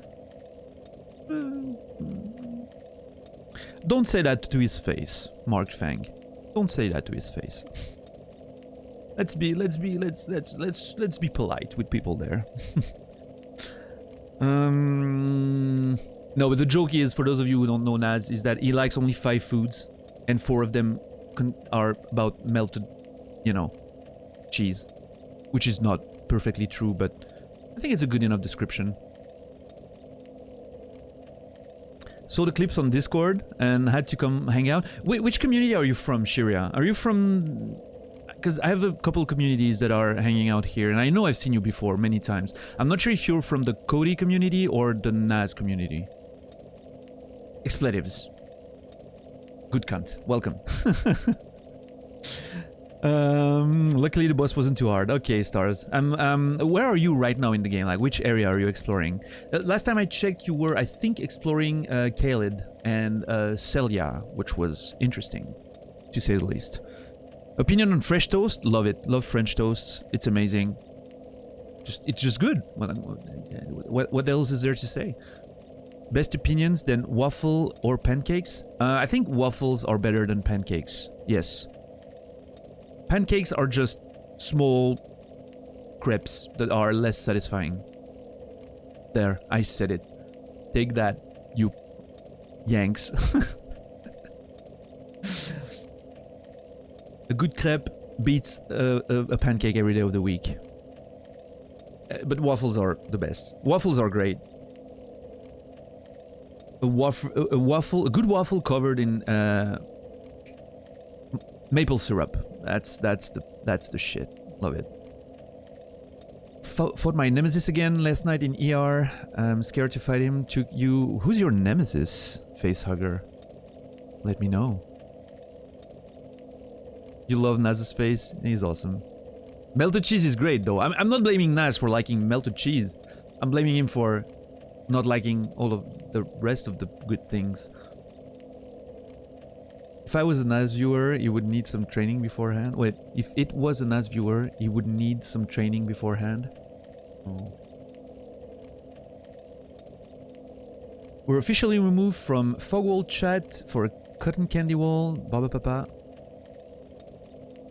Well, it doesn't look... Does it look like cotton candy? I'm not... No, maybe... I don't know. This is a bonfire chat right now. Look at us. Edgy as hell. Warming our hands. Burning our hands, actually. How the fuck am I not burning? Holy shit. Oh, I'm a Grave Lord servant. I'm probably just used to the fire at this point.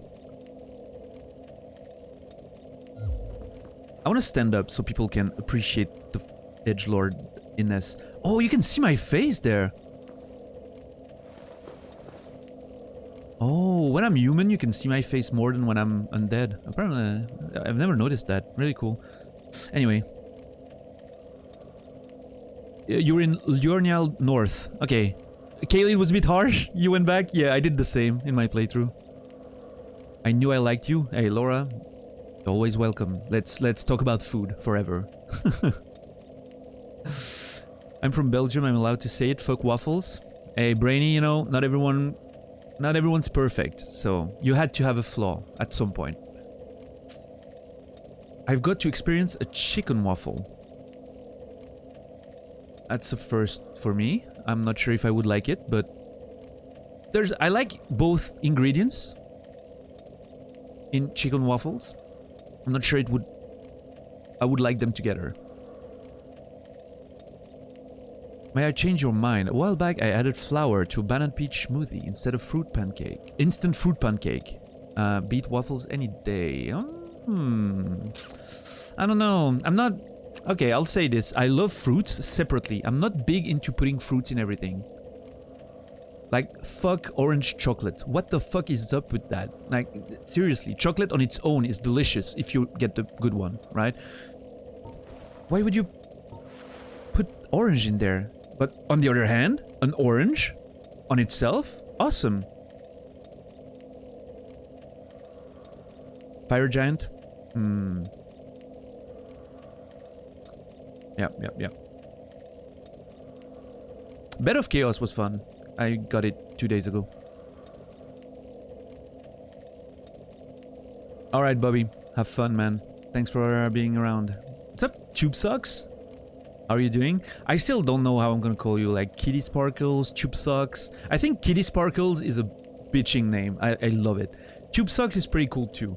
Kitty Sparkles is like next tier. But since it's the beginning of your name, I'm pretty sure I'm gonna read Tube Socks all the time. So, welcome. Where's the unsub button? Can be associated with someone who loves waffles? I don't think you can unsub, you can just, you know.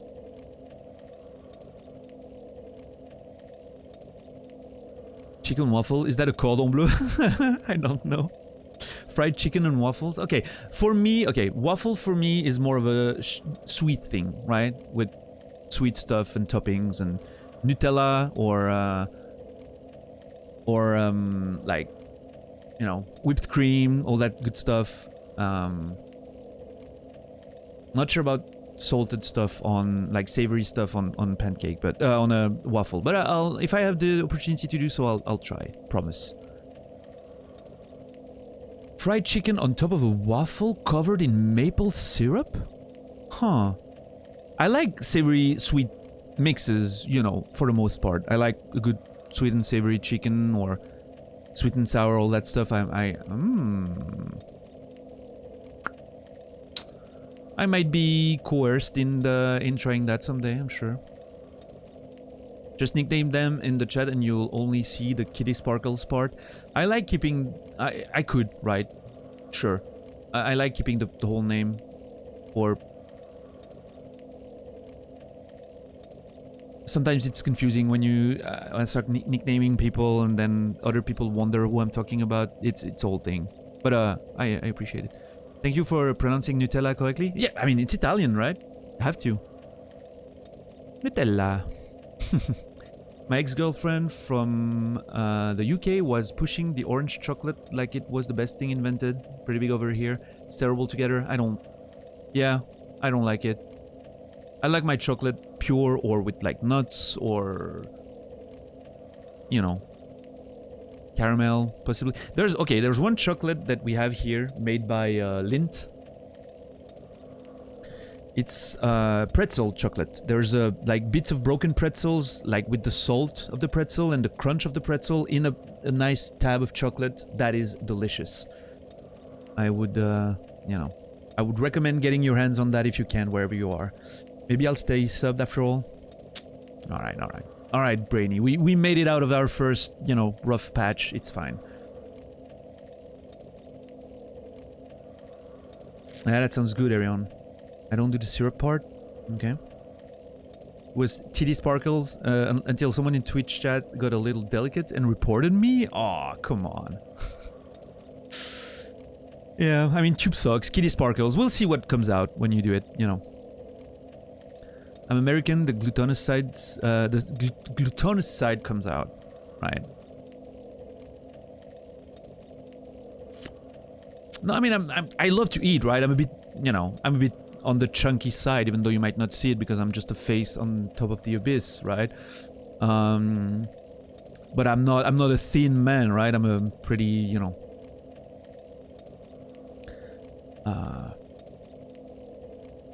I like a good, you know, a good food. I like good snacks. I like when I'm watching Emmy's channel, I drive myself crazy watching how many, you know, like all the snacks she eats and the food she eats. Always makes me want to eat while I'm watching her stream, which is terrible. I'm pretty sure I gained 2 kilos since I discovered Emmy USB. Just from the snacks that I'm eating, watching her eat snacks. It's just the whole thing. Imagine being offended by TD Sparkles. I probably someone who hasn't seen a lot of them stars. Just gonna go on a limb there. I have a bit of an assumption, if you'll allow me. But Lindt has some great chocolate. Yeah. It's fantastic. It's not my favorite, but it's great.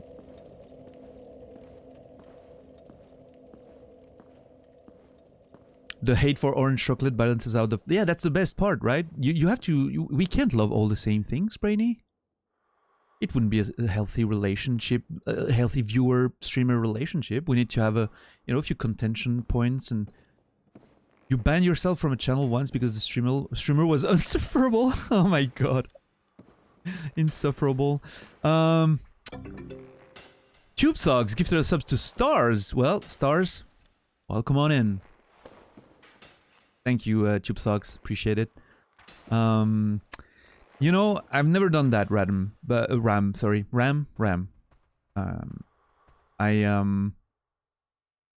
think I would, but you know, I could understand the feeling of doing that, forcing a band to never show up again.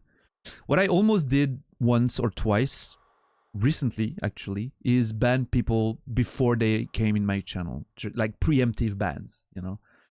I haven't done it, but it was close. It was pretty close. Because, you know, people hanging out in similar communities and you never know when they might find you from a raid or...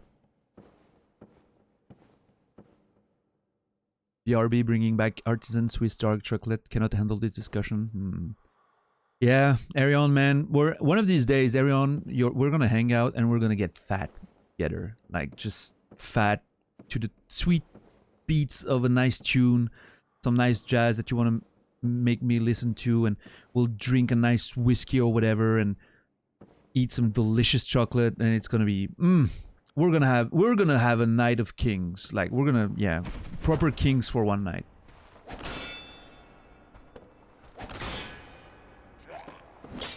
You totally picture you a lanky dude? Okay, well, I used to be pretty obese a long time ago. I lost a lot of weight. And I tend to lose weight and my face tends to carve up a bit when I lose weight, right? I'm not, you know, I wouldn't say I'm big right now. Like, if you see me in clothes, I'll look perfectly average. But I'm slightly chunkier than I would have liked right now. I would like to lose about 10 kilograms, pretty much 20 pounds. That's what I would like to lose right now. Just, you know, not for any other reason than me feeling better when I'm a bit on a lower weight.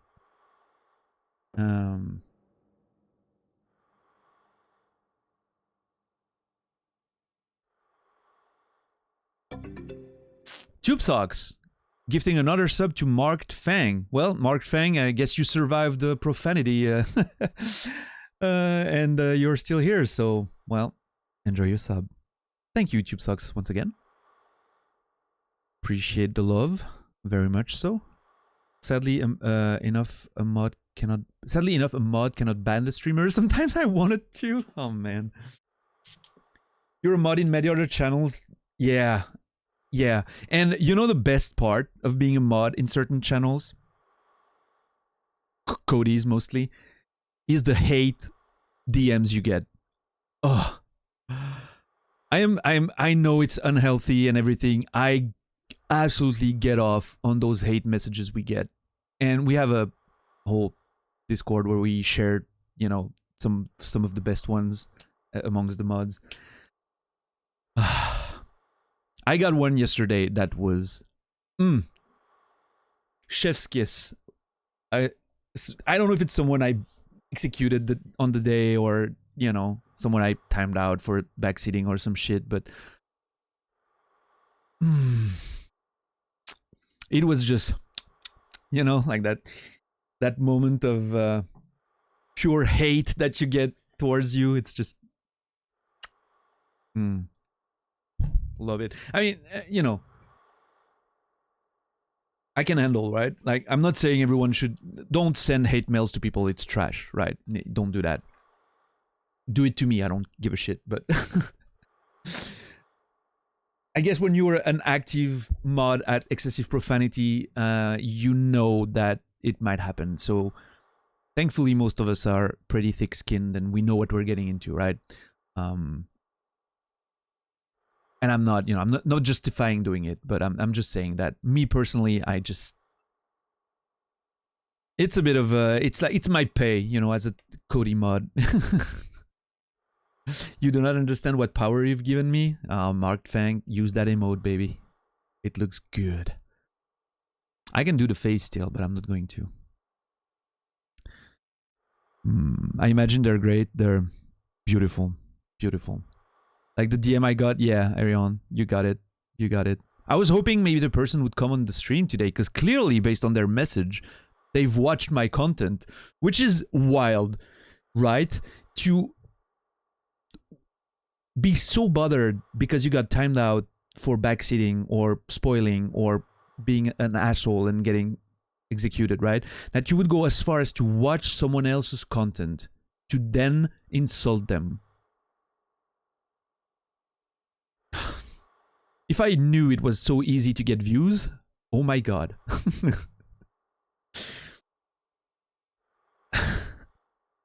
I was half expecting them to show up today in chat. I was really hoping they would.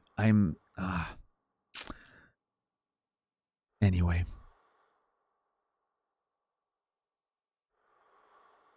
Someone went as far as to find me on Twitter. Literally went to find me on Twitter to send me a DM. Amazing.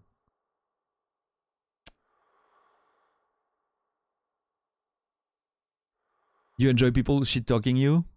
Gives you a boost. I like the idea of, you know, I don't like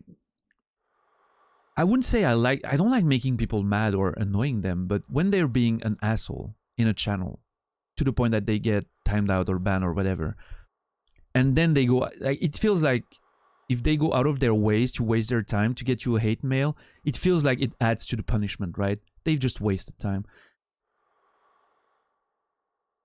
I know it's not healthy. Again, I've said it. I know. I just...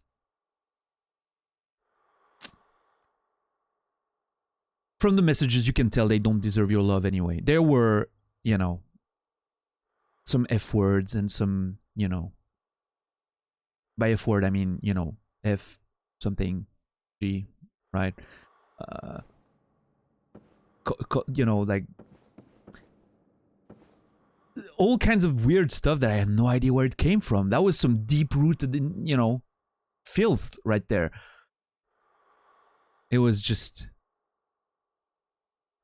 poetry in motion. Like, there's no other way to put it. Poetry in motion. No. Let's not.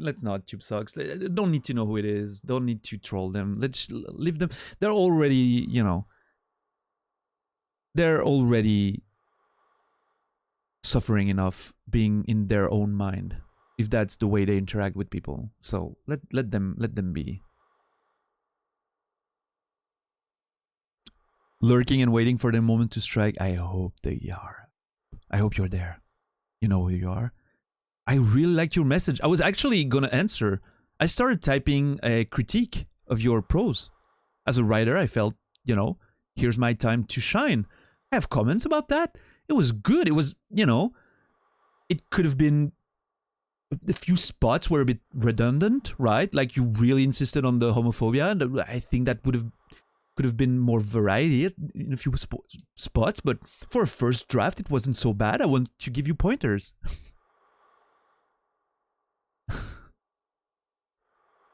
Yeah, stars.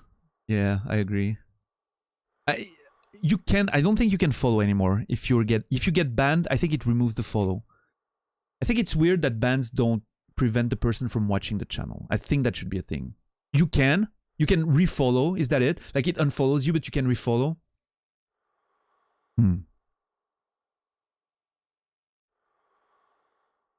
Yes, Laura, we're being homophonic. Exactly. Yes. This is a chest right there. This is also a chest. Yes. We're being very homophonic today.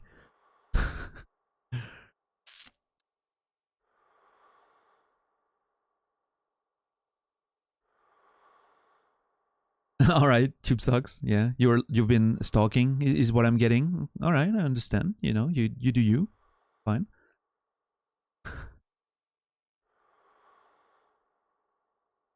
Right, Brainy? Yeah, the ban evading cunts. Oh my god, they're amazing.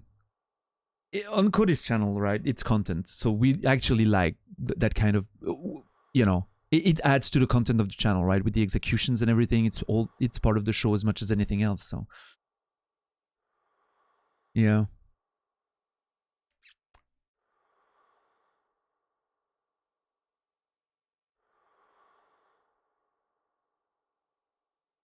You're nice with everyone, but attack my heart on my friends. I deserve that. Tube sucks. Come on. No, in Laura, it was beautiful. I love the word homophonic. I think it's a very cool word, and you know, I love homophones in general.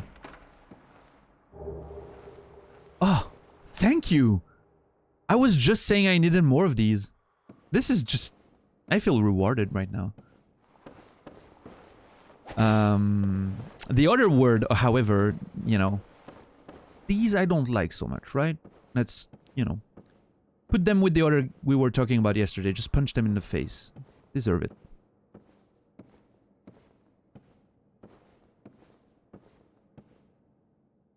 Okay. If I'm right... Yes, that's what I expected. The garden. That's what I expected. Awesome. Gonna be nice, wonderful bitches. But when it comes to, I will attack for my friends and my family. Yeah, that's what one thing with me too is. I don't, you can send me all the trash you want. I don't give a shit. Like I'm older. I'm getting older.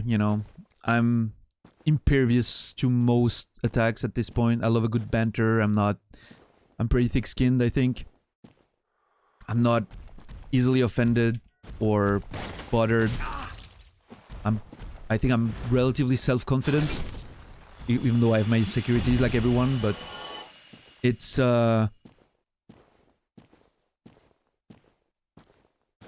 yeah, so any filth coming my way, I'm just like, meh. However, like you said, when it touches my friend or my family, that's when the fangs come out. I don't like that very much.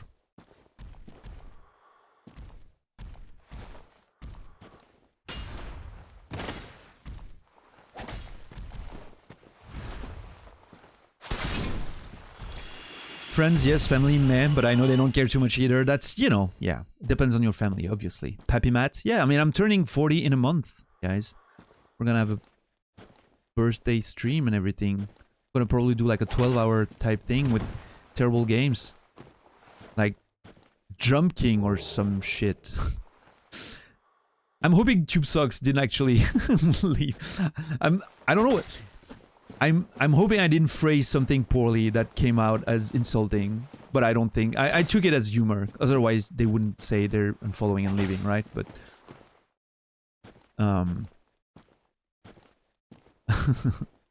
I know sometimes I can say, my second... English being my second language is... There's a chance that I might say something I don't mean. So give me a chance, okay? Mostly just lurk as I have difficulties typing and I do always see that I'm making... I personally, Facehugger, I don't give a shit about spelling mistakes on the internet. The only place that I give a shit about spelling mistakes is the books I'm reading, and if you're my spell checker, like from my publisher, and you miss some of them, then I'm gonna be pretty mad, but... Because that's your job, right? But otherwise, I don't care.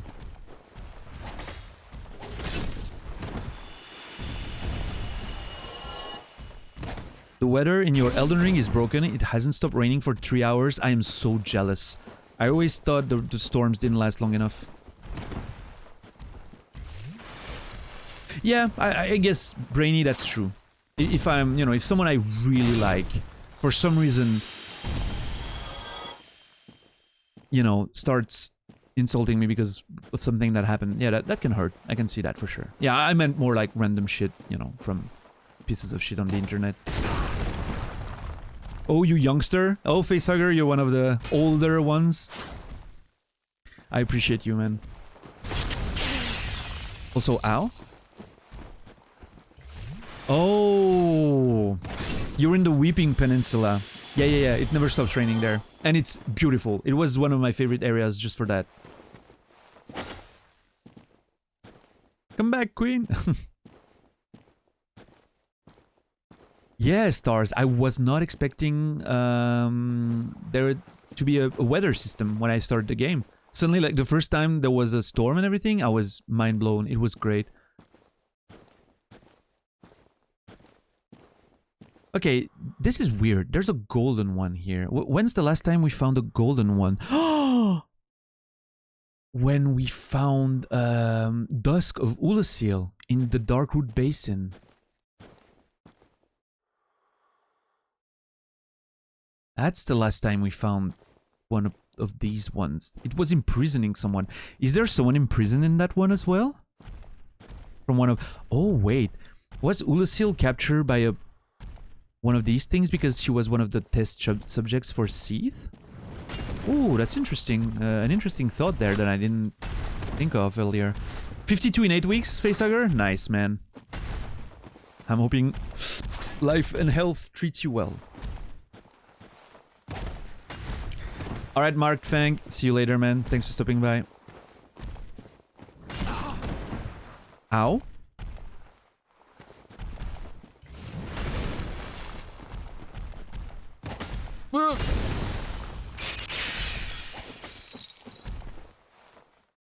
I feel like there should have been crystals there, but that they didn't appear.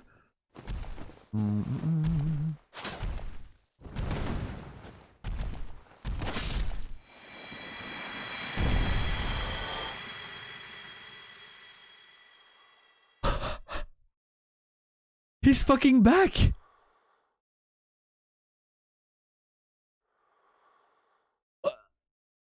But he died though.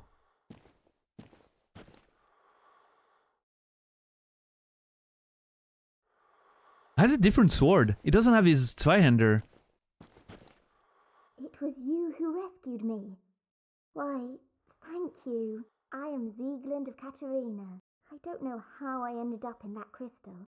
It wasn't terrible in there, but I could hardly move. I must think of some way to repay you. Sieglinde of Katarina. Lynn. Sieglin. Lynn. It's Lynn. He told us about her. It's his daughter, I think? Did he... He mentioned... Or his wife? He mentioned... I don't remember if his dialogue mentioned my dear Lynn, or if it was his daughter or wife. She sounds very young, which is why I think she might be a... his kid, maybe? Oh, have you seen my father? Oh. You wouldn't miss him. A suit of armor just like mine. About that. Oh, fuck. He's dead. Oh, no. Oh, what have we done? Alright, facehugger. Go Yankees, I guess. I don't have any opinion, so I'll root for you, man. Enjoy it.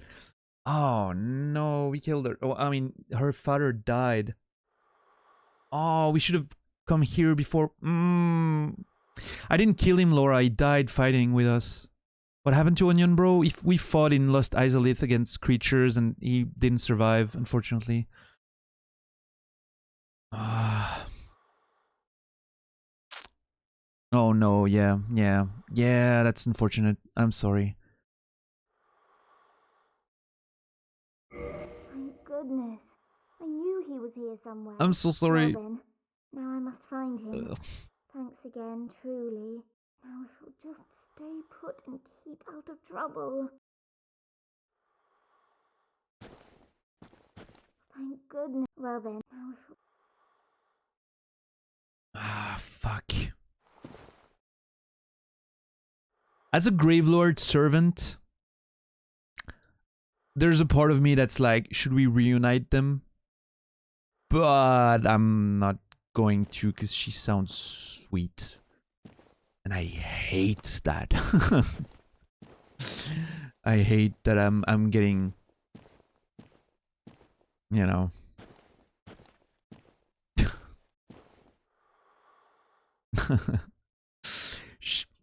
I want to see where this goes. I'll go back to Izalith and go check on where Sigmire died. Maybe we can find her there and damn it. Reunite them. Who's that emote from? Stars. I have a feeling that I've seen that face before, but I'm not sure.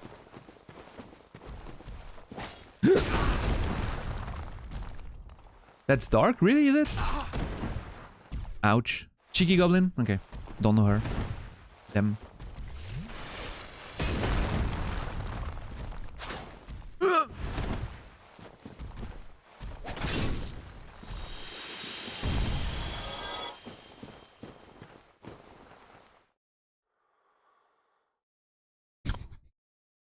I was hoping somehow he survived and ended up in one of those things, but she does ASMR? Oh, cool, cool, cool.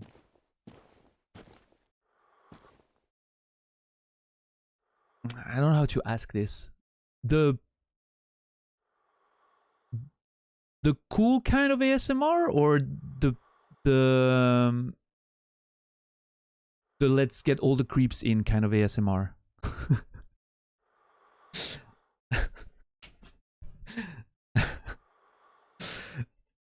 right. Okay, we're good. We're good. I mean, hey, more power to you if you like it.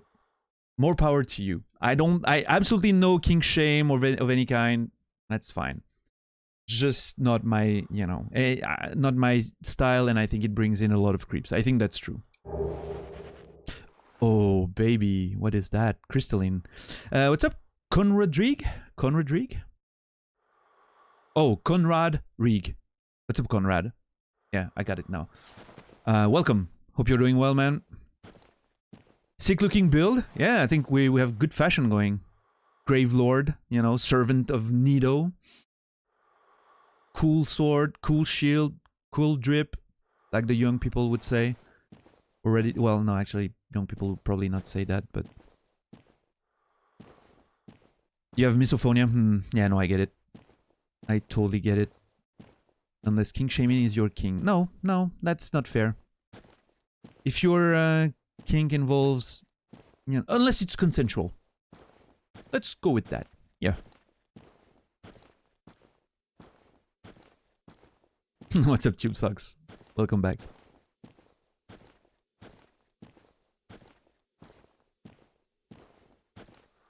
I hear with permish. Exactly, with permish.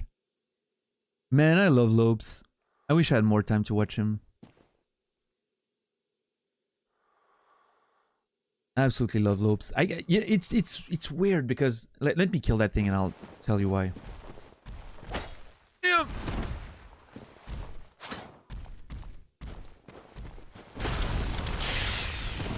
Okay. It's one of those strange things, right? Because there's the people that you feel very close with, that work the same way, have the same kind of brain and vibe and everything, and you really get along with them, like the kindred spirits, And those for me would be more like the the Codys and the Mans, if you remember Man vs. Game and all that. And sometimes there's the dude. You don't hang out in the same circles, right? You wouldn't necessarily be real life buddies if you had lived in the same city or whatever. You can tell there's different vibes and different approaches and everything, but you're getting along so well anyway, and you have so much to share because you like so vastly different things. And that's how I feel about Lopes, and I love that. Like, clearly different, vibes and styles and but just pure love for the man. Like, it's just, I love that kind of feeling, that being so vastly different sometimes can bring you together around one thing you have in common, and then talk about all the other things and grow from it. It's awesome.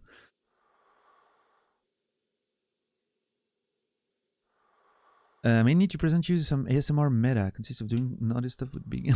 Yeah, Arion, thanks. D&D time, gonna lurk. See you later, Therma. Love you, dude. No, the ASMR, back to that conversation, the ASMR, you actually have IRL friends like that? Yeah, but, of course it happens, but it happens in a way that you not necessarily would expect, right? You can tell you come from different upbringings, different vibes, different... But yeah, I mean, I hope what I meant came through, because... I meant that as a very positive thing altogether. Back to the ASMR thing. I actually found out about ASMR, I would say, over a decade ago. Oh yeah, way more than, yeah. More than a decade ago. When I, at the time, I just, I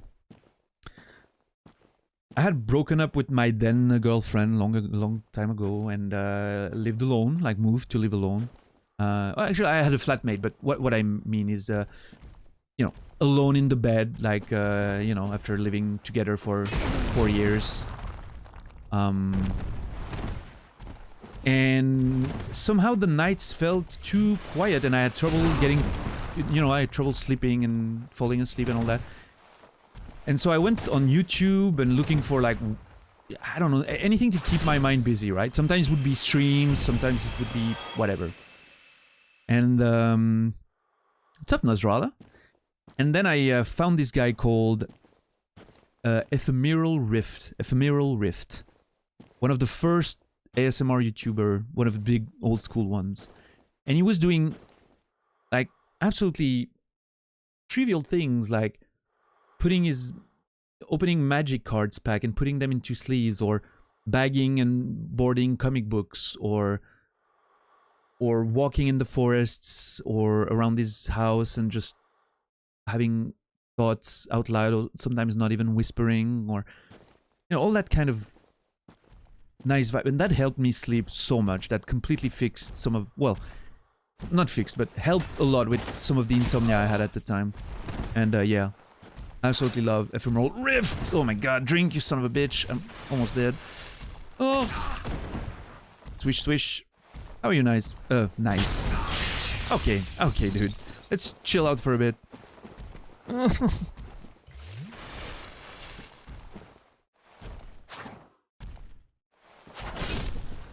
go. Keyboard ASMR. Oh, stars, baby. Let's. I'm gonna move my mic down there for a second.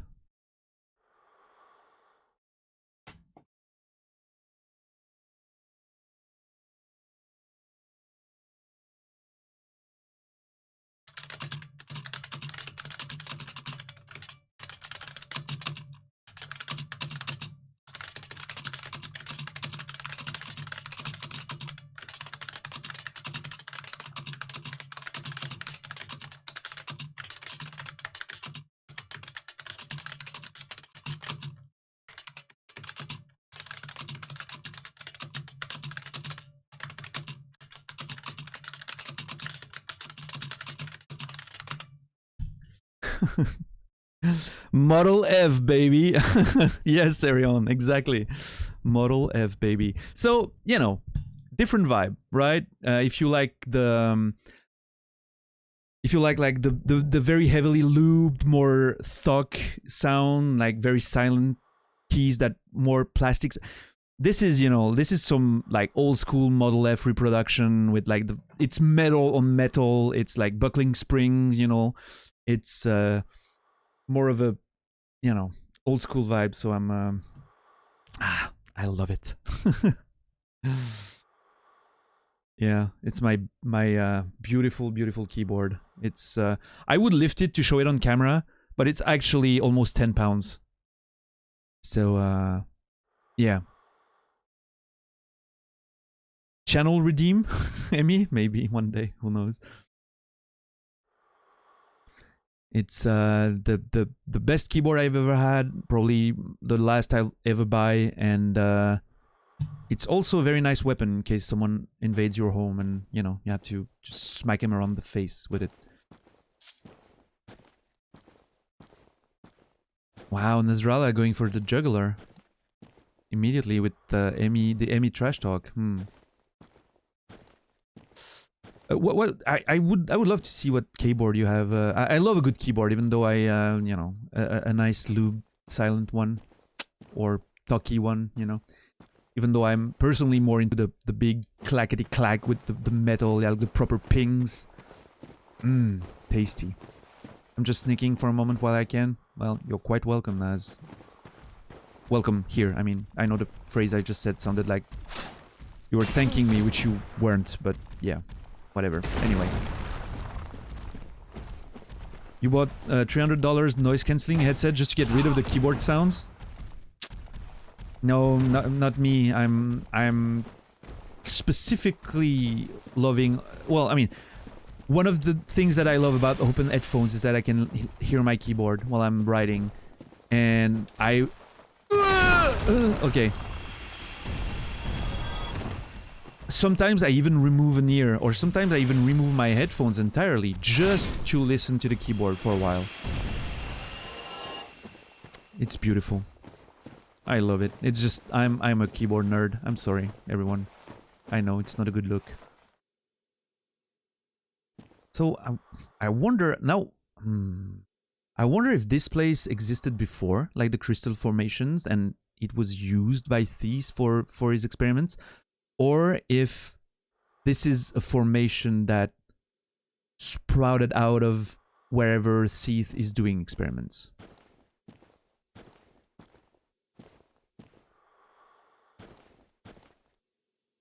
My keyboard is a generic-ish from Amazon because I like 100% keyboards. I can't stand when they don't have a number pad. Yeah, you can find good ones with number pads, I think. Yeah. I also have a... Well, I'm going to lift it. God, my workout for the day. I should probably go into Emmy's Discord in the accountability buddies thing and say my goal is to lift my keyboard once a day. I'm exaggerating, by the way, but it's heavy. Nice little, you know, numpad and everything. Looks so nice, old school, so proper, you know, the proper fucking like, Model F reproduction. Yeah, I'm gonna drop it on the table. You're gonna hear it probably land. Yep. I don't know why my character moved back. I have no idea what happened there, but it did.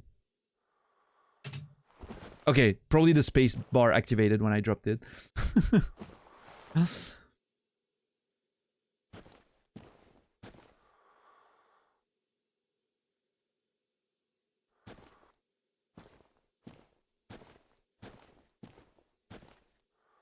Yeah, space bar.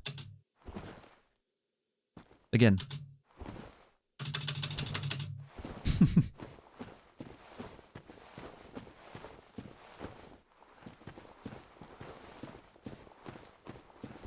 Alright, let's go down that place and see if we can find out more about the lore of this place. I'm really curious if that's a consequence of Seath's experiment or if it's just something that existed before. Okay, I'm gonna think consequence. Oh, the environmental storytelling there.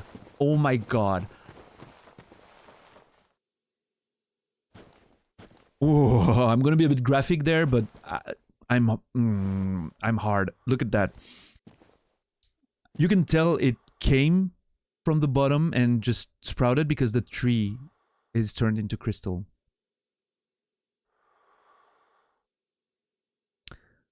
But that's a good indication that it came from there. It's not like a natural formation that they've went into and studied. It came from the outside and started eating at the building and, you know, like we've seen in the inside and eating at the trees and everything. Oh.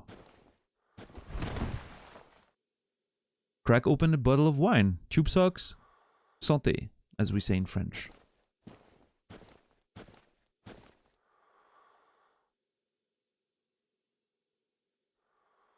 I love that bit of environmental storytelling there. I wonder if this is supposed to look like the head of a dragon, like the crystal thing coming out of there. Because we know, right? We know that Seath didn't have scale. Because of his name. The Scaleless. And scales were what gave the everlasting dragons their immortality. And Seath was jealous that he didn't get that. That's why he joined Gwyn in the war. Bye, Naz. That's why he joined Gwyn in the war and betrayed his people. And then started researching a way to become immortal himself. And we assume that he's using crystals as a replacement for his missing scales. Like he's going to cover himself in crystals which he infuses with the power of immortality from that he studies from the dragon scales and everything. And so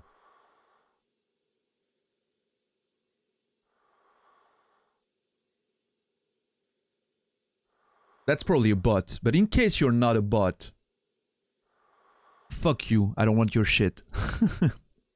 Arion, you can execute that person. Thank you. What's up, Hope?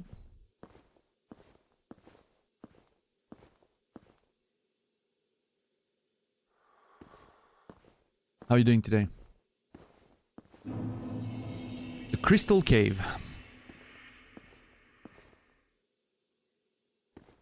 We. Yeah, we don't vote here. Just.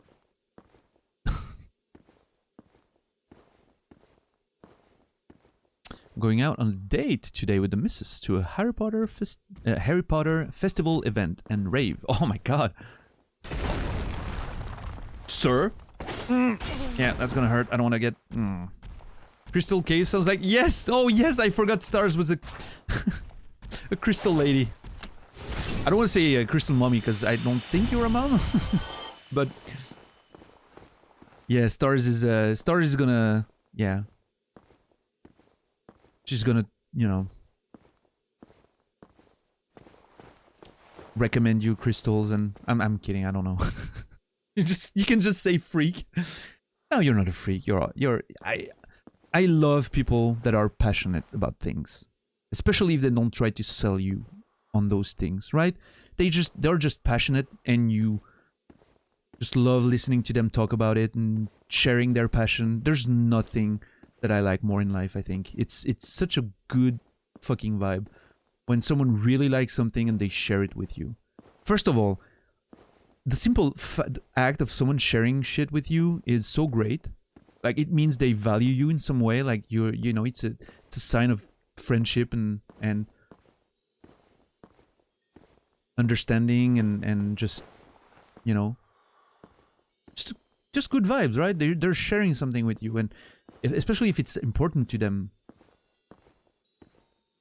I just love that. Like, it's oh. So yeah, talk to me about crystals as much as you want. I love... when I was a kid, I loved collecting you know, like quartz and all that stuff. I don't know if it fits the similar vibe, but I did like that when I was a kid. You don't know much about the metaphysical properties. Right. All right. I get it. A little more than that. Okay. You still have a bit of that. You know, this crystal might help with whatever. You know, whatever vibe or frequency and thing I want to get going. Which, you know, I mean, the way I see that, you know, as someone from the outside of it, is, at some point, who cares if it's true or not, right? Like, if it's actually true or not. If it makes you feel better, then it actually exists. It is real if it makes you feel better, even if it's not like a physical, observable thing, right? Oh. Okay. I'm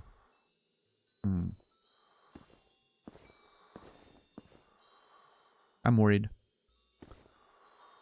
Placebo effect is real? Yeah, for sure.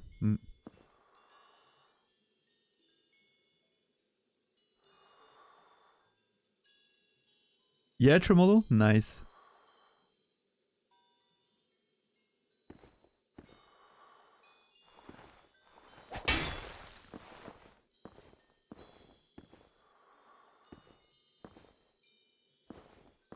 Yeah, no, for sure. But for me, the only issue is when people are trying to sell you shit, which, unfortunately, in that community of, you know, like, crystals and minerals, is unfortunately became a thing. Trying to, you know, convince you to buy a lot of stuff for whatever and preying on people, and I don't like that. That's not a vibe. No.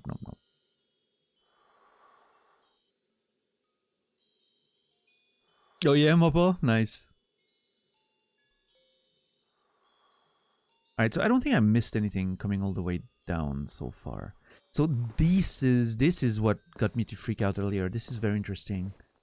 Those are the same butterflies as we saw in Lordran, like the moonlight butterflies. They also have that strange thing rotating on their body, which I was wondering if it was natural to these animals or if it was a result of the experiments someone might have done on them. And now I see them here and I'm like, yeah, Seath definitely worked on those things. What for? I'm not sure. Maybe as a subject, like they're closer to dragons than humans, so maybe it's like a next step in his study, like try it on those creatures that are flying winged creature, right? See if it works on them, make them immortal.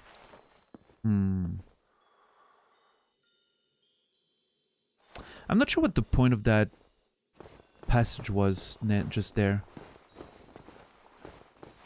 Why is that a thing? Is it... I'm wondering if it's like an easy way to have you see one of those passages, because there's gonna be a lot more invisible... I picked up an item, yeah. Yeah, that's true. What was it? Oh, I forgot to check a set of armor earlier. I think it might, from a design standpoint, it could also be a way to quickly teach you there are invisible things. You're gonna see them with the snowflakes falling on them. Right? It's a tutorial of sorts. I forgot to check the crystalline armor earlier.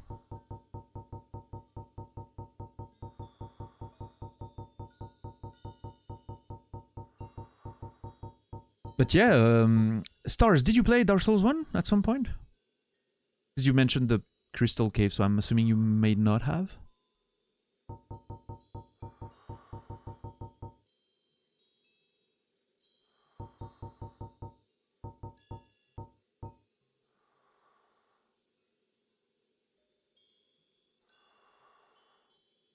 Power of Crystal grants high defense.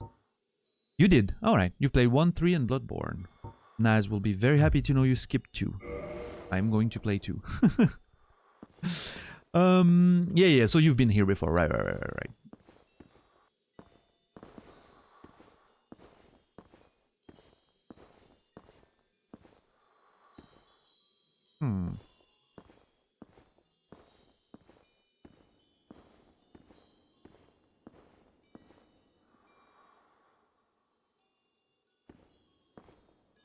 Yeah. I get it, Stars. I'm very much looking forward to play it. It's probably the one that I would say I know the least, even from playing it back in the day. I've never played the new version, like the Scholar version. I've never played the DLCs. I don't remember anything about like 90% of the game, because even the challenge runs that I've seen after, you know, in the more recent years, I don't do like 20% of the game, so yeah, it's gonna be great, I think. I can't wait.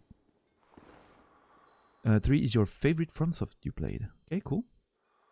I like 3 a lot from what I can remember. I haven't done the second DLC in 3. I'm looking forward to that. Interesting mask. So these are not aggressive, which is nice, so I can observe them.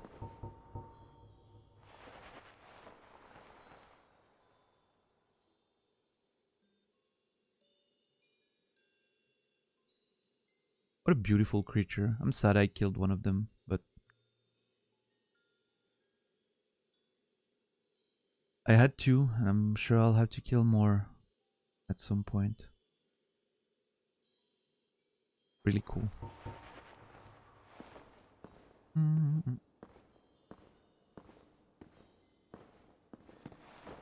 Yeah, I'm looking forward to DS2 for a lot of different reasons. The DLCs being one of them. I've heard surprisingly good things about the Dark Souls 2 DLCs compared to the rest that I've heard about them, the game in general.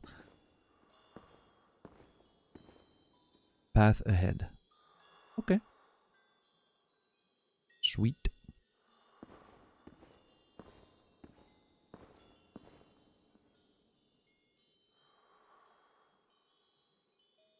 For some reason, you like the combat of DS2 more than 1 and 3. Interesting.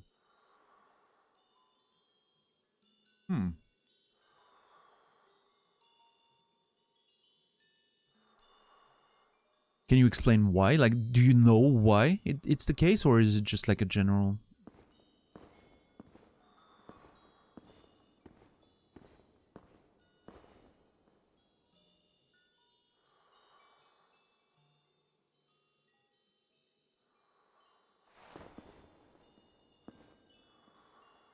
I feel like there might be more paths, but...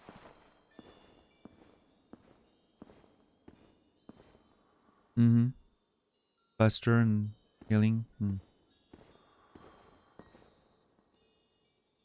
Yeah, I don't know. I'll have to we'll have to talk about it again once I oh, another golden one.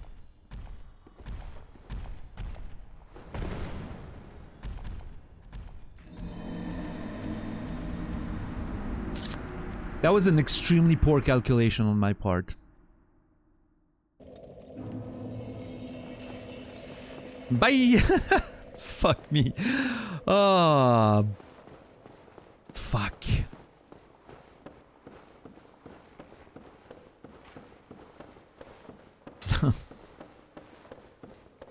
The gold ones are so pretty. Well, the previous gold ones we killed contained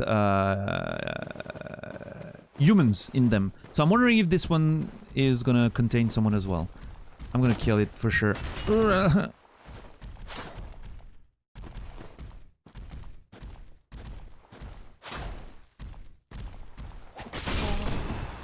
Oh lord. Oh no. No, no, no, no, no, no, no! Don't you dare.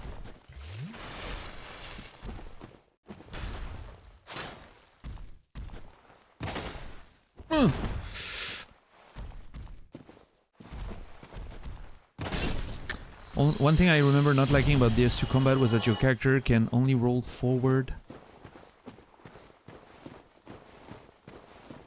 Yeah. But does it roll? It does like that, right? Yeah, yeah, yeah.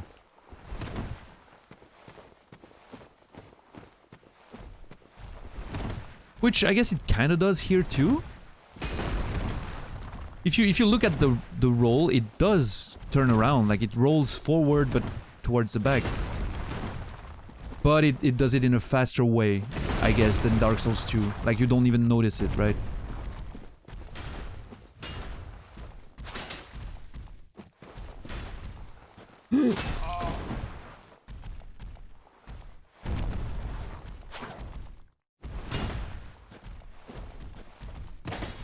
Oh god.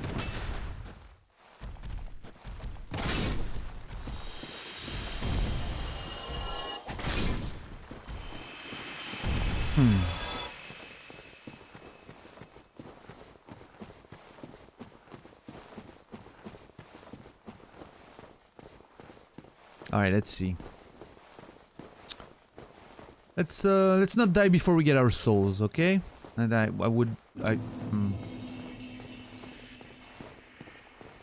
don't care too much. I feel like I'm somewhat over leveled, but I don't wanna lose too many souls just for my personal pride and sense of self-worth, right? Because of course that's completely linked to my Dark Souls performance somehow. You got almost 7k light. Congrats, congrats.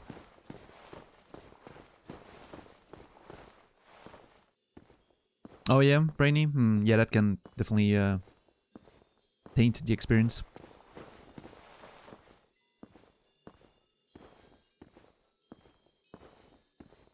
Oh yeah, Mask? I don't remember that at all. I'll have to, you know, remind me when we play it. We'll study the movement and everything. I think the main problem with Dark Souls 2, right, is the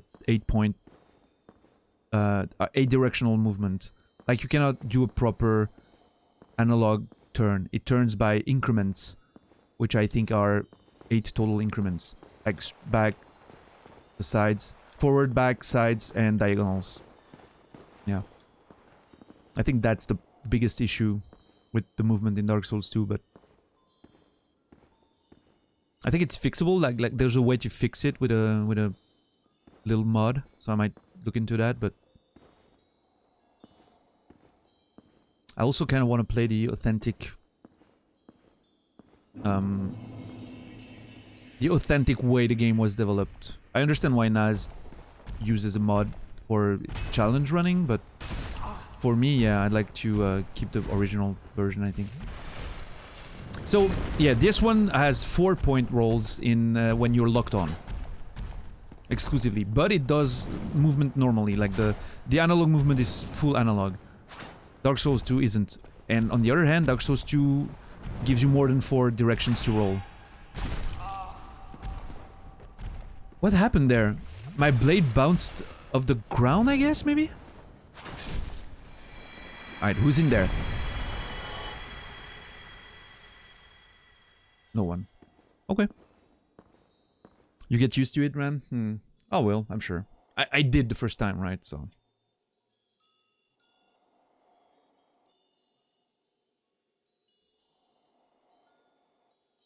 Yeah, Tremolo. Yeah. When you like walk forward and you use the camera to turn instead of turning manually, for sure. Oh, sliding there.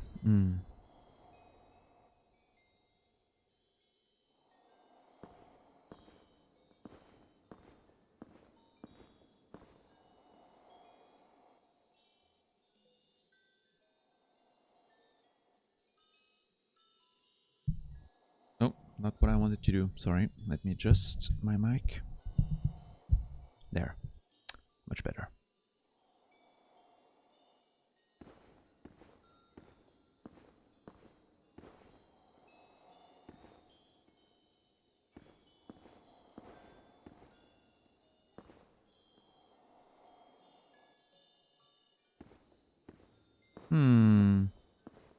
Are you breaking things? I'm not, Laura. I'm trying not to. I'm trying to be very sensible about this place. The beautiful aura that, you know, emanates from this place. And I know Stars is watching, so I don't want to break crystals, because otherwise it's going to be awkward and, you know. Oh no, fuck me. Oh, why did I do that? Oh no.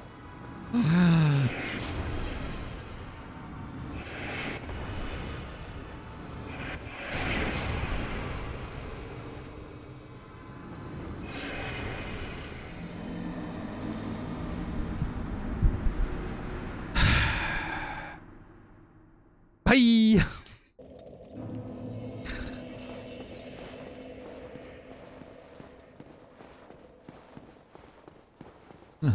Yeah, Tolga Lele indeed. I wonder how Tolga is doing. I haven't seen him live in the past couple of days. I miss him.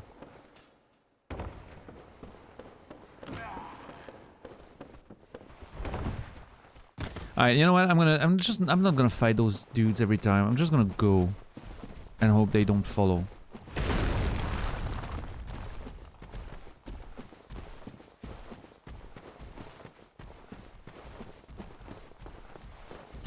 So, Stars, did you like going through this place as well, or was it just like the crystal vibe of it, and you thought, oh, it's pretty, but or did you actually like enjoy traversing it?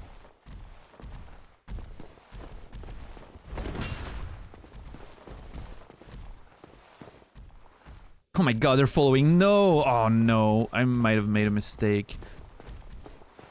This place kind of sucks, pretty, yeah. I figured.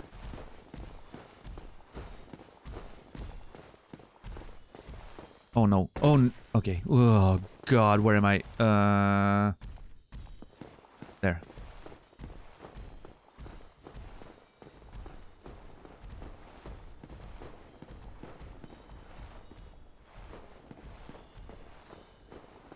I don't know why I always fear like I'm gonna fall, even though I know there's a fucking bridge, you know, but... Oh god, it's... When I'm going down that thing, it's like, it's pushing me to the side, like it wants me to fall. What the fuck?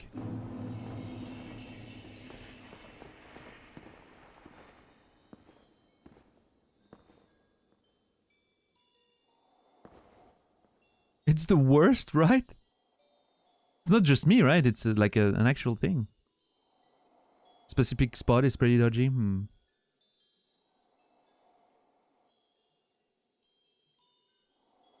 Another golden one?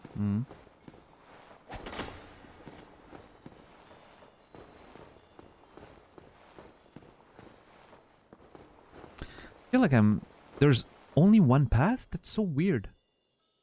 Oh. No, that's...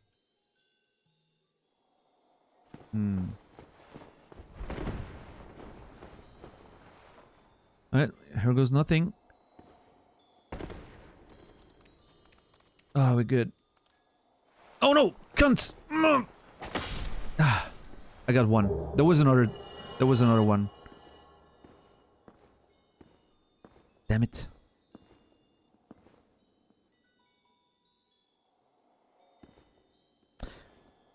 You like the vibe of the invisible floor? You were weird. I'm kidding. Okay, that...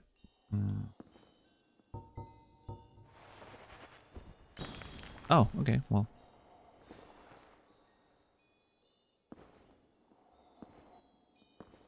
There's an item all the way there. God, what am I doing? Why am I like this? Can I not just... It's gonna be a fucking Titan Knight or some shit. Why can I not just be like everyone else and be like, eh, and just go straight to the boss and... What's wrong with me?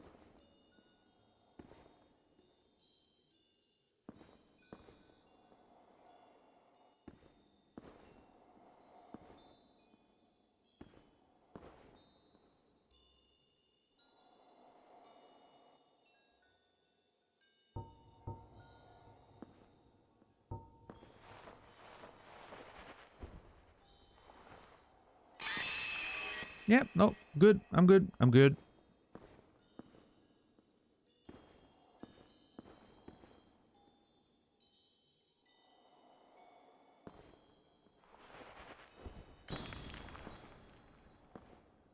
That's why it gives you fucking 20 stones before you get there. Just before you get there. Oh my god. It makes so much sense. Probably, lore-wise, probably someone storing their prism stones there in case they have to return and want to mark the path and everything.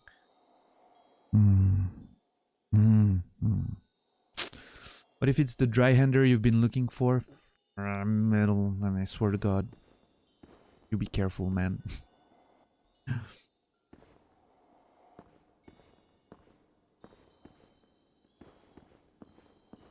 Literally never thought to use them there. I don't think I used them ever in DS1. I'm just...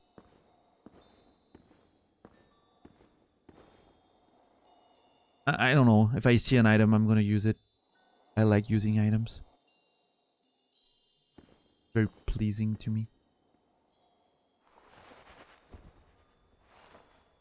Yeah. Okay. Dude, I better be rewarded handsomely for this. Like, there's...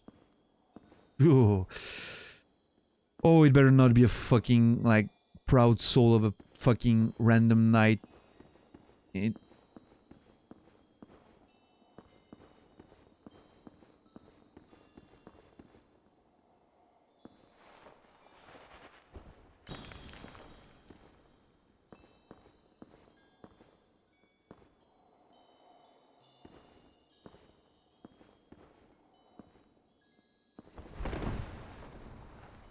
Oh.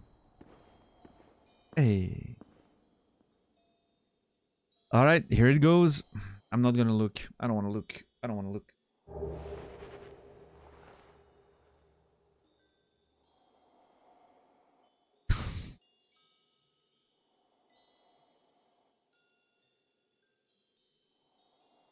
Oh.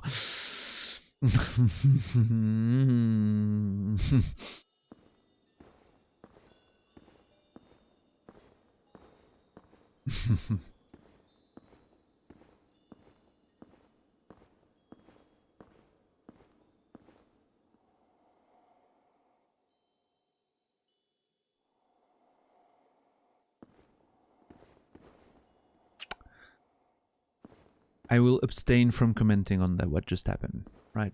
Just move on. Right. Part of me wonders if I can jump on that, but I'm so sure I'm not gonna be able to. You know what? I'm gonna do something. I'm gonna do something about it. I picked up a longbow earlier. Where is it? Oh my god, please. Multiple menus, please, for various types of items.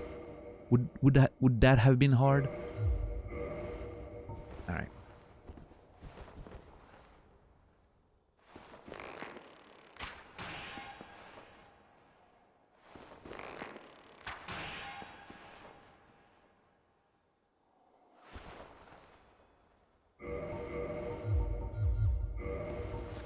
I think it hit an invisible wall. I think it hit an invisible wall, so I'm not gonna jump.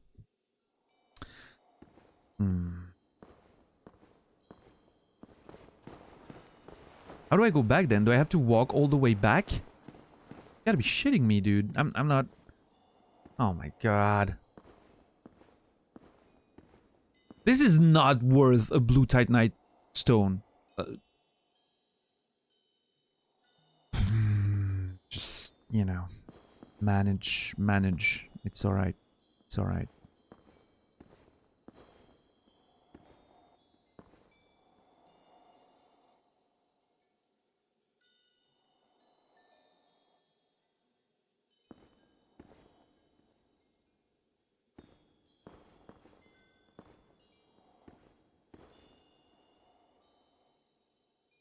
I have a feeling I cannot go straight there.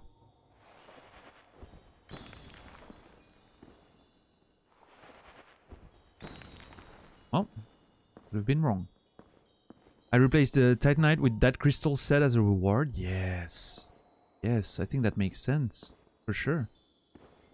That would have been a lot better. In fact. I think it's straight now. Ah, I made it. Alright. Oh my. More invisible shit. Imminent fall. Okay, thanks. Thanks for letting me know. I'm gonna just... Oh, come on. I wanted to do like a jump attack.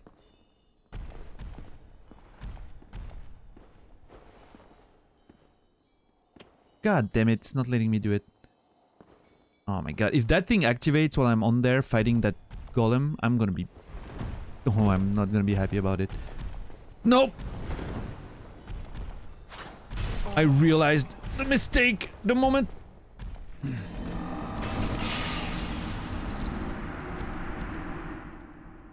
Bye!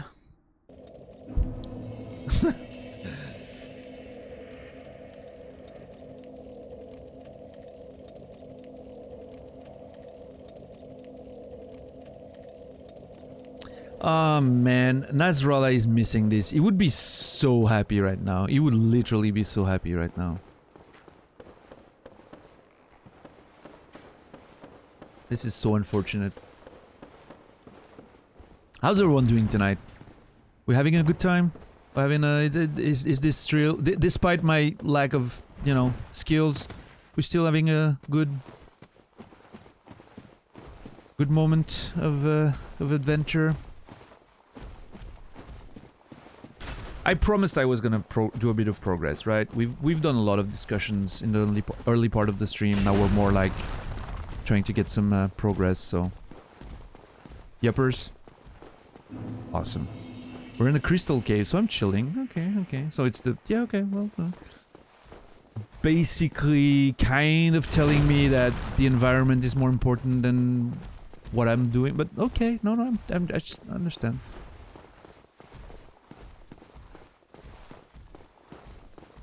I'm having a terrible time. Thanks, Dad. Coming from you, that means a lot.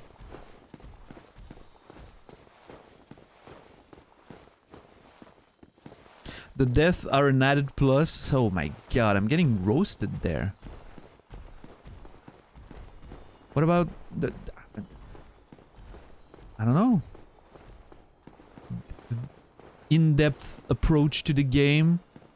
Smart lore speculation. Beautiful French, Swiss weird accent. The mustache. How about all that? How about the things I've done intentionally? Oh god.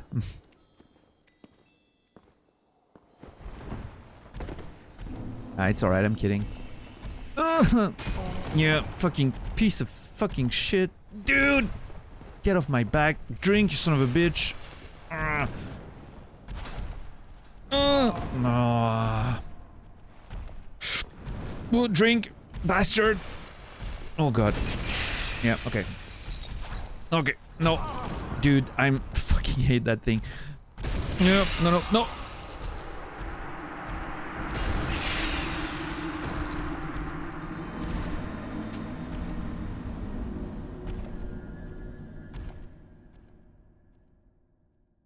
I'm oblivious to exploring. I didn't even find that cave you went in for the slab. Wow, lucky you. I wish I didn't. See, the suffering, yeah.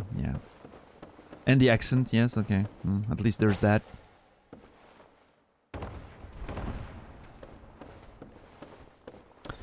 On the bright side, at least you didn't fall this time.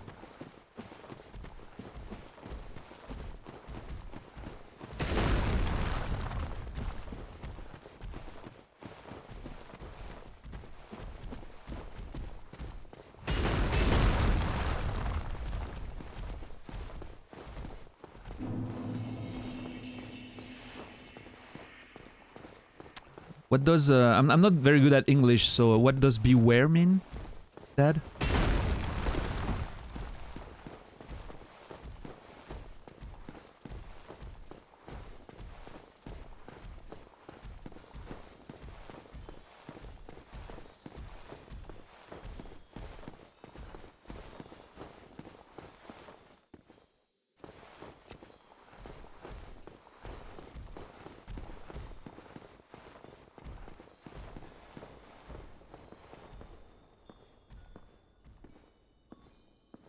I know, Laura, I know. I was just avoiding the joke.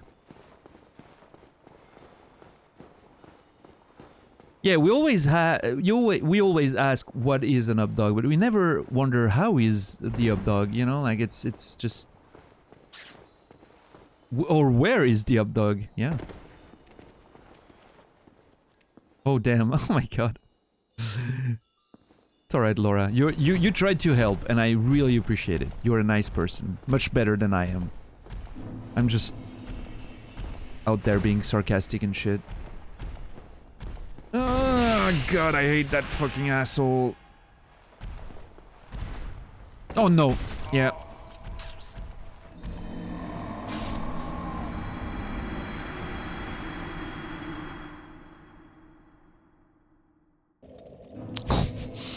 Bye.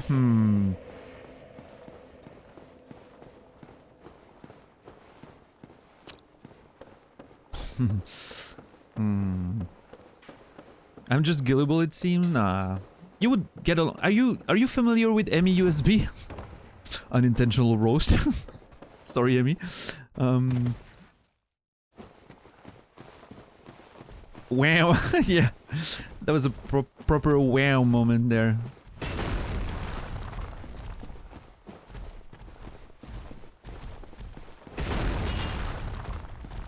If you look at my chat log, 50% of the message will be bye. Yeah.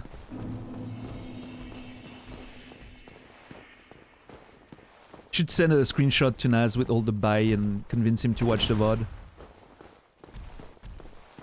Is that unicorn throwing a tomato at you? Yes, yes, very much so. And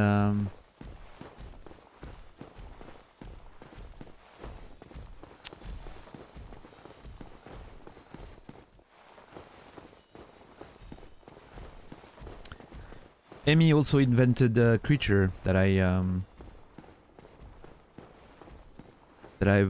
dubbed the Unicow, which I'm going to probably use in a novel in the future. Just cause I don't know. Okay, let's chill there for a sec.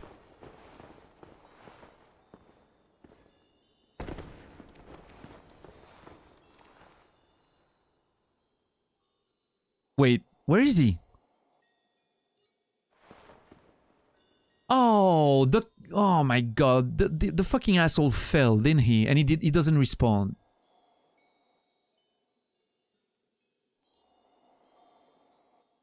I don't even get the fucking satisfaction of killing him. I am absolutely irate right now.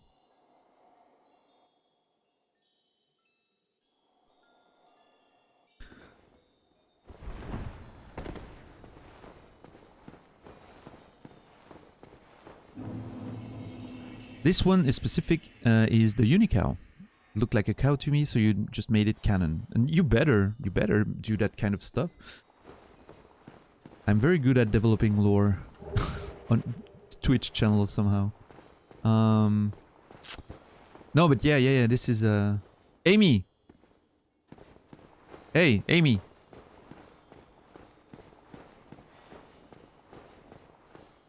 This is a cow. Right there.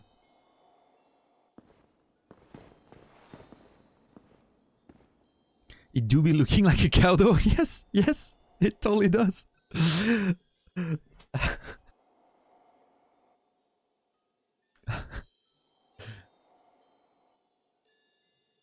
Nutters, very much so, yeah.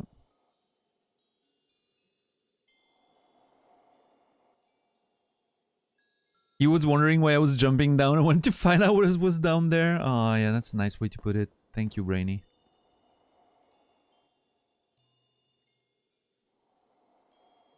Wait, I'm confused a bit there. Am I supposed to go this way?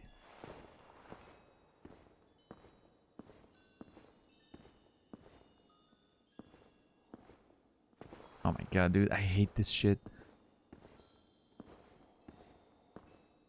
This is the same thing. Wait. Wait. I'm getting bamboozled there.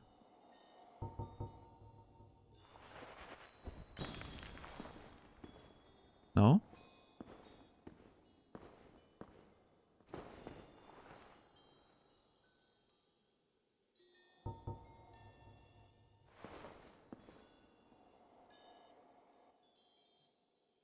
Wait.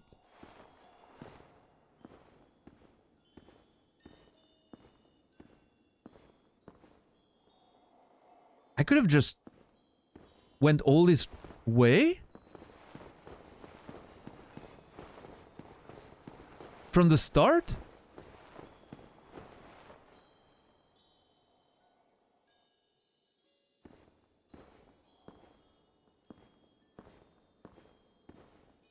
Alright, stars, I'll try.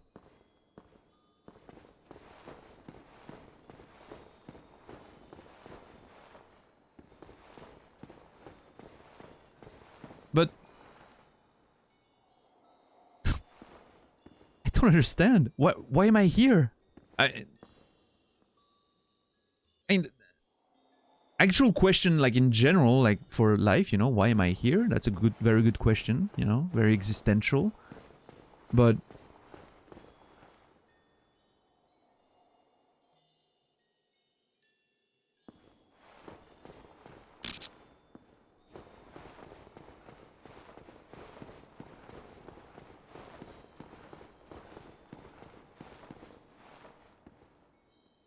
why are we here?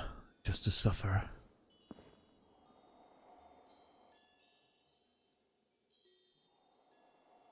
I think these crystals have a bad influence on my brain. Stars, you have... Oh, she's not here. I was gonna ask if she had a solution for that. Oh my god, it means there's another path that I missed? What the fuck?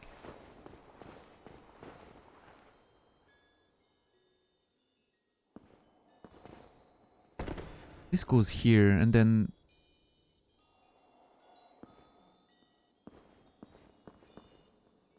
Exquisite Peeve quote? It's from Metal Gear.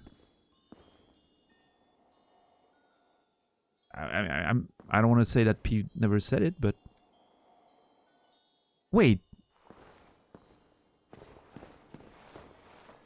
Imminent fall?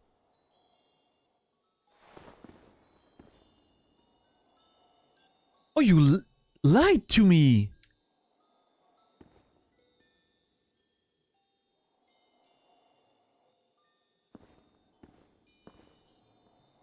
Fucking lied to me! Straight to my face, what the fuck?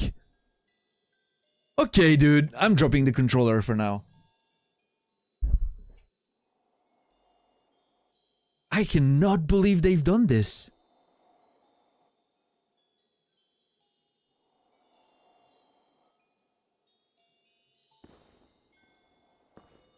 Oh, okay. Oh, that's the way you want to do it.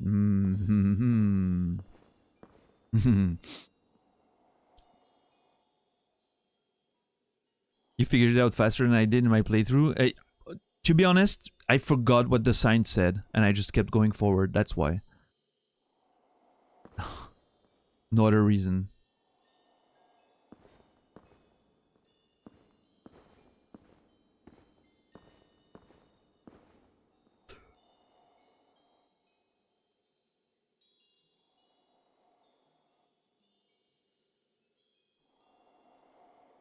Oh, third masks. Okay, Arion, sorry. I was oh god, don't do that. I was confused. Alright, let's just get the fuck out of this. I just want to, you know... I don't say that very often. I just want to be done with that place. I want to be done. I want to go home. I want to go home. I want to go home. Oh, nice.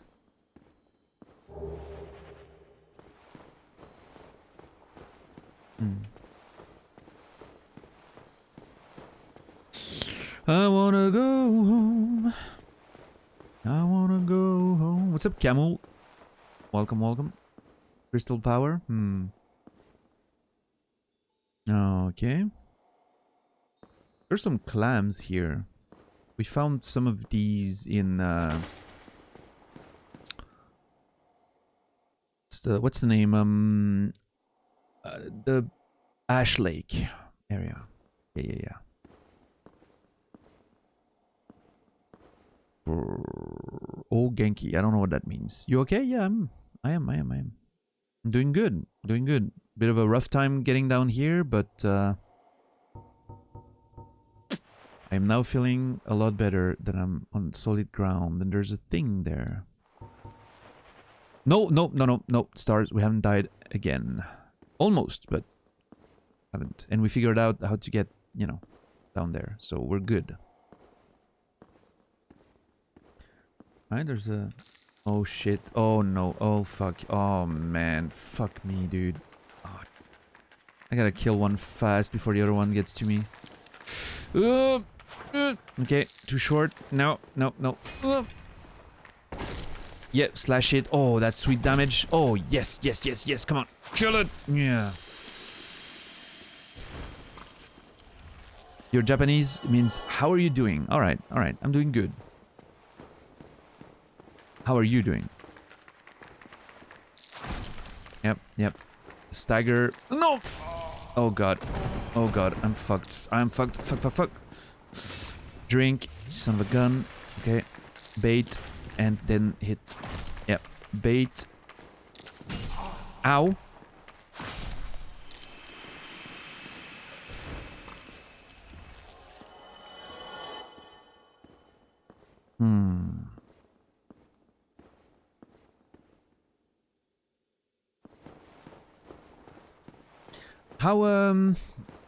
How are you getting used to your new controller, Emmy?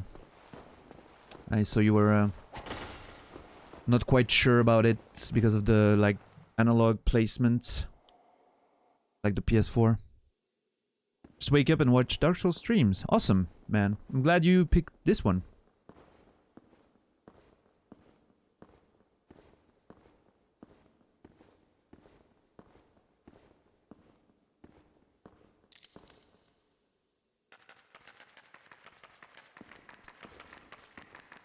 Their little legs are funny. Oh my god, fuck. There's two of them. Oh fuck, I'm so fucking fucked.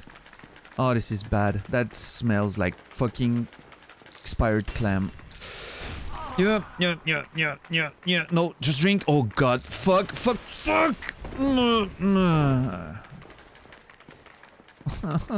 Please don't kill me. Yeah, okay. Kill one at least. Oh no, I'm fucked. I'm dead. Fuck!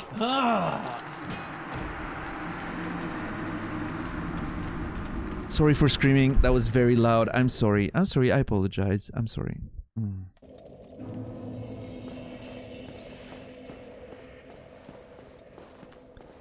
I really like the poetic metaphor that each skull is a pearl. Yeah, I mean that's what we actually, when we were visiting Ash Lake and saw the first clams, we saw that there were skulls inside, and we were wondering if they were the victims they digested, or if it was like somehow they would create, you know, those skulls like we create pearls. Like, I don't know. Now I'm thinking, I'm wondering if they're real pearls or if they're real clam. Well, I mean, again, wondering if they're like a natural species or if they were a product of Seath experiments and somehow found their way to Ash Lake. I'm not sure. Maybe Seath went to Ash Lake to find. Oh, actually, maybe Seath himself went to Ash Lake at some point on what we think is the old battlefield of the war against the dragon. Maybe to find remains of dragons and scales for its you know, studies and shit. No? It was Arion? Okay, good. Wonderful technique. Yeah, I you know, some souvenir from the music days.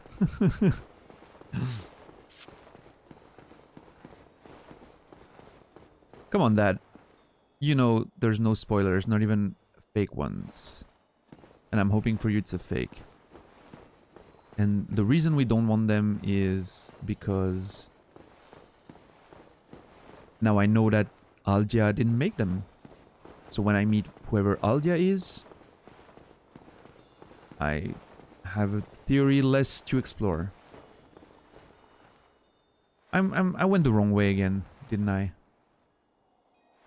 Oh yeah, there.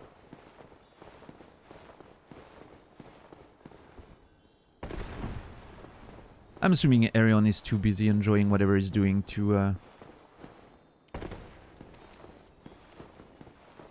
get the purges going. I'm gonna need more mods, don't I?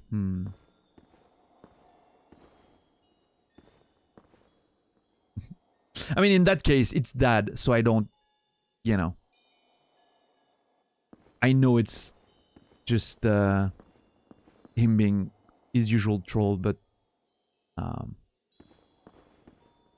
I prefer, well, let's put it that way, I prefer setting a proper example. Point taken, behave better than I do in Naz's channel. The thing is, I'm more harsh than Naz is, and the problem is if, like, I let, let's say, people that I know better do it, then everyone's gonna do it because they see someone doing it and they think they can get away with it. And then it becomes hard to draw the line and it's fucking annoying and, you know. Exactly, Laura. And like I always say, a joke spoiler is a spoiler. Well, I mean, like if you tell me Dumbledore made them, right? Okay, cool. But if you mention a character from another game or making a joke that could be taken seriously, it removes a theory, right? From my mind. Like I know this is not gonna happen, which could potentially, you know, be an indication. I'm really extreme about spoilers. I'm sorry. Like some people think they're strict about spoilers. I'm more than that. I'm really weird about them. I'm sorry. Oh god, I'm fucked again. Okay, just drink, son of a bitch. Oh wow, okay. Awesome. This is great. Fantastic. God, this is fucked. Oh, I'm gonna yeah, no. Roly-poly, let's go. Oh god.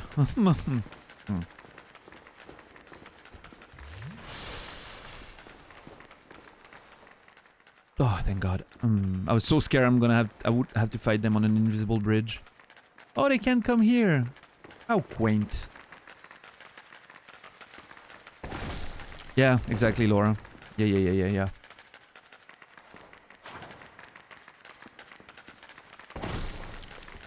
But I mean, by all means, Dad, troll as much as you want. Just don't make it about the game, I guess is the best way to approach this. But I love a good dad troll, you know, it's yeah, it is a good game, right, Camus? Yeah, I agree. It's a very good game. It's alright, Ariel. Don't worry. No harm, no foul in this case. Alright, so I inadvertently found a cheese for those clams, which I'm not gonna use, I think, because, I don't know. It doesn't feel great. I prefer going at it the right way. Ah, I'm loaded in souls, holy shit. I have so many of them. This is scary. I don't want to die. There has to be a secret wall or something, right? Do they really expect me to do all that travel every time? Oh my god. I think they should put, you know, bonfires everywhere. Or maybe a system where, you know, when you get to a special monument thing, and if you die, then you respawn there instead of at the beginning, right? That would be cool. They should probably make that in a game. A stake of sorts, exactly. Yeah. Maybe we could call it the stake of Maria, or I don't know, Maria is a good sounding name, maybe it would work, you know. Some healing bugs would be nice too, yeah. Marika, that sounds like a proper good name for that shit. Yeah. That sounds ridiculous? Okay, Tremolo, okay. Maybe you're right. In a way, it's best to not speculate. Yeah, I mean... It's always a fine line, right? Because, like, I love when we speculate and there's a bit of back and forth. But then there's also the fact that everyone knows the game and has played it, and a lot of people have read all the wikis and watched Vati's video or whatever. And so it's always a concern that how much is their actual speculations with me, or how much is it them just giving me spoilers unintentionally, right? It's, or maybe sometimes intentionally, but trying to pass it as a theory. Stake of Malacca. I don't know what that means. Was that bad, Arion? I think we were just joking about the stakes earlier. What's up, Edsta, by the way? I don't know what, you know.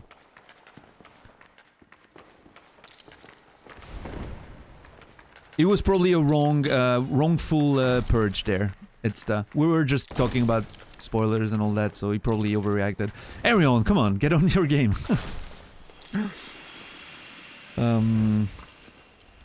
But yeah, it's really hard to draw the line, right, Tremolo? Because I like a bit of back and forth, right?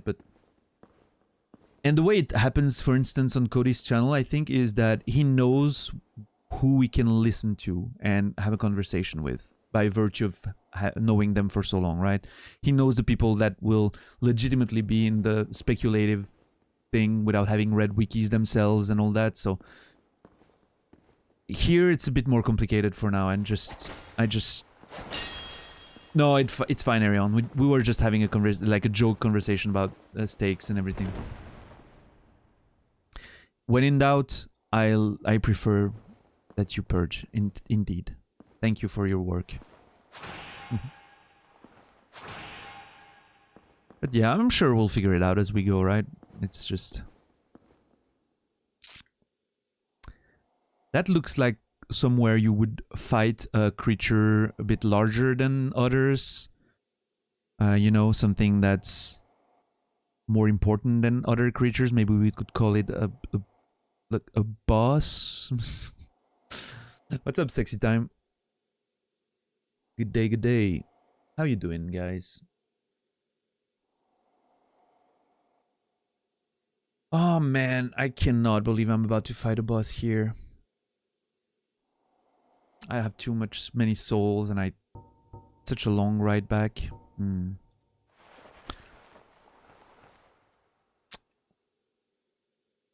Wonder what that is.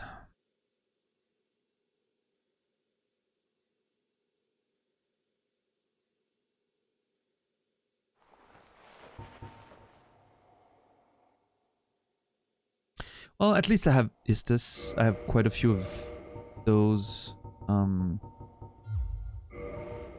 Quite a few Estus.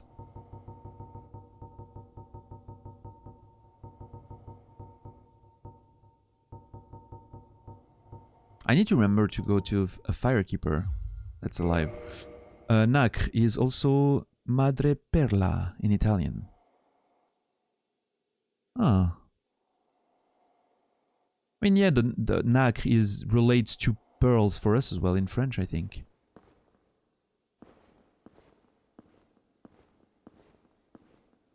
Matter of. Okay.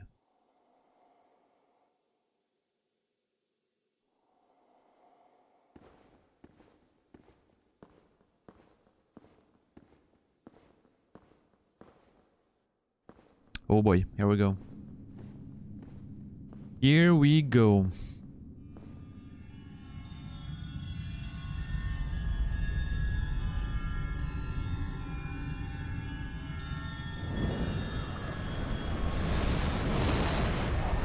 Huh. Interesting that you were drawn here.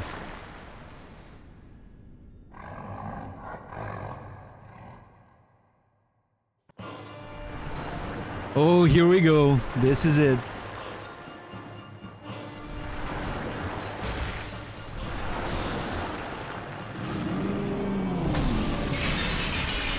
Oh, fuck. Okay, I get it. That's why he came here. That's why he came here. That's the source of his immortality, or... Yes. Get fucked. That's why he came here. We almost found the source of his power, so he wanted to protect it.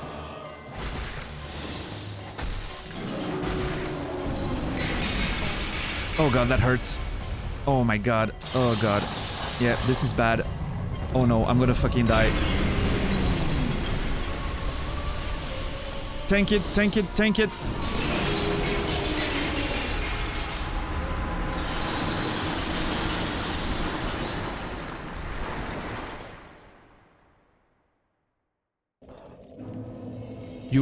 While cursed, your HP is halved. Lifting the curse requires a purging stone or the aid of the healer in Anor Londo. I knew that the purging stone would help there, because I've read it.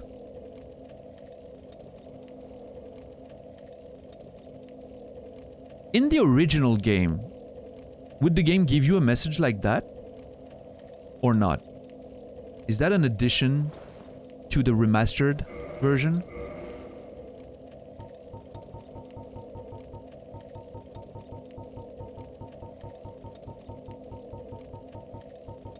Original had it too.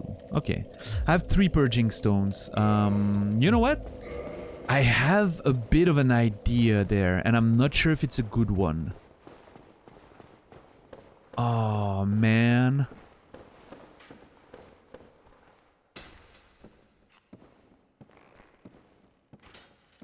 In Japan original, no. Interesting.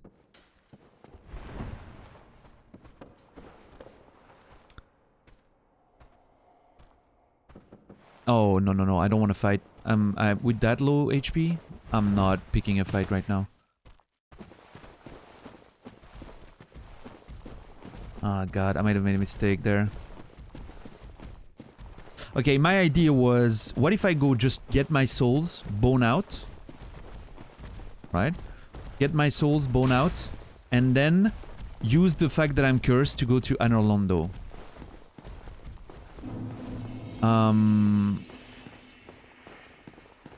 And see if I can now interact with the enemies there. The problem is, I'm not sure.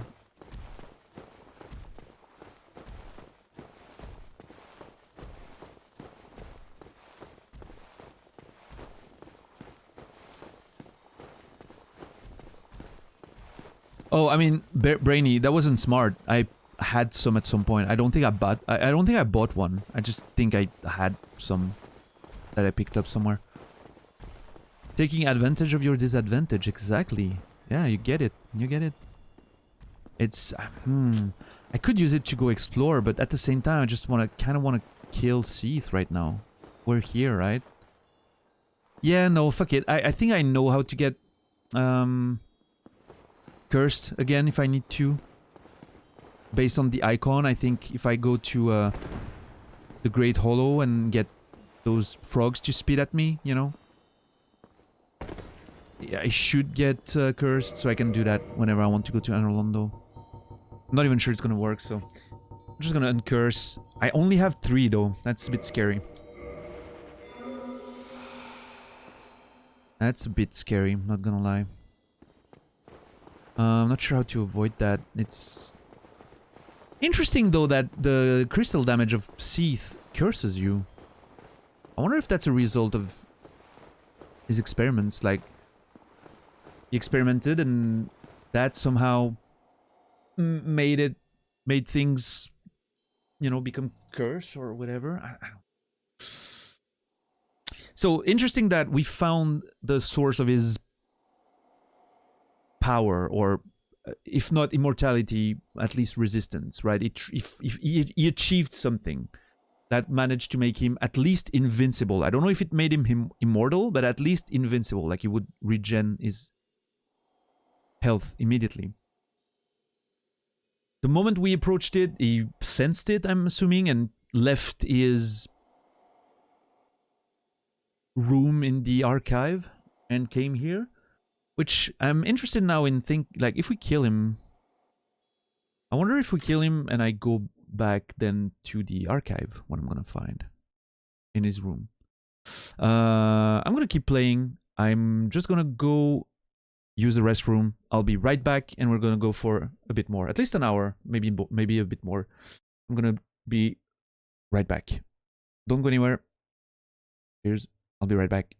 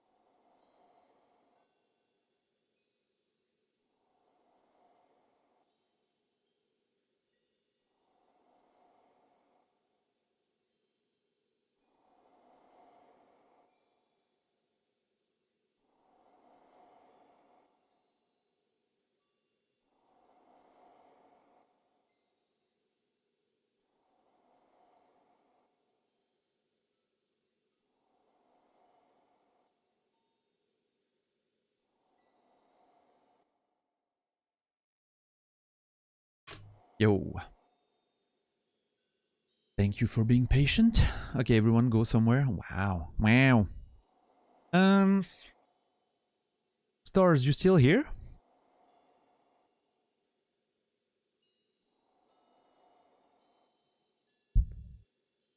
Are you streaming tomorrow and today, or just today? I don't know your schedule. I'm sorry.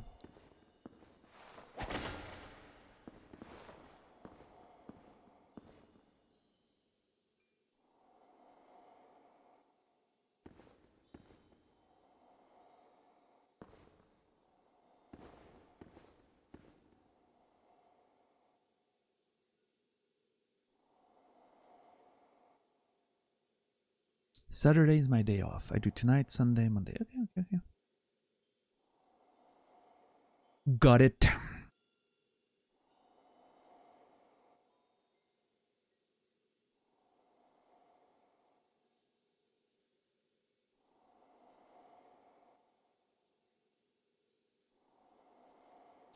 I want to see some tasty Elden Ring. I think.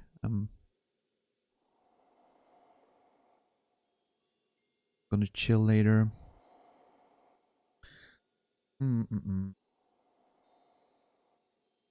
I'm gonna get into the. Ah, fuck off. Phone.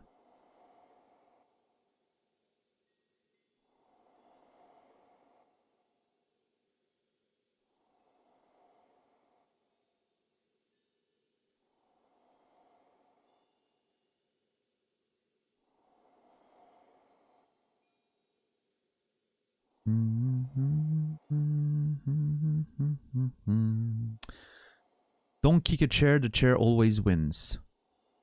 You have strong chairs, Brainy. I've destroyed a chair by kicking it. Scam callers? No, sexy time. If you're talking about me complaining about the phone, it's not that. It's just the fingerprint thing. It just never works as much as I would like it to. It's so weird sometimes.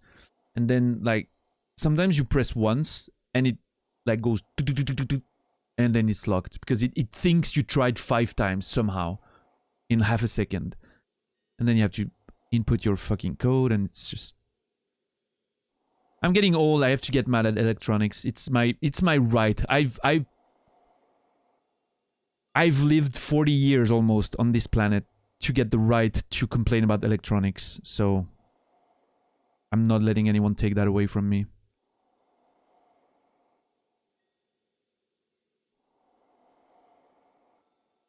It's part of aging, yeah. It's a privilege. Just use code now? Yeah. Usually, I mean, I don't know. Usually it's alright. I like the face recognition thing, you know. But, yeah.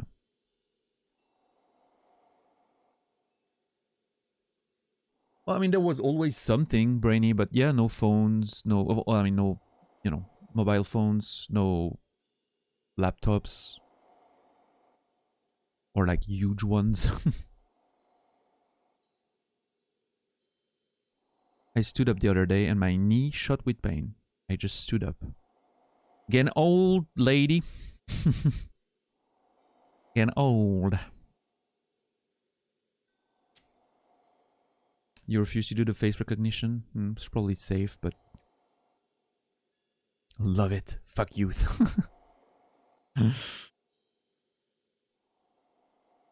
I tried to say something earlier. Oh yeah, I mean, I was asking, you were gone probably. I was asking how you got used to your new controller yesterday. Was it by the end of the night? Were you good?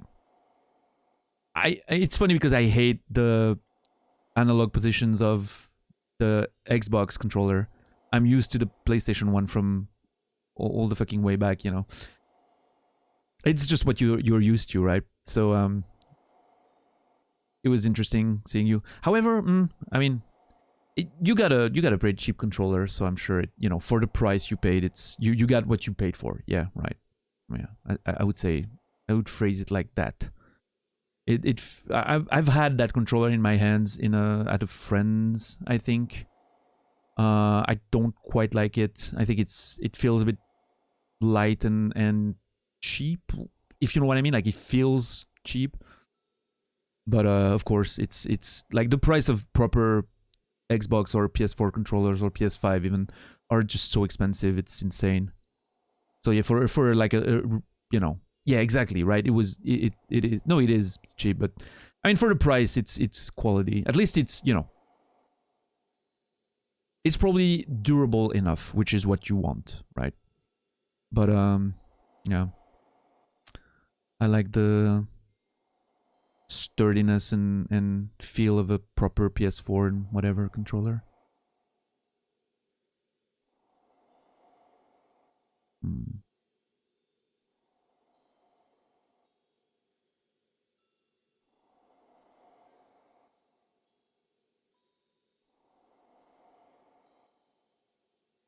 It's better than the broken one. Yep. That's for sure. I'm not trashing on Logitech. It's a Swiss brand. I love Swiss brands. I don't have an opinion on actually don't have an opinion on Swiss brands, but they're quality, you know, they're durable and everything, so.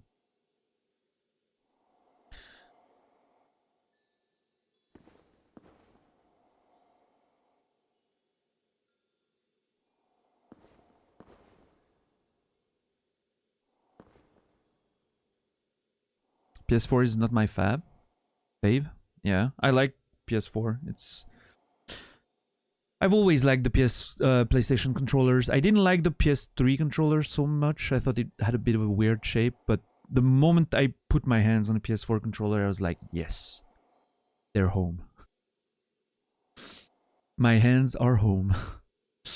I just love the very first PlayStation controller, like the old one that didn't even have analogs. That's what I used a lot when I was playing Tekken 3 competitively at the time, so. Yeah, doesn't it, Mask? Yeah. I played the PS5 controller at my cousin, and I actually like it quite a bit too. Oh, wait. I have something that helps with dragons, don't I? Yeah. Gold pine resin. You know, I might use that.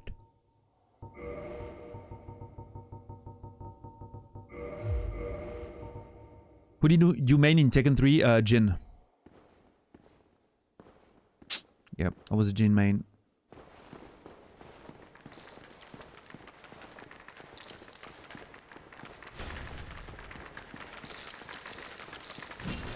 Ooh.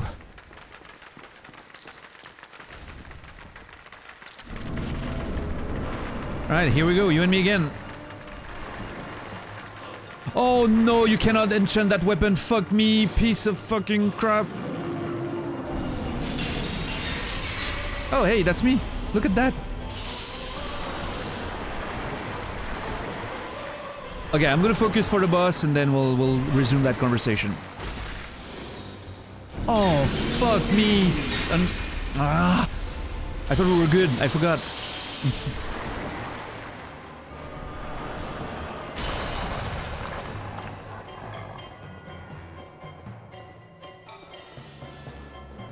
He doesn't like this. He really doesn't like it.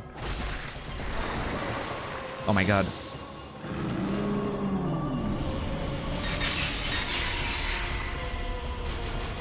Oh wow, wow, wow. Okay. No, don't get into it when he's doing the thing. Yeah, gotcha. Oh god. Get out, get out, get out. Drink, son of a bitch.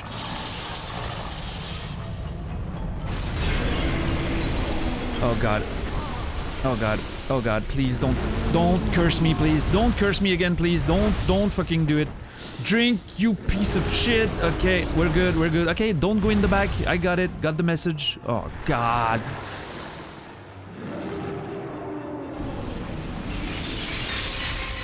What's up, Businala? I don't like that boss.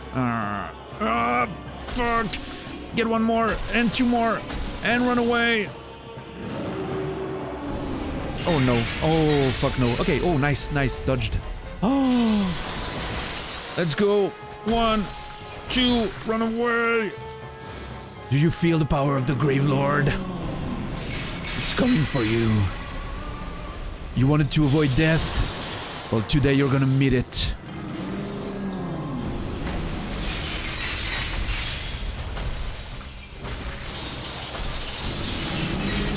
Oh no, oh no, don't you fucking dare. I swear to god. Drink, you son of a fucking...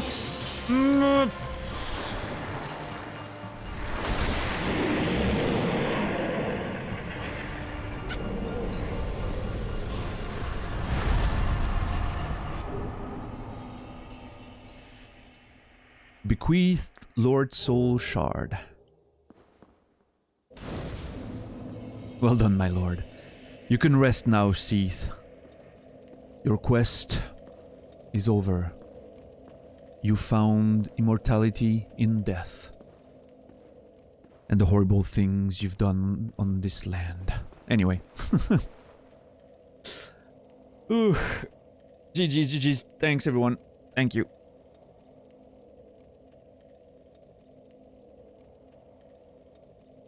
Eddie was so cool. I hated Eddie. Eddie was for noobs.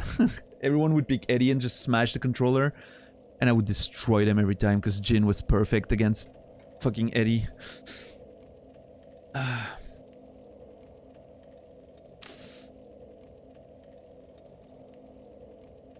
8-bit Do? 8-bit Do controller? 8-bit Do, maybe? Are they like a replica of like 8-bit controller, like NES, or just completely different? Hero speech in the middle of the fight. You know it, baby. Arion, my man, that's how we do it. Okay, so I'm gonna go with a bit more HP, I think, in this situation. Yeah. Especially if we're soon gonna have to get cursed. I want to have at least a bit of HP, you know.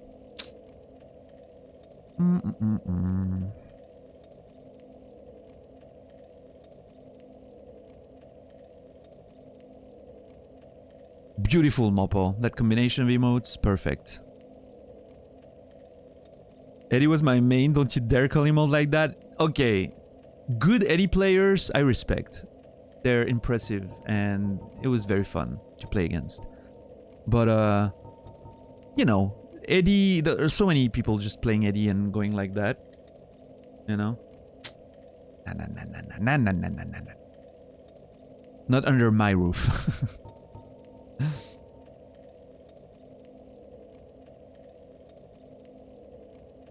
Alright, Buccinella, I get it. Nice. They have a whole range now? Cool.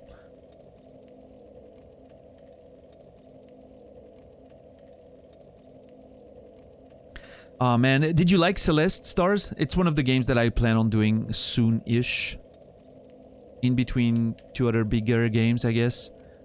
I really want to get into Celeste. I love hardcore platformers and difficult games like that, so... You went super hard into it? Nice. Well... Yeah, it's that? Okay, cool. I'm looking forward to play it, for sure. You almost got a feathers tattoo. I'm looking forward to find out what that is. I love myself a good Lei Wulong player. Actually, Lei was my secondary for a long time. It was pretty good against some characters that Jin wouldn't deal with, so...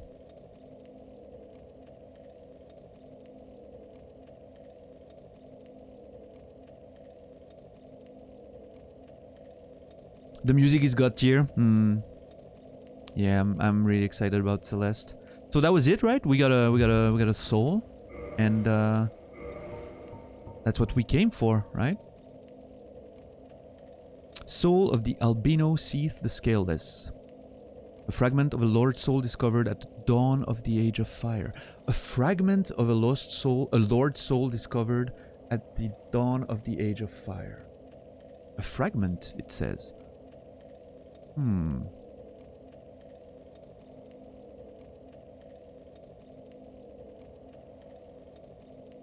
Was the ultra-long Jaguar Phase Guide throw you around combo OP? No, you could get out of it pretty easily.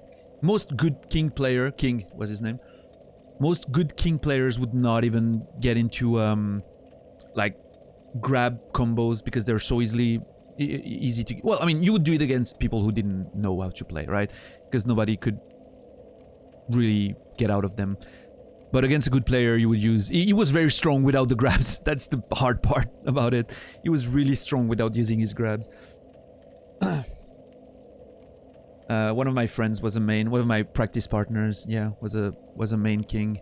So I had a lot of experience against him, yeah. No, yo, sure, if you don't know how to play, like the chain grabs, pff, yeah. But when you know, you just press the right button and you're out. So, just a waste of energy and time for everyone. At the very high level, you don't even get grabbed. Like, you get out of the grabs before they happen. So... Because you can see which arm the character uses to grab you forward, like which arm goes forward, and you know which button to press, and you're out.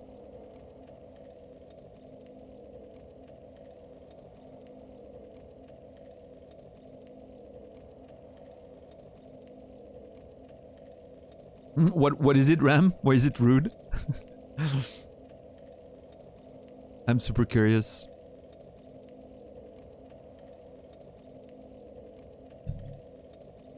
I don't click on links during streams. I don't like to, you know. Super tiny controller? Oh my god. Awesome. Star's always complaining about those little hands. Getting a tiny, tiny controller.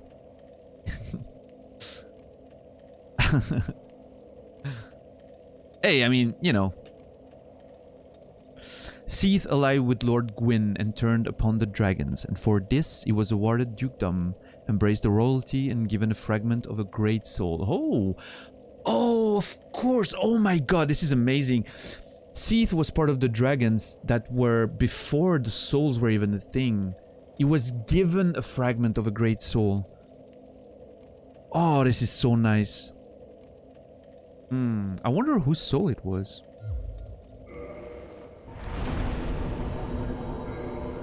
Hey, I'm 5'1", 90 lbs. I'm essentially the size of a child. Oh, man. You don't look tiny at all on camera. I'm gonna say that. If I were to guess, I would have said you were more on the taller side. Same with Emmy, by the way. Emmy looks tall and she is, I think. But, it's interesting, yeah. I mean, I guess maybe with... I guess the reality of it is we think everyone is average when you see them on camera, right? Because you don't know. So you assume everyone is average. So you're surprised when people are short and you're surprised when people are tall, right? Yeah, you, Emmy, yeah. You seem... I've always thought you seem tall, but you is because you have that camera when you're cooking and seeing your dad and your sister around you and the furniture gave me a sort of scale that, yeah, she's on a taller side for a woman, yeah. Yeah, I'm not gonna leave right now. We have Logan to figure out still. And I want to go explore that room where Seath was installed and killed us. I'm gonna go there now. Oh god. That's just because she's jumping a lot? Is she? She makes it... You know, she's running 3 minutes per day. Trying to get back into shape, which is very admirable, but clearly it means she's not gonna be jumping around all day, right? Too much, Emmy? I'm sorry. Oh, I need to sit down. Fuck me.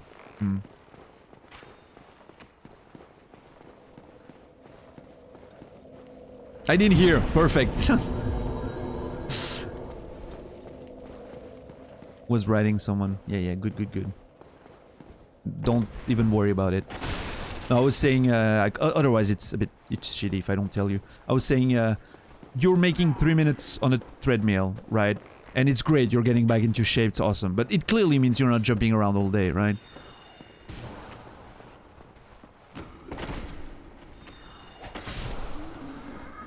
Right.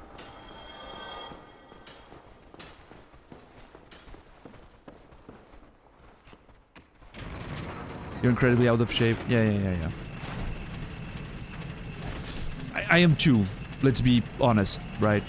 I'm right there with you. Absolutely not. Absolutely not. No.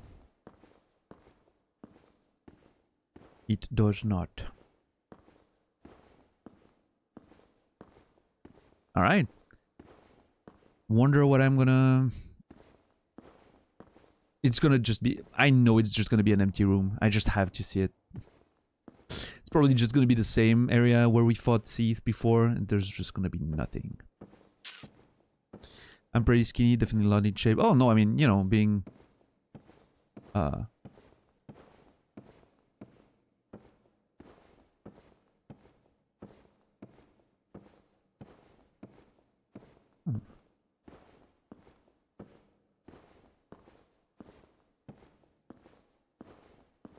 I don't know what I was trying to say. Yeah, no, you can be skinny just because you don't eat that much, and that's it, you know.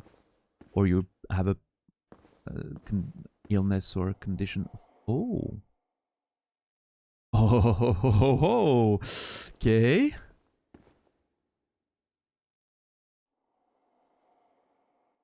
That's beautiful.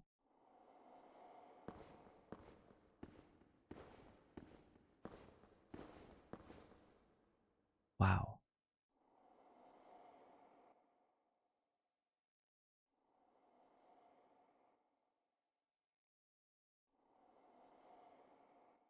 That's where he was studying and doing his experiments, I guess. What's in the box? We're gonna find out. In a moment. We're gonna find out for sure.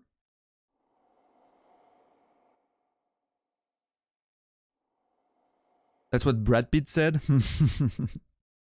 I need to watch 7 again, actually. I was playing, I don't know if you know Framed. It's like one of those daily games where they show you just a frame and you have to figure out what the name of the movie is. And every time you guess wrong, they show you another one, etc. And the other one was, the other day was, 7 was the one.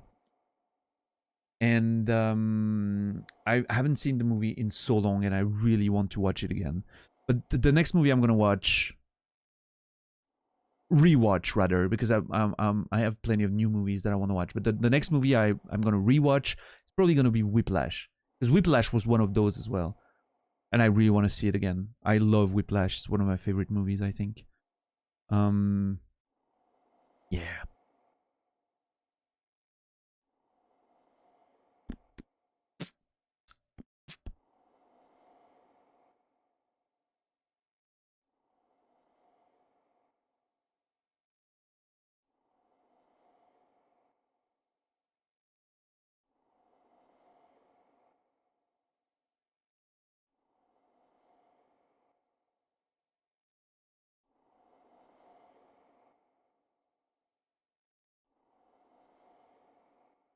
Birdman with Michael Keaton. I might get that sometime. Yeah. Might have to watch it. I think I put it on the list. The list, you know, the big list. But the next new movie that the next movie I haven't seen that I want to watch is Lighthouse. The Lighthouse. Haven't seen it yet. Seems very interesting. Large Magic Ember.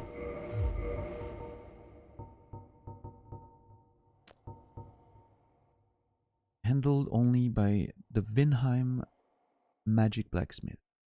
Okay, so this one I need to go give to whatever is his name down in New Londo.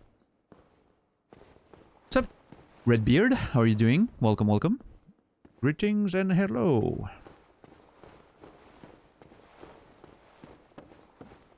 Lighthouse was very good. I hear it's pretty great. Of course, everyone talks about it, but I'm looking forward. Soul of a Great Hero. Ooh, okay. So I'm assuming this was like one of the main studying rooms of the archives. I'm actually surprised. I thought Logan might be here. It felt like somewhere, you know. He wants to know what happened here. He wants to study all of that, so he would come in the like main area where all that shit was happening, right? You've never seen this area of this Dark Souls? It's where Seath kills you the first time when you cannot fight him, and then you come back after killing him.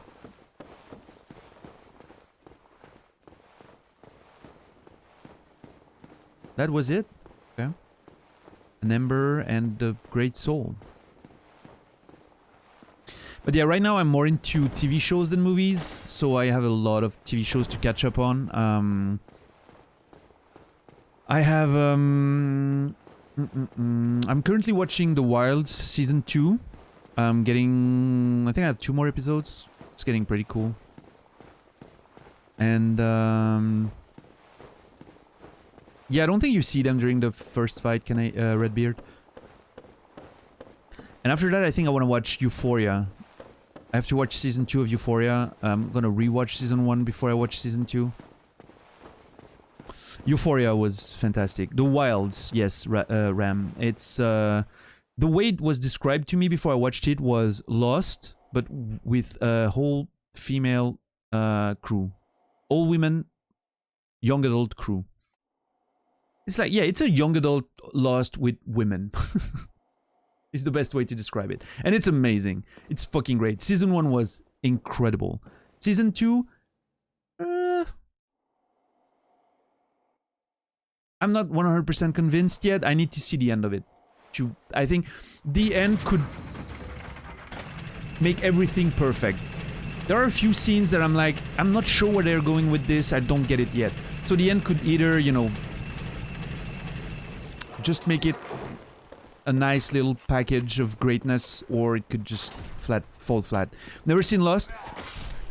It's very controversial. I still recommend it. It's still one of my favorite shows of all time. I think it's still great. I would say it's even better watching it, like binging it, than watching it week by week. Week by week, too much time to think about cool theories that were then proven wrong.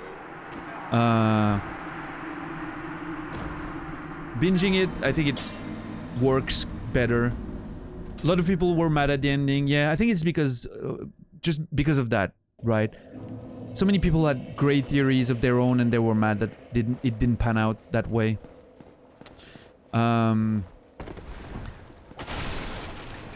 I liked the ending at first. I understood what problems people had with it, but I liked it. Watching the show again, like binging it again, years afterwards, it, to me, made the ending feel even better. I really liked it. I think it worked thematically. I think it worked for what the show was trying to do. So I'm actually yeah, I'm a Lost ending apologist, if that makes sense. That's a thing that exists. Ha! Get fucked. Severance is really good. I've heard that as well. Haven't watched it yet. Reminds you of early Lost. Ooh, might have to watch that soon then. Oh, come on, fuck you. Oh no, I'm dead. No, I'm not dead. Okay, drink, move. Leave me alone. Okay, parkour. Fuck. You like the ending of Lost too? Yeah, I thought it was thematically fitting. I understand some people wanted something else out of it. I think a lot of people wanted a lot of the answers spelled out. And the problem is that the answers were given, they were just not spelled out. They were, you know, you had to figure it out on your own, right? And a lot of people didn't like that, right? So that... I'm just happy they're continuing Berserk. I haven't read all of Berserk. I'm gonna get to it eventually. So I'm just, you know.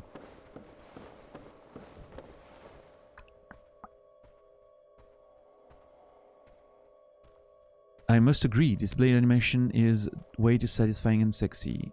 Agree with what? Did someone mention something about my weapon?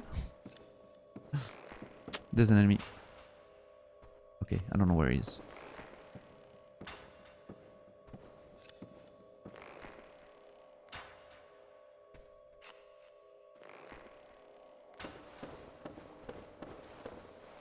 Oh. I thought it was one of these things. It's actually Logan. Well, fancy seeing you here. I was just mindlessly going around, just reading chat, and just... There we go. Only manga you ever read was Berserk? I've read quite a few. I'm not a huge fan of manga, but yeah. I like quite a few of them that I've read. Akira is probably my favorite. Akira is just old school but awesome. Yeah. Your coworker told you to watch Euphoria. She was insistent. Laura, I would say, you know, if you like... No, you're from the US, right? So you probably... Did you watch Skins back in the 2000s? Euphoria reminds me of Skins a lot. It's a lot more serious than Skins. Like, it doesn't have the same comedic relief that Skins had. it's a bit more serious. It's a bit more artistic, like the way it's shot and the way it's written, and it's a bit more serious and yeah, artistic, I would say, is if that makes sense. You've seen a few episodes of the UK show, yeah, but like the themes and the way it's approaching them reminds me of Skins a lot. Big fan of Skins, by the way. UK version, haven't seen the US one. Huge fan of Skins. I'm gonna actually do that. Yeah, better. And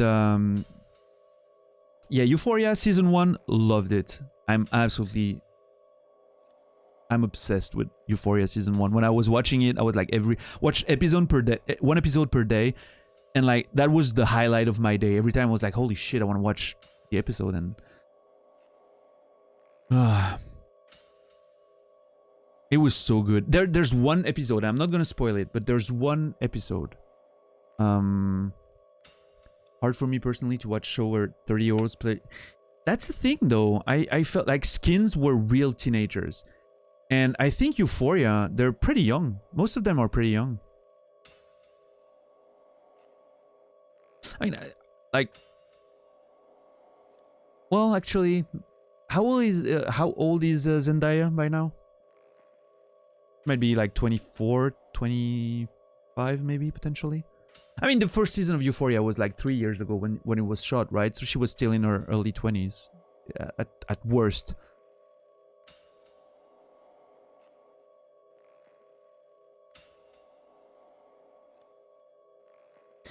What I will say is, like, Skins, they were like real teens, and it showed and it worked. For Euphoria, they might be, most of them I think are in their early 20s, which makes sense considering the sexual, nature of most of the show. It makes sense that they're not taking teenagers, right? I think the way they dressed them and, did the makeup and everything, it worked for me. Like I was able to suspend my disbelief, right, to watch it. Early 20s kind of works. It's not like Dawson's Creek, right? It's like Dawson's Creek, you had a 34-year-old play a 17 or 15-year-old even. That's just silly. But yeah, for Euphoria, I think it worked. Yeah. And you feel old? Yeah, I do sometimes too. But yeah, Euphoria was just...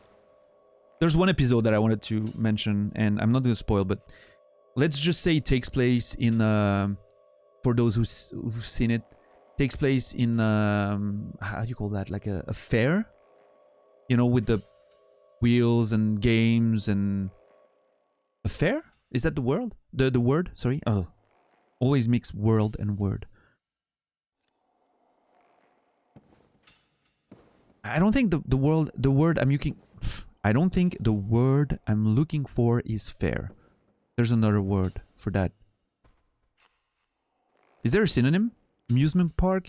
It's more of a fair. Like, I think it's a temporary thing. Carnival? Yeah. Carnival could work. It's a temporary thing with fucking wheels and games and bumper cars and, all that good shit. Anyway. Let's go with the fair. So there's one episode that takes place in a fair.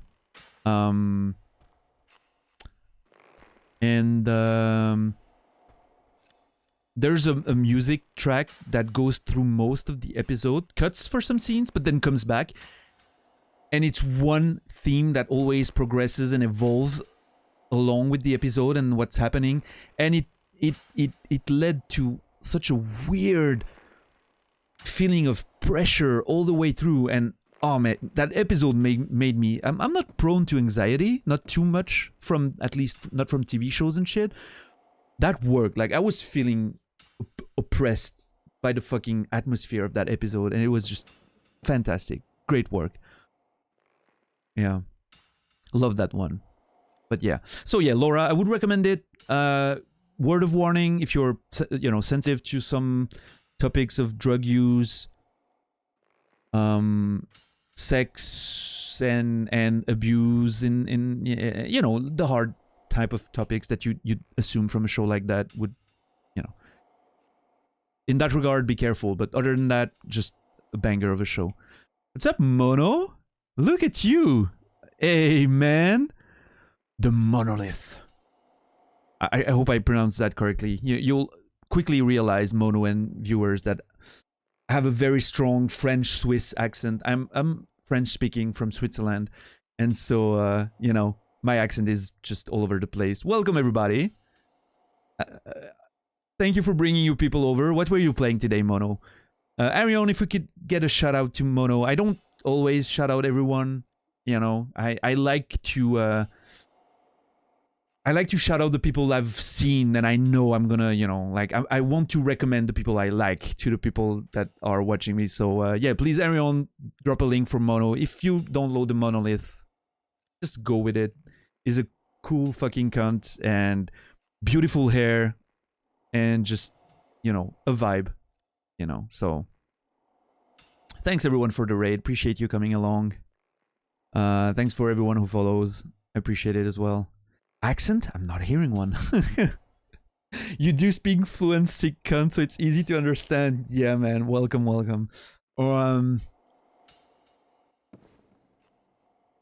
don't know what you were playing today. I'm doing a long stream today because I have more time. So I wasn't able to watch what you were doing earlier. What are you on right now? The other day you were playing Born Punk, I think, right? That was the one you were on, I think. That looked interesting, very unique. That old school point and click adventure style. You were getting through some Yakuza 5. Got you by the balls. Story, it's not so good, yeah? Okay. Disclaimer, I've never played any of the Yakuza games. Well, actually, I've played a bit of 4, I think it was. I think it was 4. PS3, I want to say. Maybe it was... You start the one I played by being... You're one of the cunts that goes to collect the money that people owe you. And you start with that guy. I don't think I went much further than that. That's 4? Okay. I was worried someone was gonna say, that's all of them. It always starts this way. Born Punk's wild, really cool point-and-click game. I love point-and-click games. You know, back in the day, I grew up on those... I grew up on Full Throttle and Monkey Island and like The Dig. You guys remember The Dig? And Indiana Jones and the fucking Atlantis thing. I grew up on that shit. There's a bit of a revival for those games, but I would need to, you know, get into it again. Septerra Core was my point-and-click love. I've never played this one. I think I should play, what's the name? It's not really a point-and-click, but it kind of is. From what from what I've seen of it is Disco Elysium. I hear I need to play that. I've been told that I needed to play that. I don't know how it's gonna work on stream. I hear it's a very verbose game. Like, there's a lot of words, right? But now that there's a version that's fully dubbed, maybe it could be a thing, you know? I don't have to read over it, at least. I don't know. Look at my beautiful character, by the way. I wanna brag a bit about my you know, my vibe right now. Look at that fashion souls. My god, Sames, everybody who's played Disco Elysium sings its praise to no end. Yeah, right? Like, everyone, every cunt that I've heard played Disco Elysium is like, yep, no, you should play it. Don't look anything up, just play it. It's great, it's amazing, you'll love it. Okay, well, then, guess I'll have to at some point.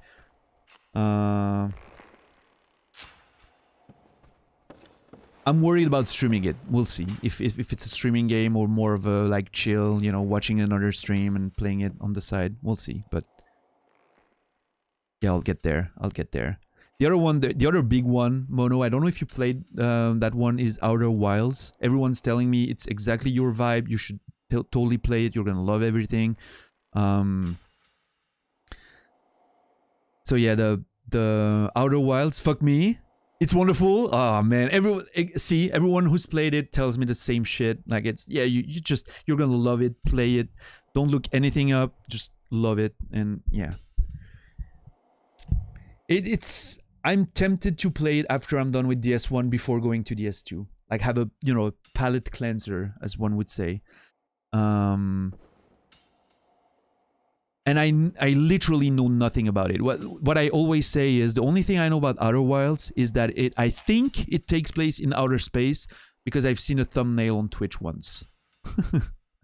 I don't know anything more about it. So it's probably the right way to approach it, right? Unforgettable. Oh, that's a big fucking word right there. I'm looking forward to it. Outer Wilds just made me stressed. Yeah, Stars, I've heard you were not enjoying it too much.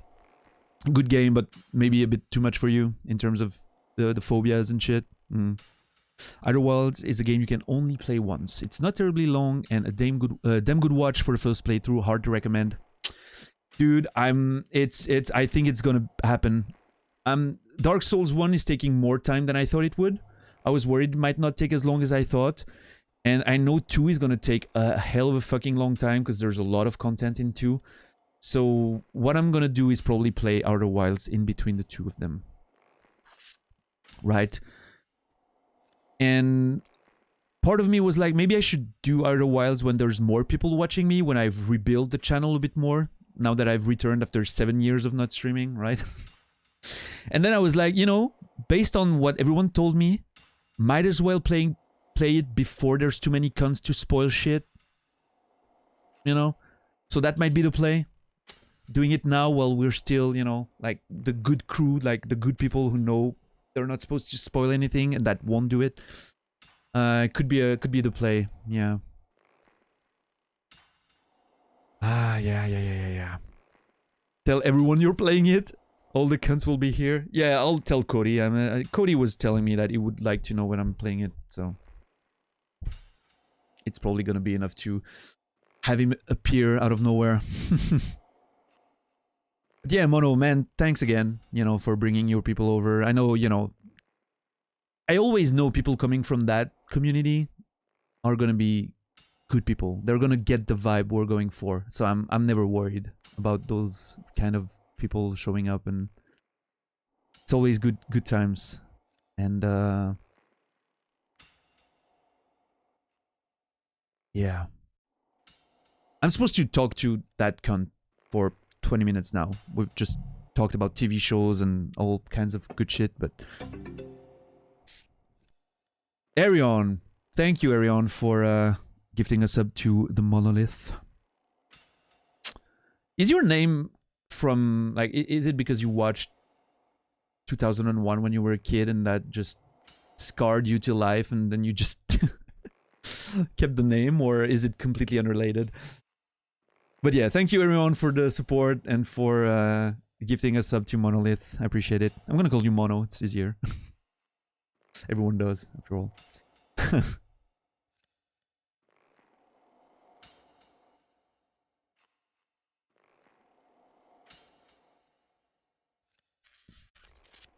Alright, let's see what Logan has to say. Hello there. I was expecting you. Oh, you were? This place is truly magnificent. More than expected, even. Right. As promised, I shall share the new sorceries with you. Nice. And the secret of Seath's immortality. Oh. Now we're talking. Is there sweet, tasty lore in there somewhere? So I need to buy all that shit again, I'm assuming? Oh, God. We're never gonna be done with that stuff. It was originally Inhuman Monolith, named after a cattle decapitation album. So I don't know cattle decapitation. Is it grindcore? From the name of it, it's gotta have to be grindcore or some core thing. Inspired by 2001, right?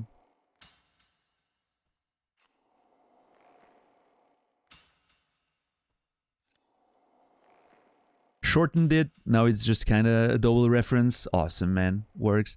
Death metal vibes. It's good time if you like the heavies. we talked about metal earlier today, and I mentioned that death metal was a genre that I didn't know very much. So when I listened to a bit of it, like someone is like, yeah, you should listen to that song, it kind of goes over my head because I don't know the genre very well. You know, that kind of when you don't know enough to appreciate what it's the great things about it. I'm more of a post metal type guy, you know, Isis, Cult of Luna, that kind of vibe, or some good black metal, some of the French black metal scene that I like very much.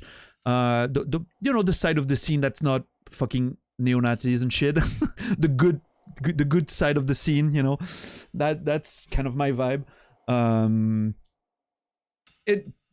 I have to make a distinction, Mono, because there's so much bad shit in the black metal scene. So yeah, it's a small selection, right? But there's some pretty good ones. And all the black metal adjacent, you know, like Death Heaven and Alcest that I love and all that vibe. Sylvain, if you know Sylvain, French name. I think she's not French herself. She might be Swedish. But yeah, Sylvain, very good recommendation if you like the good black metal. Adjacent stuff, it's more... Yeah, it's a bit of a mix of post-rock and black metal, I would say. But yeah, kind of works for me, that kind of vibe. But yeah, the problem of the black metal scene is that whole kind of, you know, shady scene and trying to avoid it, right? I don't want to support that kind of, regardless of how good the music might be, I refuse to support it. So yeah.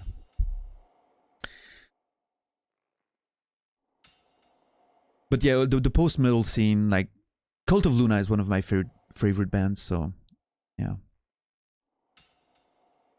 Love Dark Throne. I don't know of them. Morikande. I don't think I know them. Black metal is just surf music with a distortion. That it's not that far off, actually, if you think about it. Is the BM scene really that bad? I thought...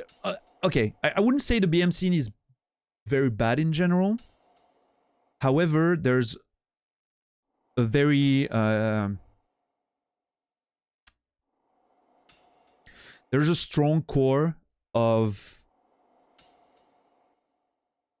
far-right black metal inspired. I think it comes with the... a lot of the themes in black metal are about, you know, your roots and the, you know, the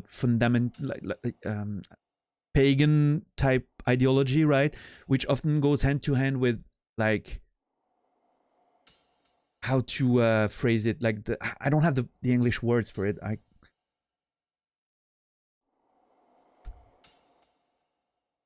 That vibe of authentic European, you know, like we're from Europe, we're the authentic European, and we have to stick, you know, with that culture of pure, you know, and in a way, you know, it's easy to go from there to white supremacy, right? it's next door, right? It's right there. It's just right outside the camera here. And like Mono says, like it's trying to out-edge each other, and we're evil, we're fucking... And it's... yeah, I don't vibe with that at all, of course. If you were there earlier today when we talked about all that, the news and all that shit, you'll understand that I'm leaning more towards the other side of the political spectrum. But yeah, most BM I listen to just songs about nature. Yeah, and often it is, you know, like and it can be about religion, but like religion is a big theme in black metal, and it can be nice. Like I love religious inspired art. It can be very interesting, lots of deep themes, but unfortunately it's very easy to go from there to the weird shit, right? Like if you know the French bands, like Peste Noire is a big French band that's known for their neo-Nazi bullshit, and then that got popular, which means a lot of other bands wanted to do the same shit because it was attractive, I guess, to have that very core scene. It got weird on the French scene, and you know. And then there was this whole Varg thing up in Norway, with the burning of the churches and shit. That got weird there for a while, right? Which is the root, you know, the root of black metal, right? Goes back to Burzum and all that. And that was a bit shady, and then he moved to France to escape the law, and then got in trouble in France anyway, and... And look, don't get me wrong, you know, growing up is learning that Varg isn't cool, but actually a huge cunt. You couldn't be more right. And, you know, I don't, there's some, the problem is that there's some of the stuff he says is pretty, you know, pretty interesting, like the self-sufficiency and not relying on the modern capitalistic society. That thing, I can understand that this is attractive to a lot of people. And then you get the second layer that comes much more pervasively, right? About going back to your roots and making sure women are there to appreciate their husbands and do the, you know, the, and then you go even further and you have to have those white blonde children, you know, because you need to keep that European essence, you know. It's so easy to go all the way to the end of the spectrum and to not realize you're getting pulled into that, because the first few ideas are not very, you know, they're not so bad. It's nice to have a farm and live off the land and avoid falling into consumerism. Those are probably good traits. I can appreciate that. And that's how they get you, right? Fucking hell. Yeah, and it's so subtle and, yeah, pervasive is the right word, I think, if I'm not mistaken. But Agaloch, yeah, I can dig that. It's a good band. Yeah, they never lead with the crazy stuff. That's how they get you. Yeah, I'm not a big fan of. I've not heard much of Agaloch. I think that the songs are cool. At least I don't remember them. Yeah, sometimes, you know, you don't know, and like you like a band and you have no idea, and suddenly you realize, oh, okay, shit. Captain Cult. Oops, all white. Yeah, and all that grindcore. There's a whole grindcore adjacent also scene with, oh man, what's it called? I don't even think I can say the names on Twitch.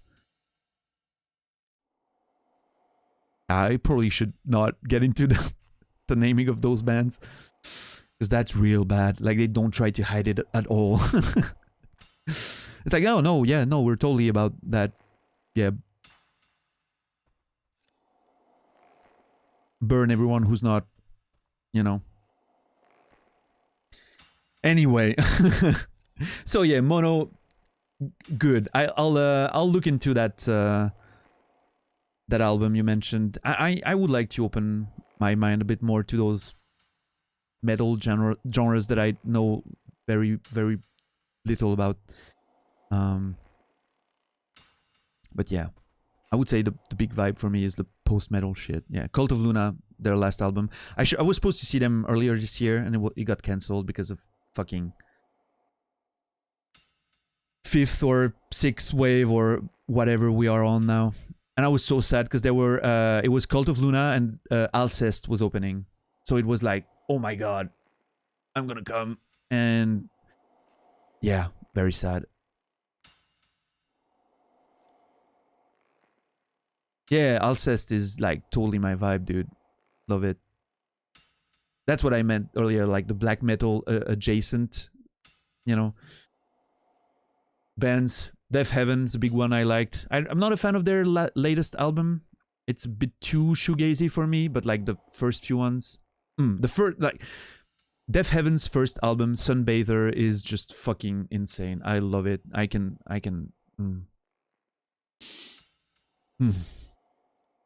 The rest of it, not so much. But the first one, banger. And Alcest is all the way incredible, I think.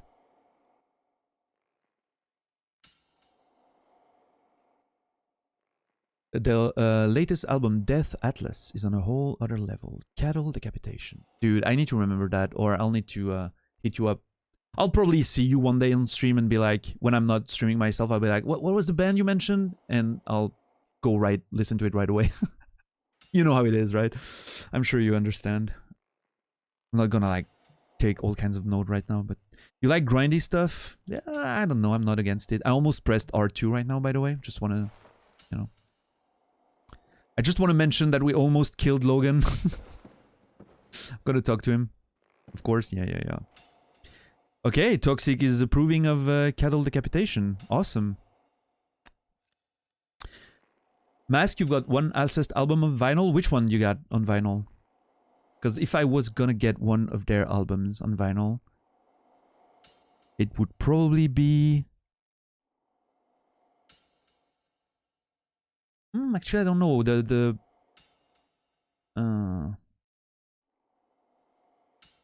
Les Voyages de l'âme is probably my favorite one. I'm gonna jump into Lurks, grab some food, have cigarettes while listening. Hey, dude, of course, take care of yourself. Thanks again for the, you know, sending your people over. And I'll see you soon, man. Cheers. Kodama. Kodama is great. Yeah. No, Kodama is great. It's a wonderful one. Gojira. Yeah, I know Gojira pretty well. I've seen them in live shows a few times, even though I didn't go to see them particularly. I worked in the music industry like 2 decades ago, and I was touring with some bands quite a bit. And so yeah, one of our bands was opening for them. Like 20 years ago probably. Gojira. I'm not a huge fan, but I think they're great. Yeah. Again, one of those styles that I don't know enough to really appreciate. But yeah. Almost killed him when he was in the cell. Yeah, we should probably talk to him before we kill him, right? The secret of Seath's immortality. I'm interested in that. You fought him and were imprisoned. You must know that Seath is a true undead, different from ourselves. His wounds close promptly, and no mortal blow affects him, granting true insulation from death. If you talk to me about the crystal... Promptly, and no mortal blow affects him, granting true insulation from death. It is an effect of the primordial crystal, a sacred treasure pillaged by Seath when he turned upon the ancient dragons. So only by destroying the primordial crystal can you so much as scratch his hide. That would have been nice to know before. The primordial crystal is in the inner garden of these very archives, the Crystal Forest. I already know that, Logan. Thanks. The tomes stored in these archives are truly magnificent. Yeah? A great pool of knowledge. The fruits of superior wisdom and an unquenchable desire for the truth. I like that word, unquenchable. Unsound fixation. But his work is a beautiful, invaluable resource. All progress demands sacrifice. Oh, okay. I certainly bear no antipathy for that wonderful, scaleless beast. Interesting.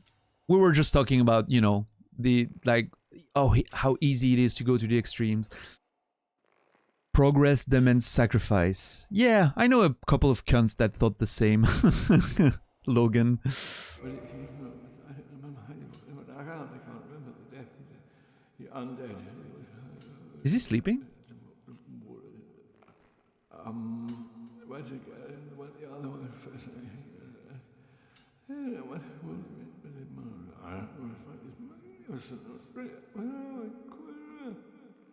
Okay, cool.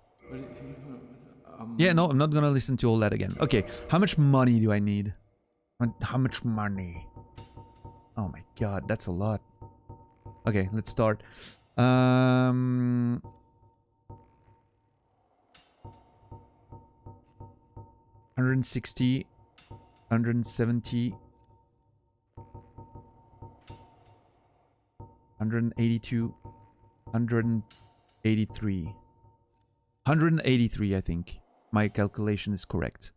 1,000 souls. Which I'm assuming is gonna get him to move further. Okay, let's... Fuck. It's a lot of souls. 133. 83. Ugh. How much is that?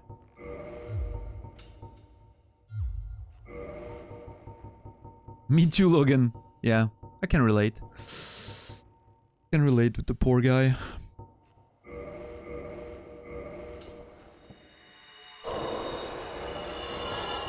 Okay, might actually get... I might farm it. Part of me is like, I should just wait until I get there. But part of me wants to farm it to avoid, like, getting it organically and just dying to a random fucking dumb situation. Actually, what I should do is spend what I can right now. I don't want to walk around with 180k on me, which is also turns out a very good advice for money in real life. Hello there. Oh, I am.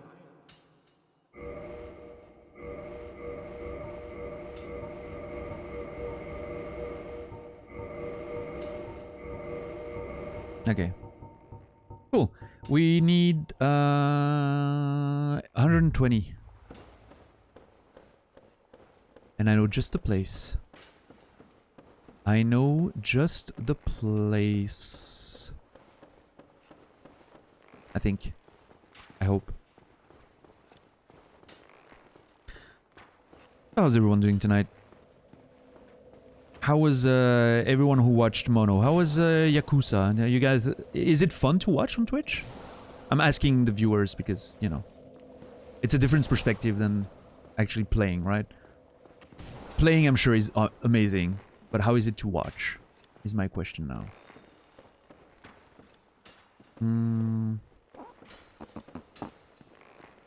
Fuck me, I cannot sit at the bonfire because enemies are aggroed on me. Mono makes it fun to watch. Okay. Yeah, true. That it can, you know... It's not necessarily about the game, right?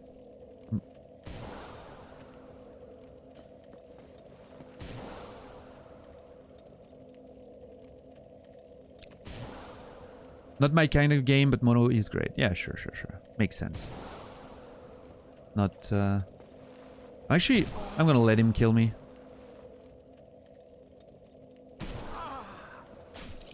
If you like to react and comment, I'm all about that. I would probably enjoy that. We'll see. I mean, one of these days I'm gonna, like, yeah, I'm gonna run out of content one day or another, right? It has to happen. I'm not doing challenge runs, I'm not... So I'll have to consider... Yakuza at some point, maybe. Yakuza. Okay. I want to go to... Oh my god, I'm gonna have to go to the fucking end of it again. Ah. Yeah, let's do it. 120 souls. We're gonna have a bit of fun. Your character reminds me of the Nazgul from Lord of the Rings. Yeah. I was thinking the shadows in Bloodborne, but they also resemble the Nazgul, so it makes sense. My goal is that I felt like the coat had a bit of Bloodborne vibe, and then with the hood and everything. I'm a servant of the Grave Lord, Nido, so it felt like a good way to represent that.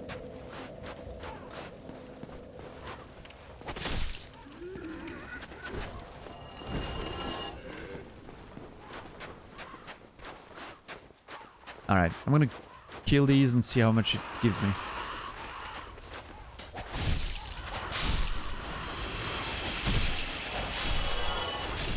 You see it too? Yeah.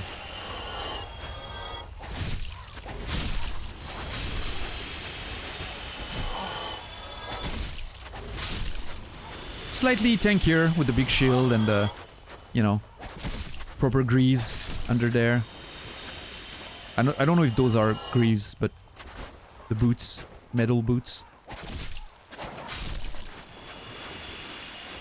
Enjoy Yakuza game, but Mono goofy jokes, music, reaction make it more enjoyable. Yeah. Definitely different, you know, or I think we're definitely, I would have a different approach to it, right? I'm more of a slow-paced, more cerebral type streamer. You know, I like to think about the implications of lore and characters. I'm a writer. My main job is being a writer, right? So, of course, I'm gonna be more about that. Trying to understand the themes and... But it can be... I'm sure it can be a fun experience too. I'll have to look into it and see if it could vibe with me.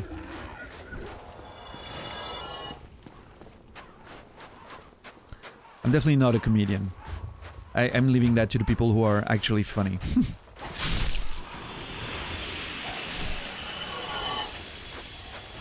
Oh god, oh god, oh yeah, that's pretty bad. Yeah, no, sir, please, I'd like to get out, please. Yep, nope, yep, cool. You remember me mentioning the novella notes, the novella of notes I took in Elden Ring? Yeah. 35,000 words of notes while I was playing Elden Ring. 35,000. That'd be a lot of notes, man. It took a while.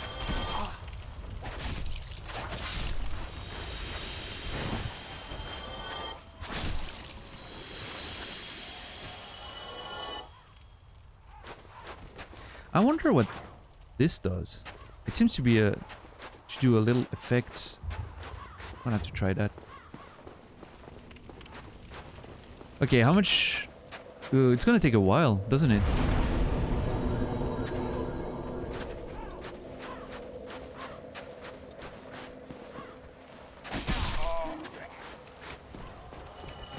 Okay, we need a chat. I'm counting on you. We need a topic of conversation. Because that's gonna last. We're gonna be here a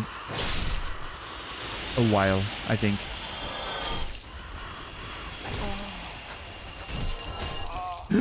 Yeah, especially if I die. Yeah, drink, you son of a bitch. Yeah, let's go.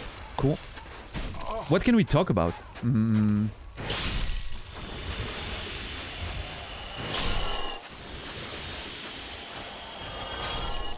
Yeah, Tremolo, for sure. When I play alone, I love the grinding and I watch like a TV show on the side or a streamer. Right now I'm not gonna watch a streamer, you know. That's why I'm turning to you for a distraction. Yeah, it hurts. I get it.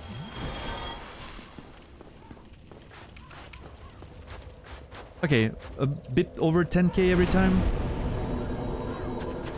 Or under, I'm not sure. We'll be good.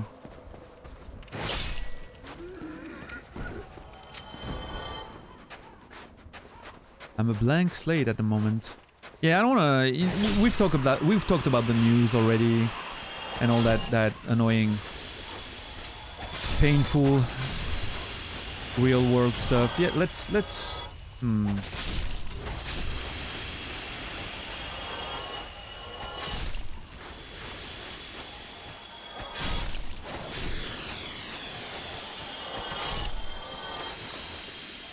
I'm making less than 10 every time. Fuck.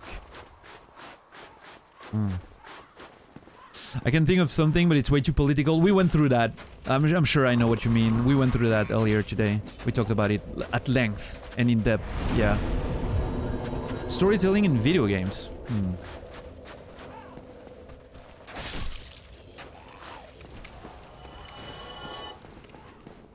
Ooh, Casey, you asked me that the other day.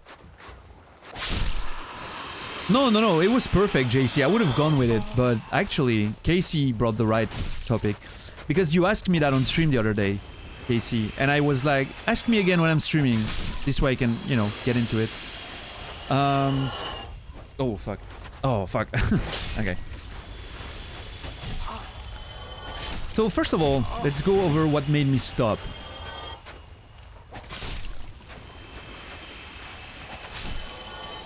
Back in the day, I was working full-time as a teacher, and I was streaming full-time on the side. So basically my day was waking around 7, going, you know, to work, teaching, blah blah blah. Coming home at around 4 p.m, putting up the stream as fast as possible, and streaming about 8 hours, 7 hours until... No, 8 hours, 8-9 hours until midnight 1 a.m. At which point I would do some networking. You know what I mean. I would, you know, hang out in other people's channel. I would try to make, you know, relationships and all that good stuff. Until about 3 a.m. when I was getting tired and would go to sleep. And wake up at 7 a.m. So I would sleep around 3 to 4 hours every night. And I did that for almost 4 years. And at one point, I had to decide. Either I go streaming full-time, or I stop streaming and I focus on teaching. Because my job performance was affected, my health was affected, my mental health was affected. And I made the safe decision of teaching for financial reasons. Which I do regret a little bit, because, you know, I was hanging out with a crowd that now became pretty huge, and I feel like if I kept hanging out with them, I would have had a successful stream probably.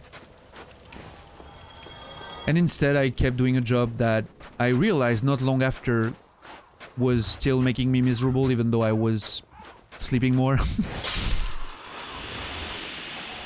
And I still quit that job eventually to write.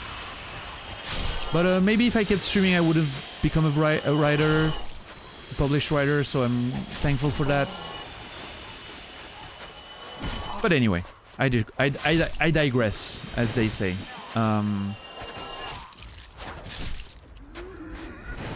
So now I'm writing and I'm home and I have a lot of free time, more than I ever had. And I'm not making a lot of money writing, and I was like, I should use that free time, you know, for something productive, right? Because I can't write all day, I have to rest the writing mind sometimes.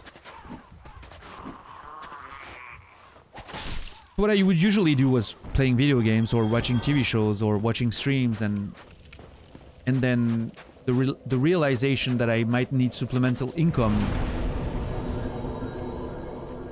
was starting to make me think that maybe I should do some teaching substitutions here and there. But I kind of don't want to do that. I did the teaching thing. I'm done with it.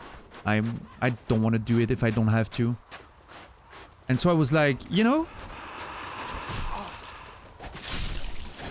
I have time to play video games now, to stream, you know. I could stream a few hours every day and not burn out and not dig into my sleeping schedule too much. Because I write, what, like 4 hours a day, pretty much. And so I was like, you know, I'm already partnered, so I'm going to be able to generate some revenue. I'm not doing it for money, right? But if I'm going to do it, it better help with paying the bills. Otherwise, I face the same problem, right? I don't have time. And if it doesn't help with the bills, I still have the problem of I need to find supplemental income, right? But my mindset was like, okay, I can make some money off of streaming for sure, since I'm partnered and, you know. Anyway, and so I figured I really want to give the Souls game, you know, a second playthrough after all these years. I'd as well stream it. And I had that thought for about a year, Casey, for about a year. And I was always pulling it off because I was, I think, scared of failure. I was scared of just coming back, and of course nobody from the old days is on Twitch anymore. So I was thinking, you know, I'm probably gonna stream for months with like sub 10 viewers again, and I kind of don't want to do that. I never really did that because I always from the very start had a, well, not true, the very beginning was a bit like that, but I quickly had a bit of a community, right? And I mean, I didn't want to face that. I didn't want to face the struggle of the really, you know, new streamer shit, right? I went through that once. I'm okay. And about 3 weeks ago, I was watching MUSB. And I don't know what it was with her stream.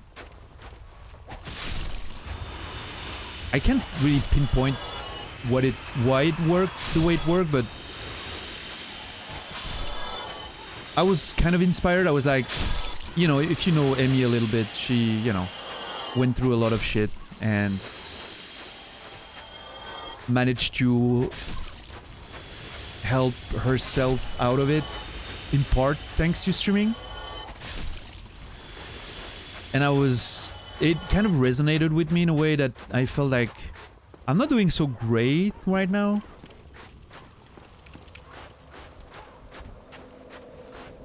And I could use something to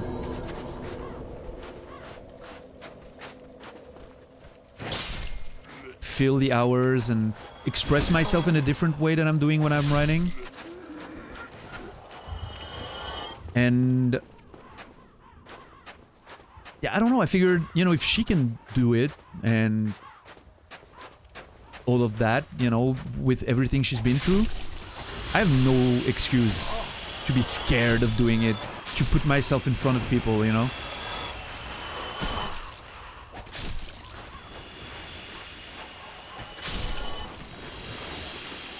Because there was, I think a bit of it was also that you get, I don't know if you're gonna resonate with that, but you get used to being alone. And writing is a very lonely profession 99% of the time, right? There's conventions and shit, and I like that, but the rest of the time I'm alone at home, and you get used to being alone. It gets very comfortable being alone and not having to deal with being amongst people. And so part of it was also maybe being scared of being in front of people again and showing that, yeah, you know, sometimes I'm not doing so great. I've been struggling with mental shit for years. Last year was probably one of the worst years of my life. I'm still going through some stuff right now.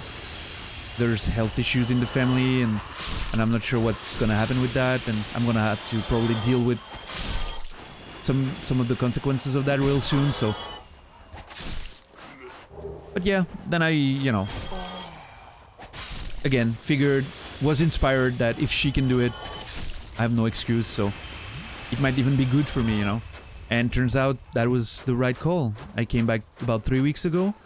To answer your question, Laura, after 7 years. More than 7 years. And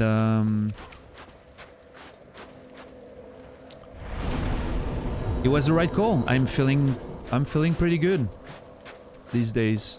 I don't know, and I was mentioning that the other day. I'm not sure if it's because I have less time to think,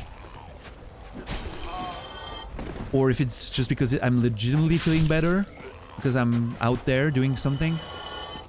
But even if it's the former, sometimes it's all it takes, right? Getting your mind off of it. And suddenly one day you wake up and the struggle is a bit lighter, and... I don't know. So yeah, that's the long-winded story of it, Casey. And I hope that answers your question. And of course, you know, it's it could have been pretty bad, right? But I felt so welcome back from Naz's community at first, and I've been hanging out at Naz a lot, so of course his community is probably the first that knew I was back, and that, you know, was like, hey, might as well hang out with him until Naz is live, right? And then I was very blessed that Cody decided to host me a few times. That brought a lot of people around. So like within 1 week I was, you know, feeling like I was further than I was hoping to be in like a year. So that helped, and I can never repay everyone who's helped me, you know, getting into it again. And now having that feeling like I might have a chance at making this the supplemental income that I needed, as well as the social maybe experiment that I needed, this within my lonely job and everything. It's pretty fucking pleasing, and I, you know,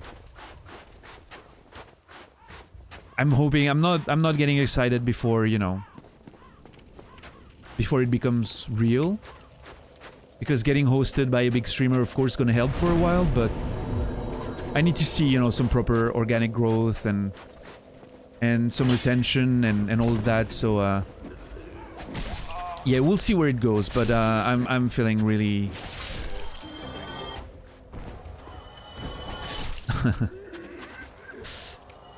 Tube Socks, thank you. Thank you for all those subs. I need to scroll back up. Thank you, thank you. I appreciate it. I'm gonna read all those names. Let me just read.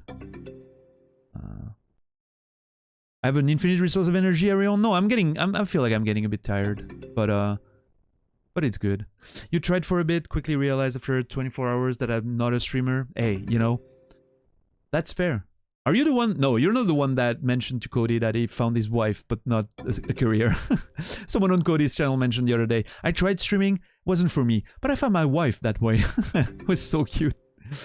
Did you feel easy to get back into, or no? It kind of felt natural. I've streamed for so long back in the day, it kind of felt like going back on a bike. The first stream was a bit tense, right? I was not very natural, and I could feel a bit of pressure, but it was very easy, and I was so welcome back. It was hard not to feel comfortable, so thank you. Yeah, I'm feeling better. Thank you, Tube Socks and Lumping Laura. I mean, there's still shit, you know, that I need to deal with. I'll get into it in a few seconds. Not too much, because I don't want to trauma dump on you poor guys, but glad you made that decision. This quickly became my favorite slice of the internet. Casey, I mean, you're fucking amazing, and you know, it's been great having you around and everything. So thanks. Jesus Christ, what are you doing, Dad? Shoot your shot, you only YOLO once. Always forward. You only YOLO once. SMH my head, man. Okay, first of all, Tube Socks, thank you for those 10 gifted sub. I appreciate it. Jedi Chrome, Black Warrior, Flesh Wound, Ungi, Always, Nulsin, Nulsinki, yeah? Harrow. That name, the French, the fuck. I can't remember what's the, like, proper name with our alphabet. Sorry. The thing in Ul. Harogna, sorry. Harogna. Yuri and Zerif, enjoy those subs. Thank you, thank you. And Dad, thank you so much for 46.59 euros. I don't know if you put like, I'm assuming that's $50 and it just turned into euros, but I appreciate it, man. And you got to hear the Monster Hunter music, which I think is the first time. And I was really happy to put that music as an alert for the bigger tier subs and the bigger donation, the bigger bits. I love it. I love Monster Hunter. You'll learn that about me. I'm a big Monster Hunter fan. I will most likely play Rise on stream when I decide to get back into that. You know. But yeah, thank you so much, Dad and Tube Socks. I appreciate it very much. You guys are insane. There's always shit. There's always shit. Always the first step, especially when you already know. Yeah. Doing splendid so far. Hey, you know, I feel very blessed. Like, this went much better than I hoped. The numbers or whatever, that's one thing. But it's not just about that. And I'll tell you that the other day, yesterday in fact, I wasn't feeling so great during the midpoint of the stream. And if you remember, at some point I was like, I'm just gonna drop the controller because I'm not feeling it. And then we went into a discussion that lasted 1 hour before that first fog wall. And I realized by the end of it that, holy shit, this is it, right? This is it. That's what I wanted to do when I decided to return to streaming. I wanted to be able to just chill with a game and have discussions. Because if it's just about the game, I would do YouTube, right? If it's just about progress or whatever, I would be a challenge runner. Which is cool too, right? But it's not me. And having that 1 hour conversation and seeing that people were engaging and not leaving, and it was just so nice. It made me feel like, yeah, you're building the stream you want to see right now. And that felt really good, I must say. Yesterday was a really good moment of, holy shit, this is actually happening, and I'm liking it. So yeah. And even though the number were pretty average yesterday, it didn't have anything to do with that, right? It was just the good feeling of we're on our way, right?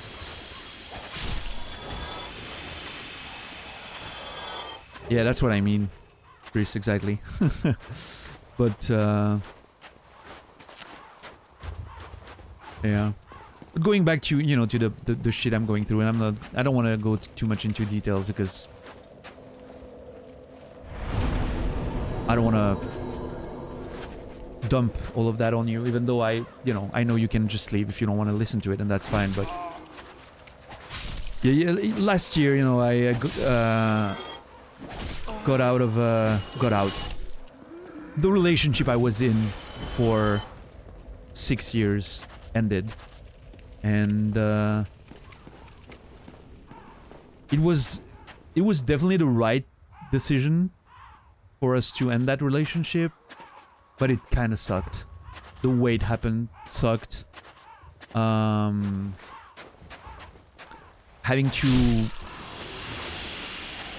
to relearn a whole lot of ways to deal with my shit, you know, not having that support that it provided, or, you know, I was in that relationship for the entire time that I became a writer, really became a writer and started doing that as my job. So I had to relearn to do that as well, not having that support. She was always my first reader, and I relied on her opinions quite a bit for my work, and in that regard I had to relearn that as well, so that kind of sucked. And yeah, just, you know, like after 6 years, of course it wasn't going to be a good time, right? Even if we know it's the right decision, so. But a few surrounding circumstances around it were just not great, so that sucked. And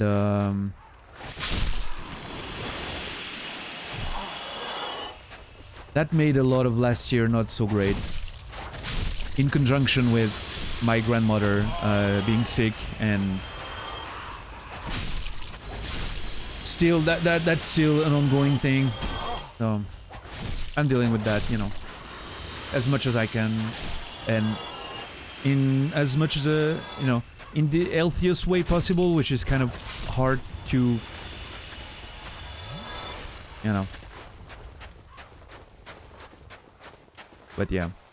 So last year wasn't great, is basically what I'm saying. I'm starting to have more... I'm starting to feel better about all of it, and even the sickness part. I don't think I'm ready for what's gonna inevitably happen in the next few weeks, month, year, I don't know, but... I don't think I'll ever be ready for that.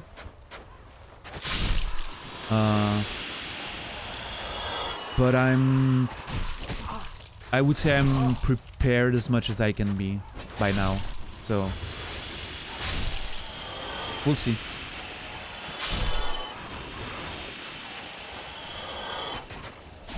Yeah, exactly, Tommy. Yeah, you have to yeah, just learn to live on your own again, and something unfortunately I'm very talented to do, and that was a problem as well. I'm a very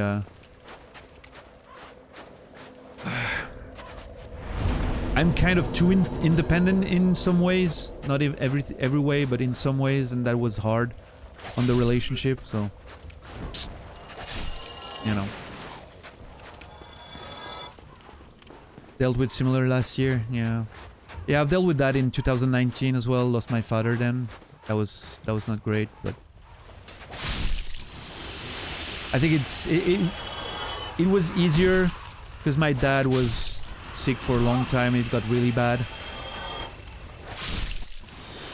and so I was just glad he was done with it. You know. My grandmother raised me, so I've been with her, you know, for a long time when my parents couldn't be. So I'm more attached to her than I was ever my parents. And what's up, Tarek? Welcome. And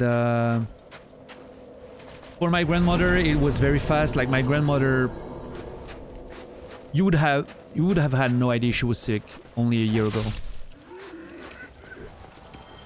She was diagnosed 2 years ago, but until like a year ago she was perfectly fine.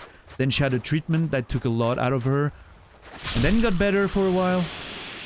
But now these days it's starting to be rough right now. And I don't think it's gonna be a long-winded, nah, I don't know. I don't think it's gonna be as long as my dad, so I might never reach that point of I'm just glad for her, you know, I'm happy it's over, which worries me a bit, but we'll see. I'll have to deal with it when we get there. Same in 2020? Fuck, man. Laura, I'm sorry. It's,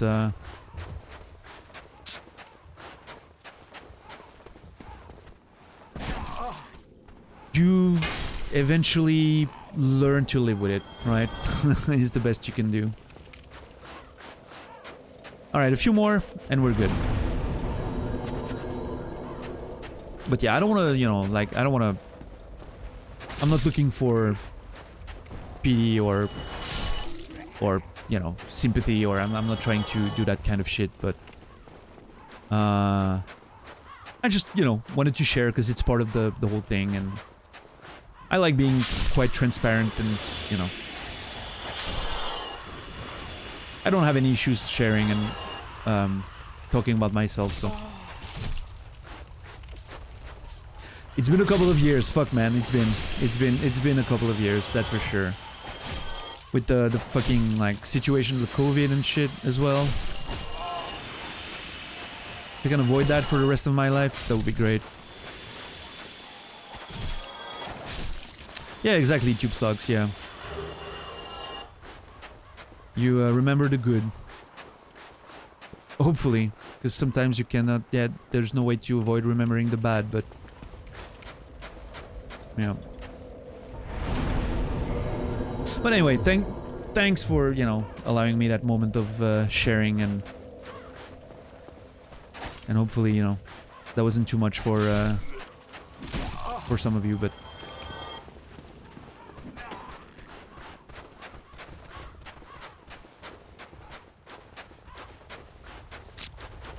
Now you know more. The heel from Naz's channel reveals a bit of his. It's like a. It's like, you know, like a villain character that suddenly reveals the other side of the coin, right? It's always fun.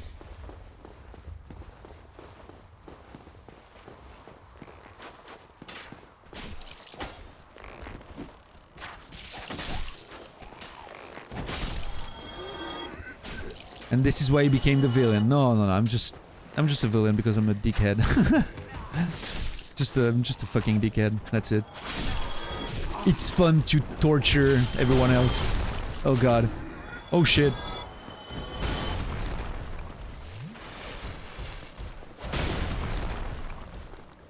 Yeah, Laura. That reminds me, I don't know if it's the same thing. I don't know if that's the same thing. It reminds me of a Reddit post. A rare moment of brightness in Reddit's filth. Someone compared grief with the waves in the sea, you know. The waves keep coming, but they get, you know, lower and lower. And at first, you know, you get like completely washed off, right? Because it's a fucking tidal wave and you just cannot deal with it. And then, you know, there's a bit more time, and then another wave comes and you just get crushed all over again. And then there's a bit more time, and you get crushed again, and then there's even more time, and the wave suddenly starts feeling, you know, like maybe you get stronger, or maybe the wave is a bit lower. And eventually it's just like, from time to time you get a gentle wave that caresses your ankles, and you remember, but it doesn't hurt, and it doesn't make you lose balance anymore. And It does feel like that very much, yeah.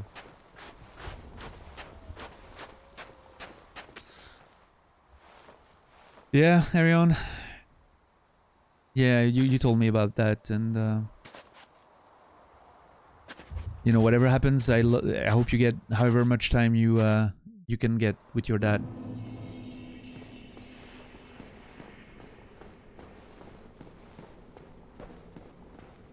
No, come on, Top Socks. I didn't. That wasn't. I didn't mean to. That wasn't the goal. But I'm assuming between all of our stories tonight, there's a lot. But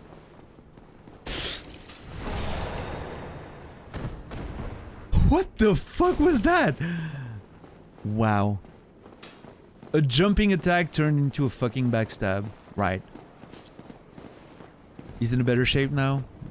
Cool. I'm glad to hear.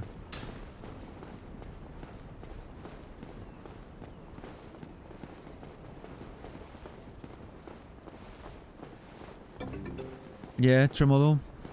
It's not always easy, right? I feel very privileged that I had an environment that allowed me to process grief in a healthy manner. It's not always easy, right? Thank you, Tube Socks, by the way, for gifting us up to Tommy. Appreciate it, guys. You know, you're generous. You don't have to. It's nice. I appreciate it, but I hope you guys are taking care of yourselves and financially and everything. That was a hell of a backstab, right? Fucking hell, like Jesus, that dude really needed that backstab to work. He manifested that into existence.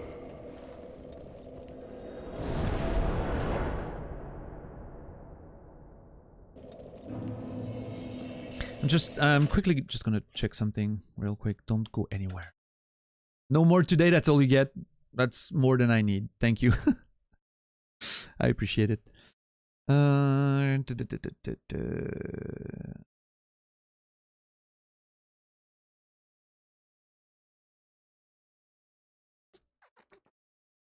Let's see. I'll be back to the game real quick. We're not gonna do too much more, but I want to check something. I have an intuition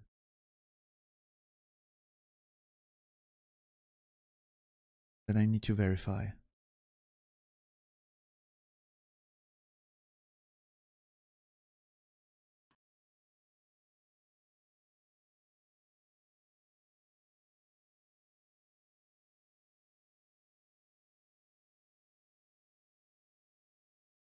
Cool. Yep, I'm good. Sorry. Back to the game. Apologies. It's nice to know we're not alone in this. Will have be us. Feels isolating. Yeah. It's nice to, you know, like share a bit sometimes. I'm always mindful of not, you know, turning either me or Chad into, you know, the good old trauma dump, because I think it can be difficult for people sometimes, and I deal with it very well. I don't have problems reading people's experience. I'm pretty strong, I feel, in that way. Like, my mental health is not going to be affected too much by it. I get affected by the shit that happens to me. I don't trigger easily from stuff from the outside, you know, if you know what I mean. But sometimes I just want to take care of people in chat, not, you know, of course they can always remove themselves from it if, you know. Google's how to beat game. Ah, damn it, you got me, Dad. You got me. I don't like the vibe of falling into everyone's just dumping the very heavy stuff, and it can become uncomfortable and just be, it can get to a point where it's not productive anymore, is what I'm trying to say, right? But here we're amongst ourselves, and everyone who, you know, shares is people we know and care about, so it's fine. What I don't like is when it's people that you've never seen before, and they come in and they just dump their shit, and you're like, ugh, sorry, I don't really know you, I don't know how to deal with that. And that can be problematic sometimes. So also interesting.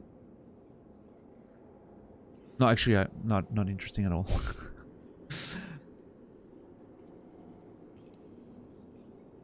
I was gonna say we reached, and no, actually, I'm gonna say it. We reached 100 subs, and I absolutely cannot believe that is a thing. So thank you everyone for the gift sub and everything. It's just I didn't expect that would happen anytime soon after I returned. So Thanks. And we're about 25 away from getting a new emote slot, even though my emote slots are not filled. But we'll have to work and do something about to get a proper collection of emotes, because mine are all over the place. So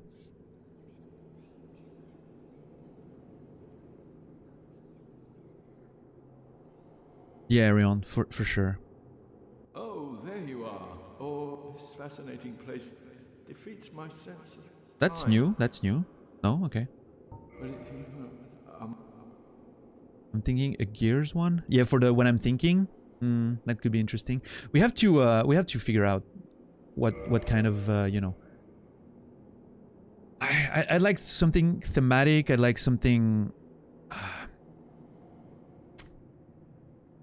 maybe that fits the lore that I want to put in place, that is based on my fantasy story lore and everything. But why are you leaving that?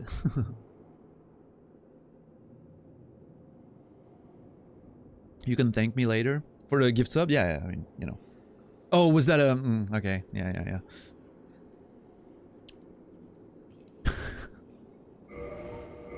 Let's keep it in our pants, all right? Yeah, I think Natas did a lot of work in the first few days. Like I was not even back 2 days. Natas had gifted 30 subs or some shit. It was crazy. Dude is a wild man as well. So wait, oh no, I miscalculated. I have a lot more than. Oh, I forgot that I bought. I went with the first number. I forgot that I bought.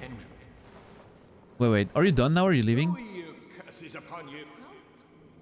Fuck. I missed some. Oh no, I missed some dialogues. If someone has the dialogues, then I missed when I bought everything. Fuck. Who are you? Stay clear of my work. Curses upon you. How dare you disturb me? He doesn't recognize me. Who are you? Stay clear of my work. Curses upon you. How dare you disturb me? So that's interesting. There's two hypotheses that I have here. One is by sharing his spells with me, he lost his own memory, you know, while giving them to me. That could be interesting. Or he's just studying all that shit and he's driving himself crazy with it. That's another option. Who are you? Stay clear of my... I wonder what he said before that. I thought he was gonna say the same shit, so I skipped. Fuck. I need to be more careful. Da.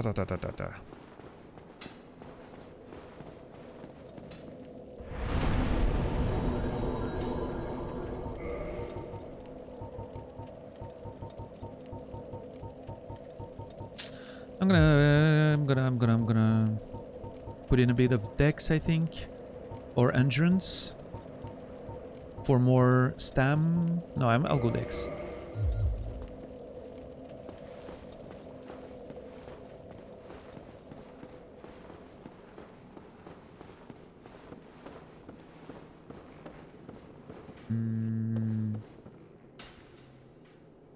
Let's see.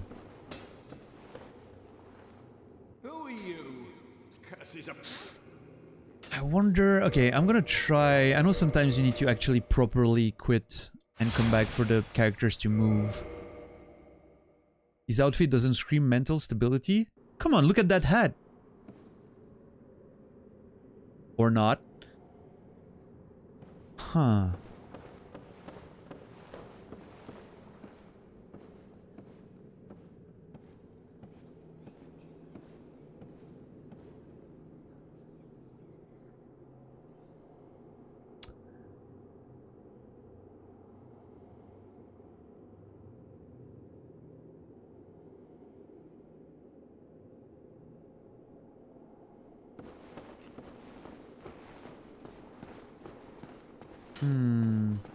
Okay, I have a thought that if he went crazy... There's two thoughts that I have. Either is all the way back down where the Crystal of Seath was, like he went crazy and wanted to go check the crystal for himself of, oh, I'm dead, oh, I am absolutely and completely and utterly fucked. Or maybe not, you know, maybe everything's gonna turn out fine. That's a metaphor for life. it's actually gonna be absolutely amazing, you know, because sometimes life just seems very difficult, and it seems like everything is lost, and then everything goes well.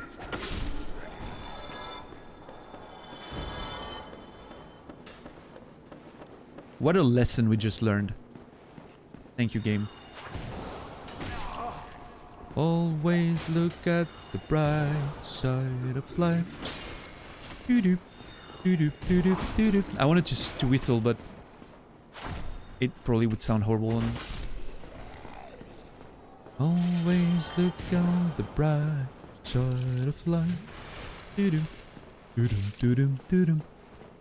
I'm not a very good singer. So, okay, either is down at where we defeated Seath, because he wanted to study his body or something, or his crystal.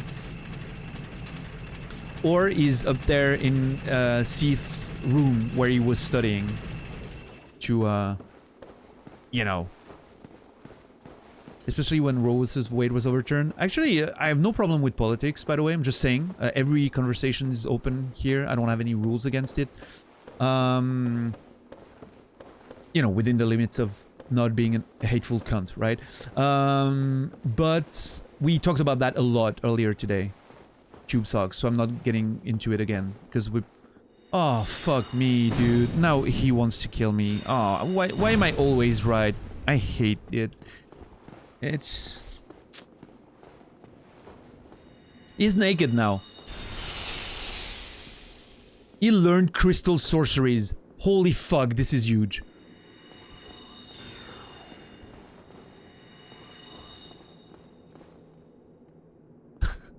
Dude went crazy, learned crystal sorceries, came up here to learn them, like Seath's work and everything, and then got fucking naked to fight me. That is amazing. I would too. What, get naked? Or kill a friend? Alright, Logan, fight me, you fucking asshole. Yeah, that's right. That hurt, didn't it? Yeah.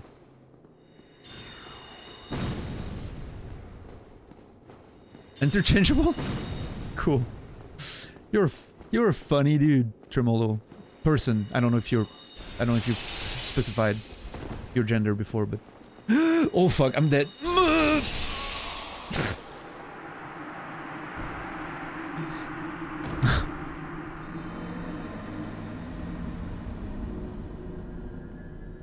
I am a man of many talents. Okay. Bye. You'd get naked for me too? That's too kind. Oh fuck, why are we here? I'm not supposed to be here. What do you mean it's cut from the others?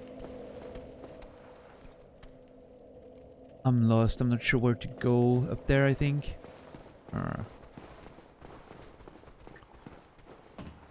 I may be a little delicate. I wasn't expecting you to get into it.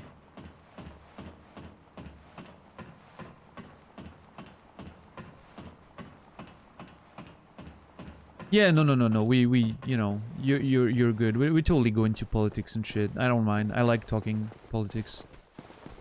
It's part of society, and you know, I have no problem having a conversation about that. But you have a great night, Tube Socks. Thank you again for the support. Appreciate it very much. And enjoy the rest of your night. I'll see you in the future when I see you, I'm sure. Yum yum yum yum yum yum. Ah, fuck. Was that... Am I on the wrong side again?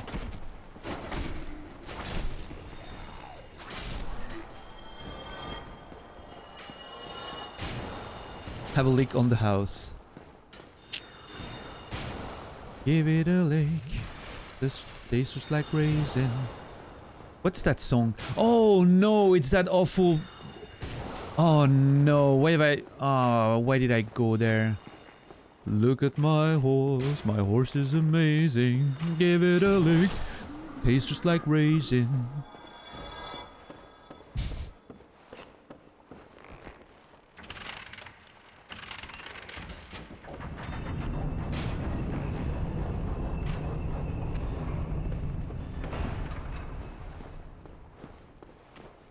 Yeah, toxic. Nice. Good. I don't think we'll get many more people like that, but at least it's good to know there's a few, right? Fuck me, I'm stuck. Can I? Oh, wait. Maybe I can. Oh, I totally can do that. Look at me. Look at me. Oh, I'm fucking dead.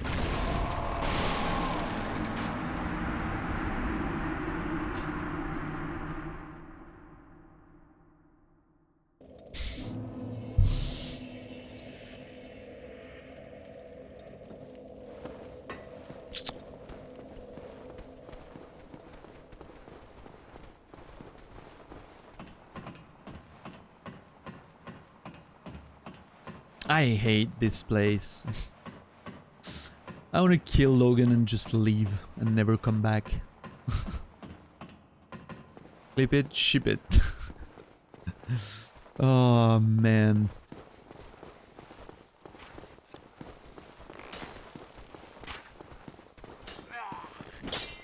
Alright, I'm gonna kill Logan and then that'll be it, I think, for tonight.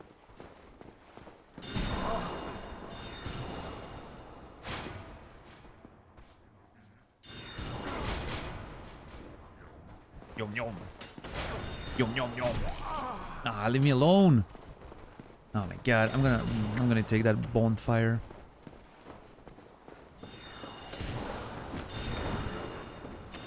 Look at me, look at me. Oh, I'm fucking. Oh no, I'm dead again. No, no, no, Drake, you son of a fucking bitch.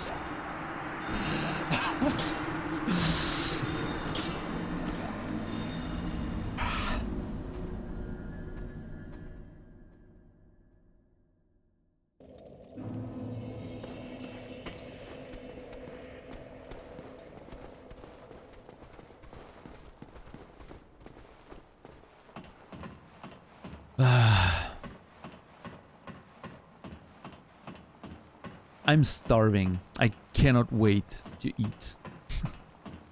I don't know what I'm gonna do. What am I doing for eating? What am I doing for eatings tonight? I kind of want chips and ding dongs, but I feel like I want a proper. I've had lasagna tonight. I have kimchi noodles, ramen, kimchi ramen from Nongchim.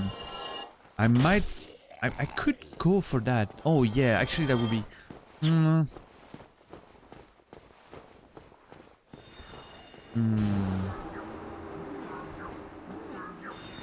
Fucking hell. Just die, yeah.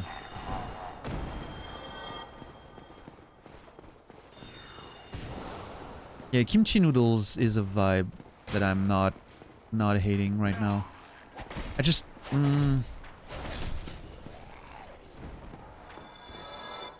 what else? Ooh, I have okay. I have fresh bread. Fresh, delicious, crusty bread. And a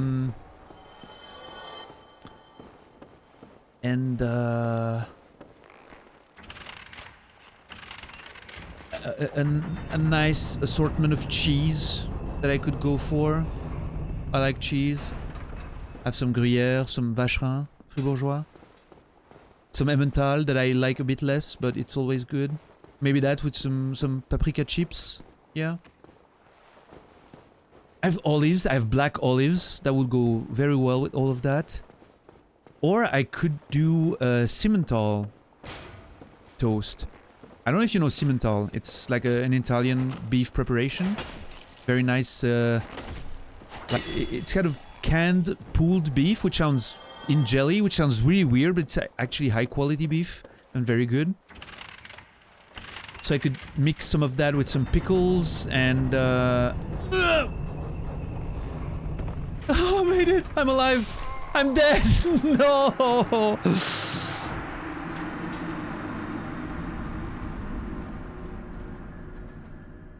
So I could mix Simmental with some mayo and a bit of Dijon mustard. clip farm tonight. Fuck you. And some pickles, cut it like, you know, some like proper pickles, cut in little small pieces. Some olives, cut in small pieces. Some ghost pepper flakes in there. Ghost pepper flakes sounds nice. Then make some proper grilled toast. Spread it on there. With some chips and cheese still as a side, you know. Nodders. I'm vibing that. I think that might be the plan. That might be the play right there. Yeah, nodders.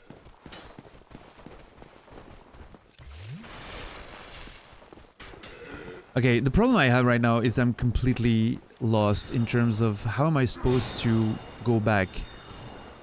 I managed to get there super easily, like so many times. And now I can't get there anymore.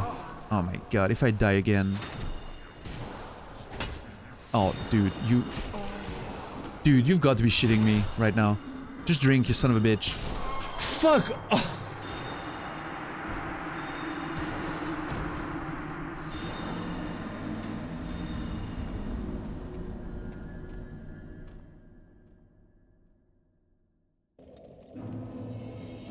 I don't know what's happening to me. I might be just...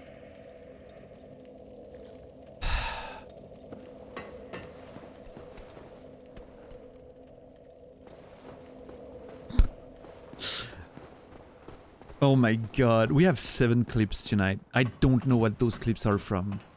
I'm assuming a couple of them are someone trying to make me look bad with the shit we talked about earlier today and... Nah, I don't think that. I'm not paranoid.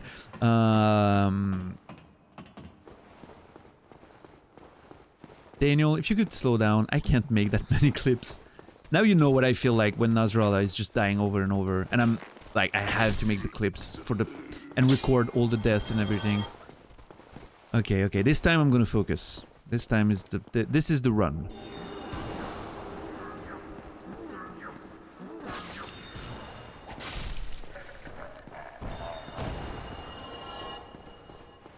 I'm so confident this is the run.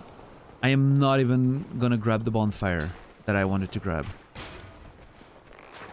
Oh fuck. Yeah. Okay.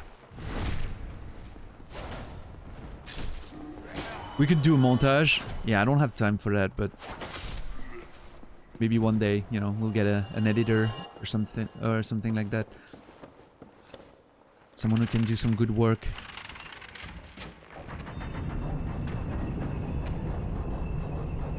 Okay, I'm gonna do the same thing again, by the way. I'm stubborn like that. I'm a stubborn fucking cunt.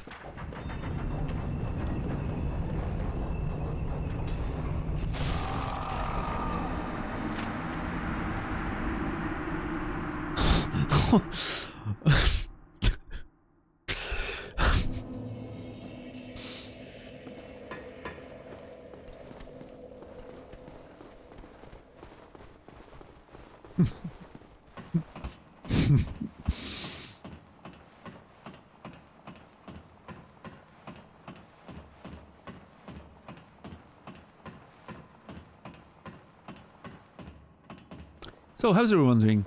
Alright?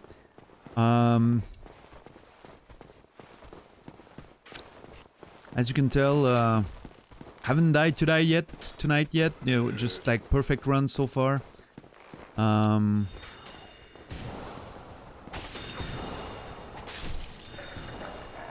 I feel better than I should. Well, I'm glad.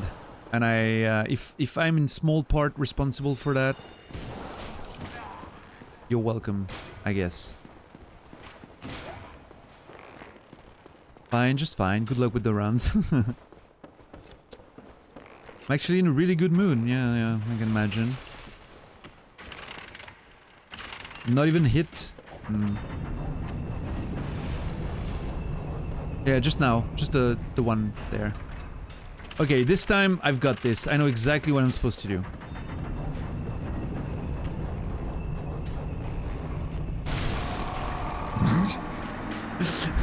What the hell is happening to me, dude? I don't even know, dude. This is so fucking... Why am I at that bonfire? I've never sat there for...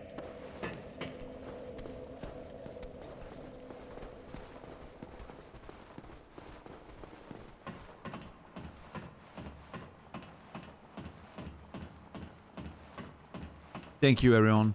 That clip is amazing. If you haven't played Elden Ring, please don't look at it. But if you have and you know, yeah. I didn't think either, Arion. When Nasrallah isn't streaming, I'm doing long streams, and I was supposed to stop like an hour earlier. But then we got into that nice conversation, and everyone was so generous, and you know, mono rated, so I didn't want to. Ah, oh, fuck off. I'm done with you. I don't want to fight you. Ah, oh, fuck off. I'm gonna fight you, you fucking cunt. But yeah, right now I just wanna... I kinda wanna eat. I just wanna go kill... What's his name? And eat. I'm fucking starving.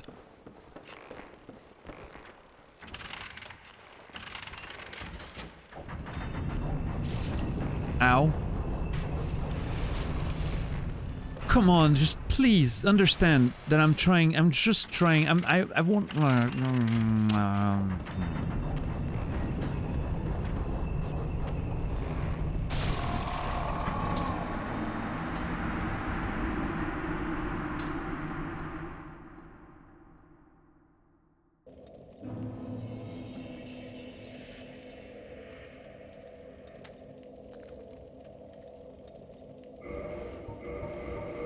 All right, today we're gonna start with the wonderful mission of killing Logan. It's gonna be our first goal tomorrow. We haven't tried yet, not once. So it's gonna be the first thing we do tomorrow. I'd rather quit while, you know, we just defeated Seath, did nothing else. It's perfect. Thank you guys for being here tonight, everyone. I do really appreciate it. Please stick around for a raid. I would really appreciate if you could stick around. We're gonna raid.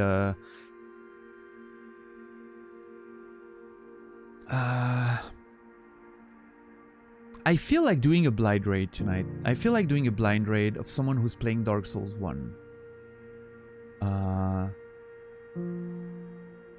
She seems really cool.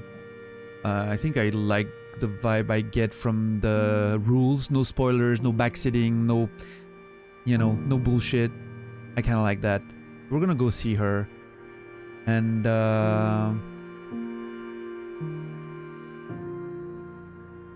yeah. So please stick around for a minute or two. Really appreciate again. I'm not gonna, you know, I'm not gonna just do the whole speech. I've talked enough tonight. I love you all. Thank you for being awesome and allowing me to have a good time tonight. And let's go raid. I'm not sure how to pronounce that. Hedwigion. I'm thinking she's a Pokemon Harry Potter fan mix of some kind. Hedwig. Pigeon. It sounds cool. She seems awesome. So, raid quote. I don't have a raid quote. I don't care. Just say hi for me, you know. Anyway. Don't spam. I'm not a big fan of the spam raid. You know, it's okay if you do, but I'm not. That's not. I'm not putting it forward. Just say hi from me and be nice and don't be. You know, be as you always are. Amazing, good cunts, right? I'll see you guys tomorrow. Same time as usual. A bit more than 8 hours from now. You know the drill. I'm gonna go eat. I'm starving. I don't know what I'm thinking. Bye, everyone. I'm just... Yeah. Right. Bye. Thanks. Bye. Thanks. Love you. Thanks.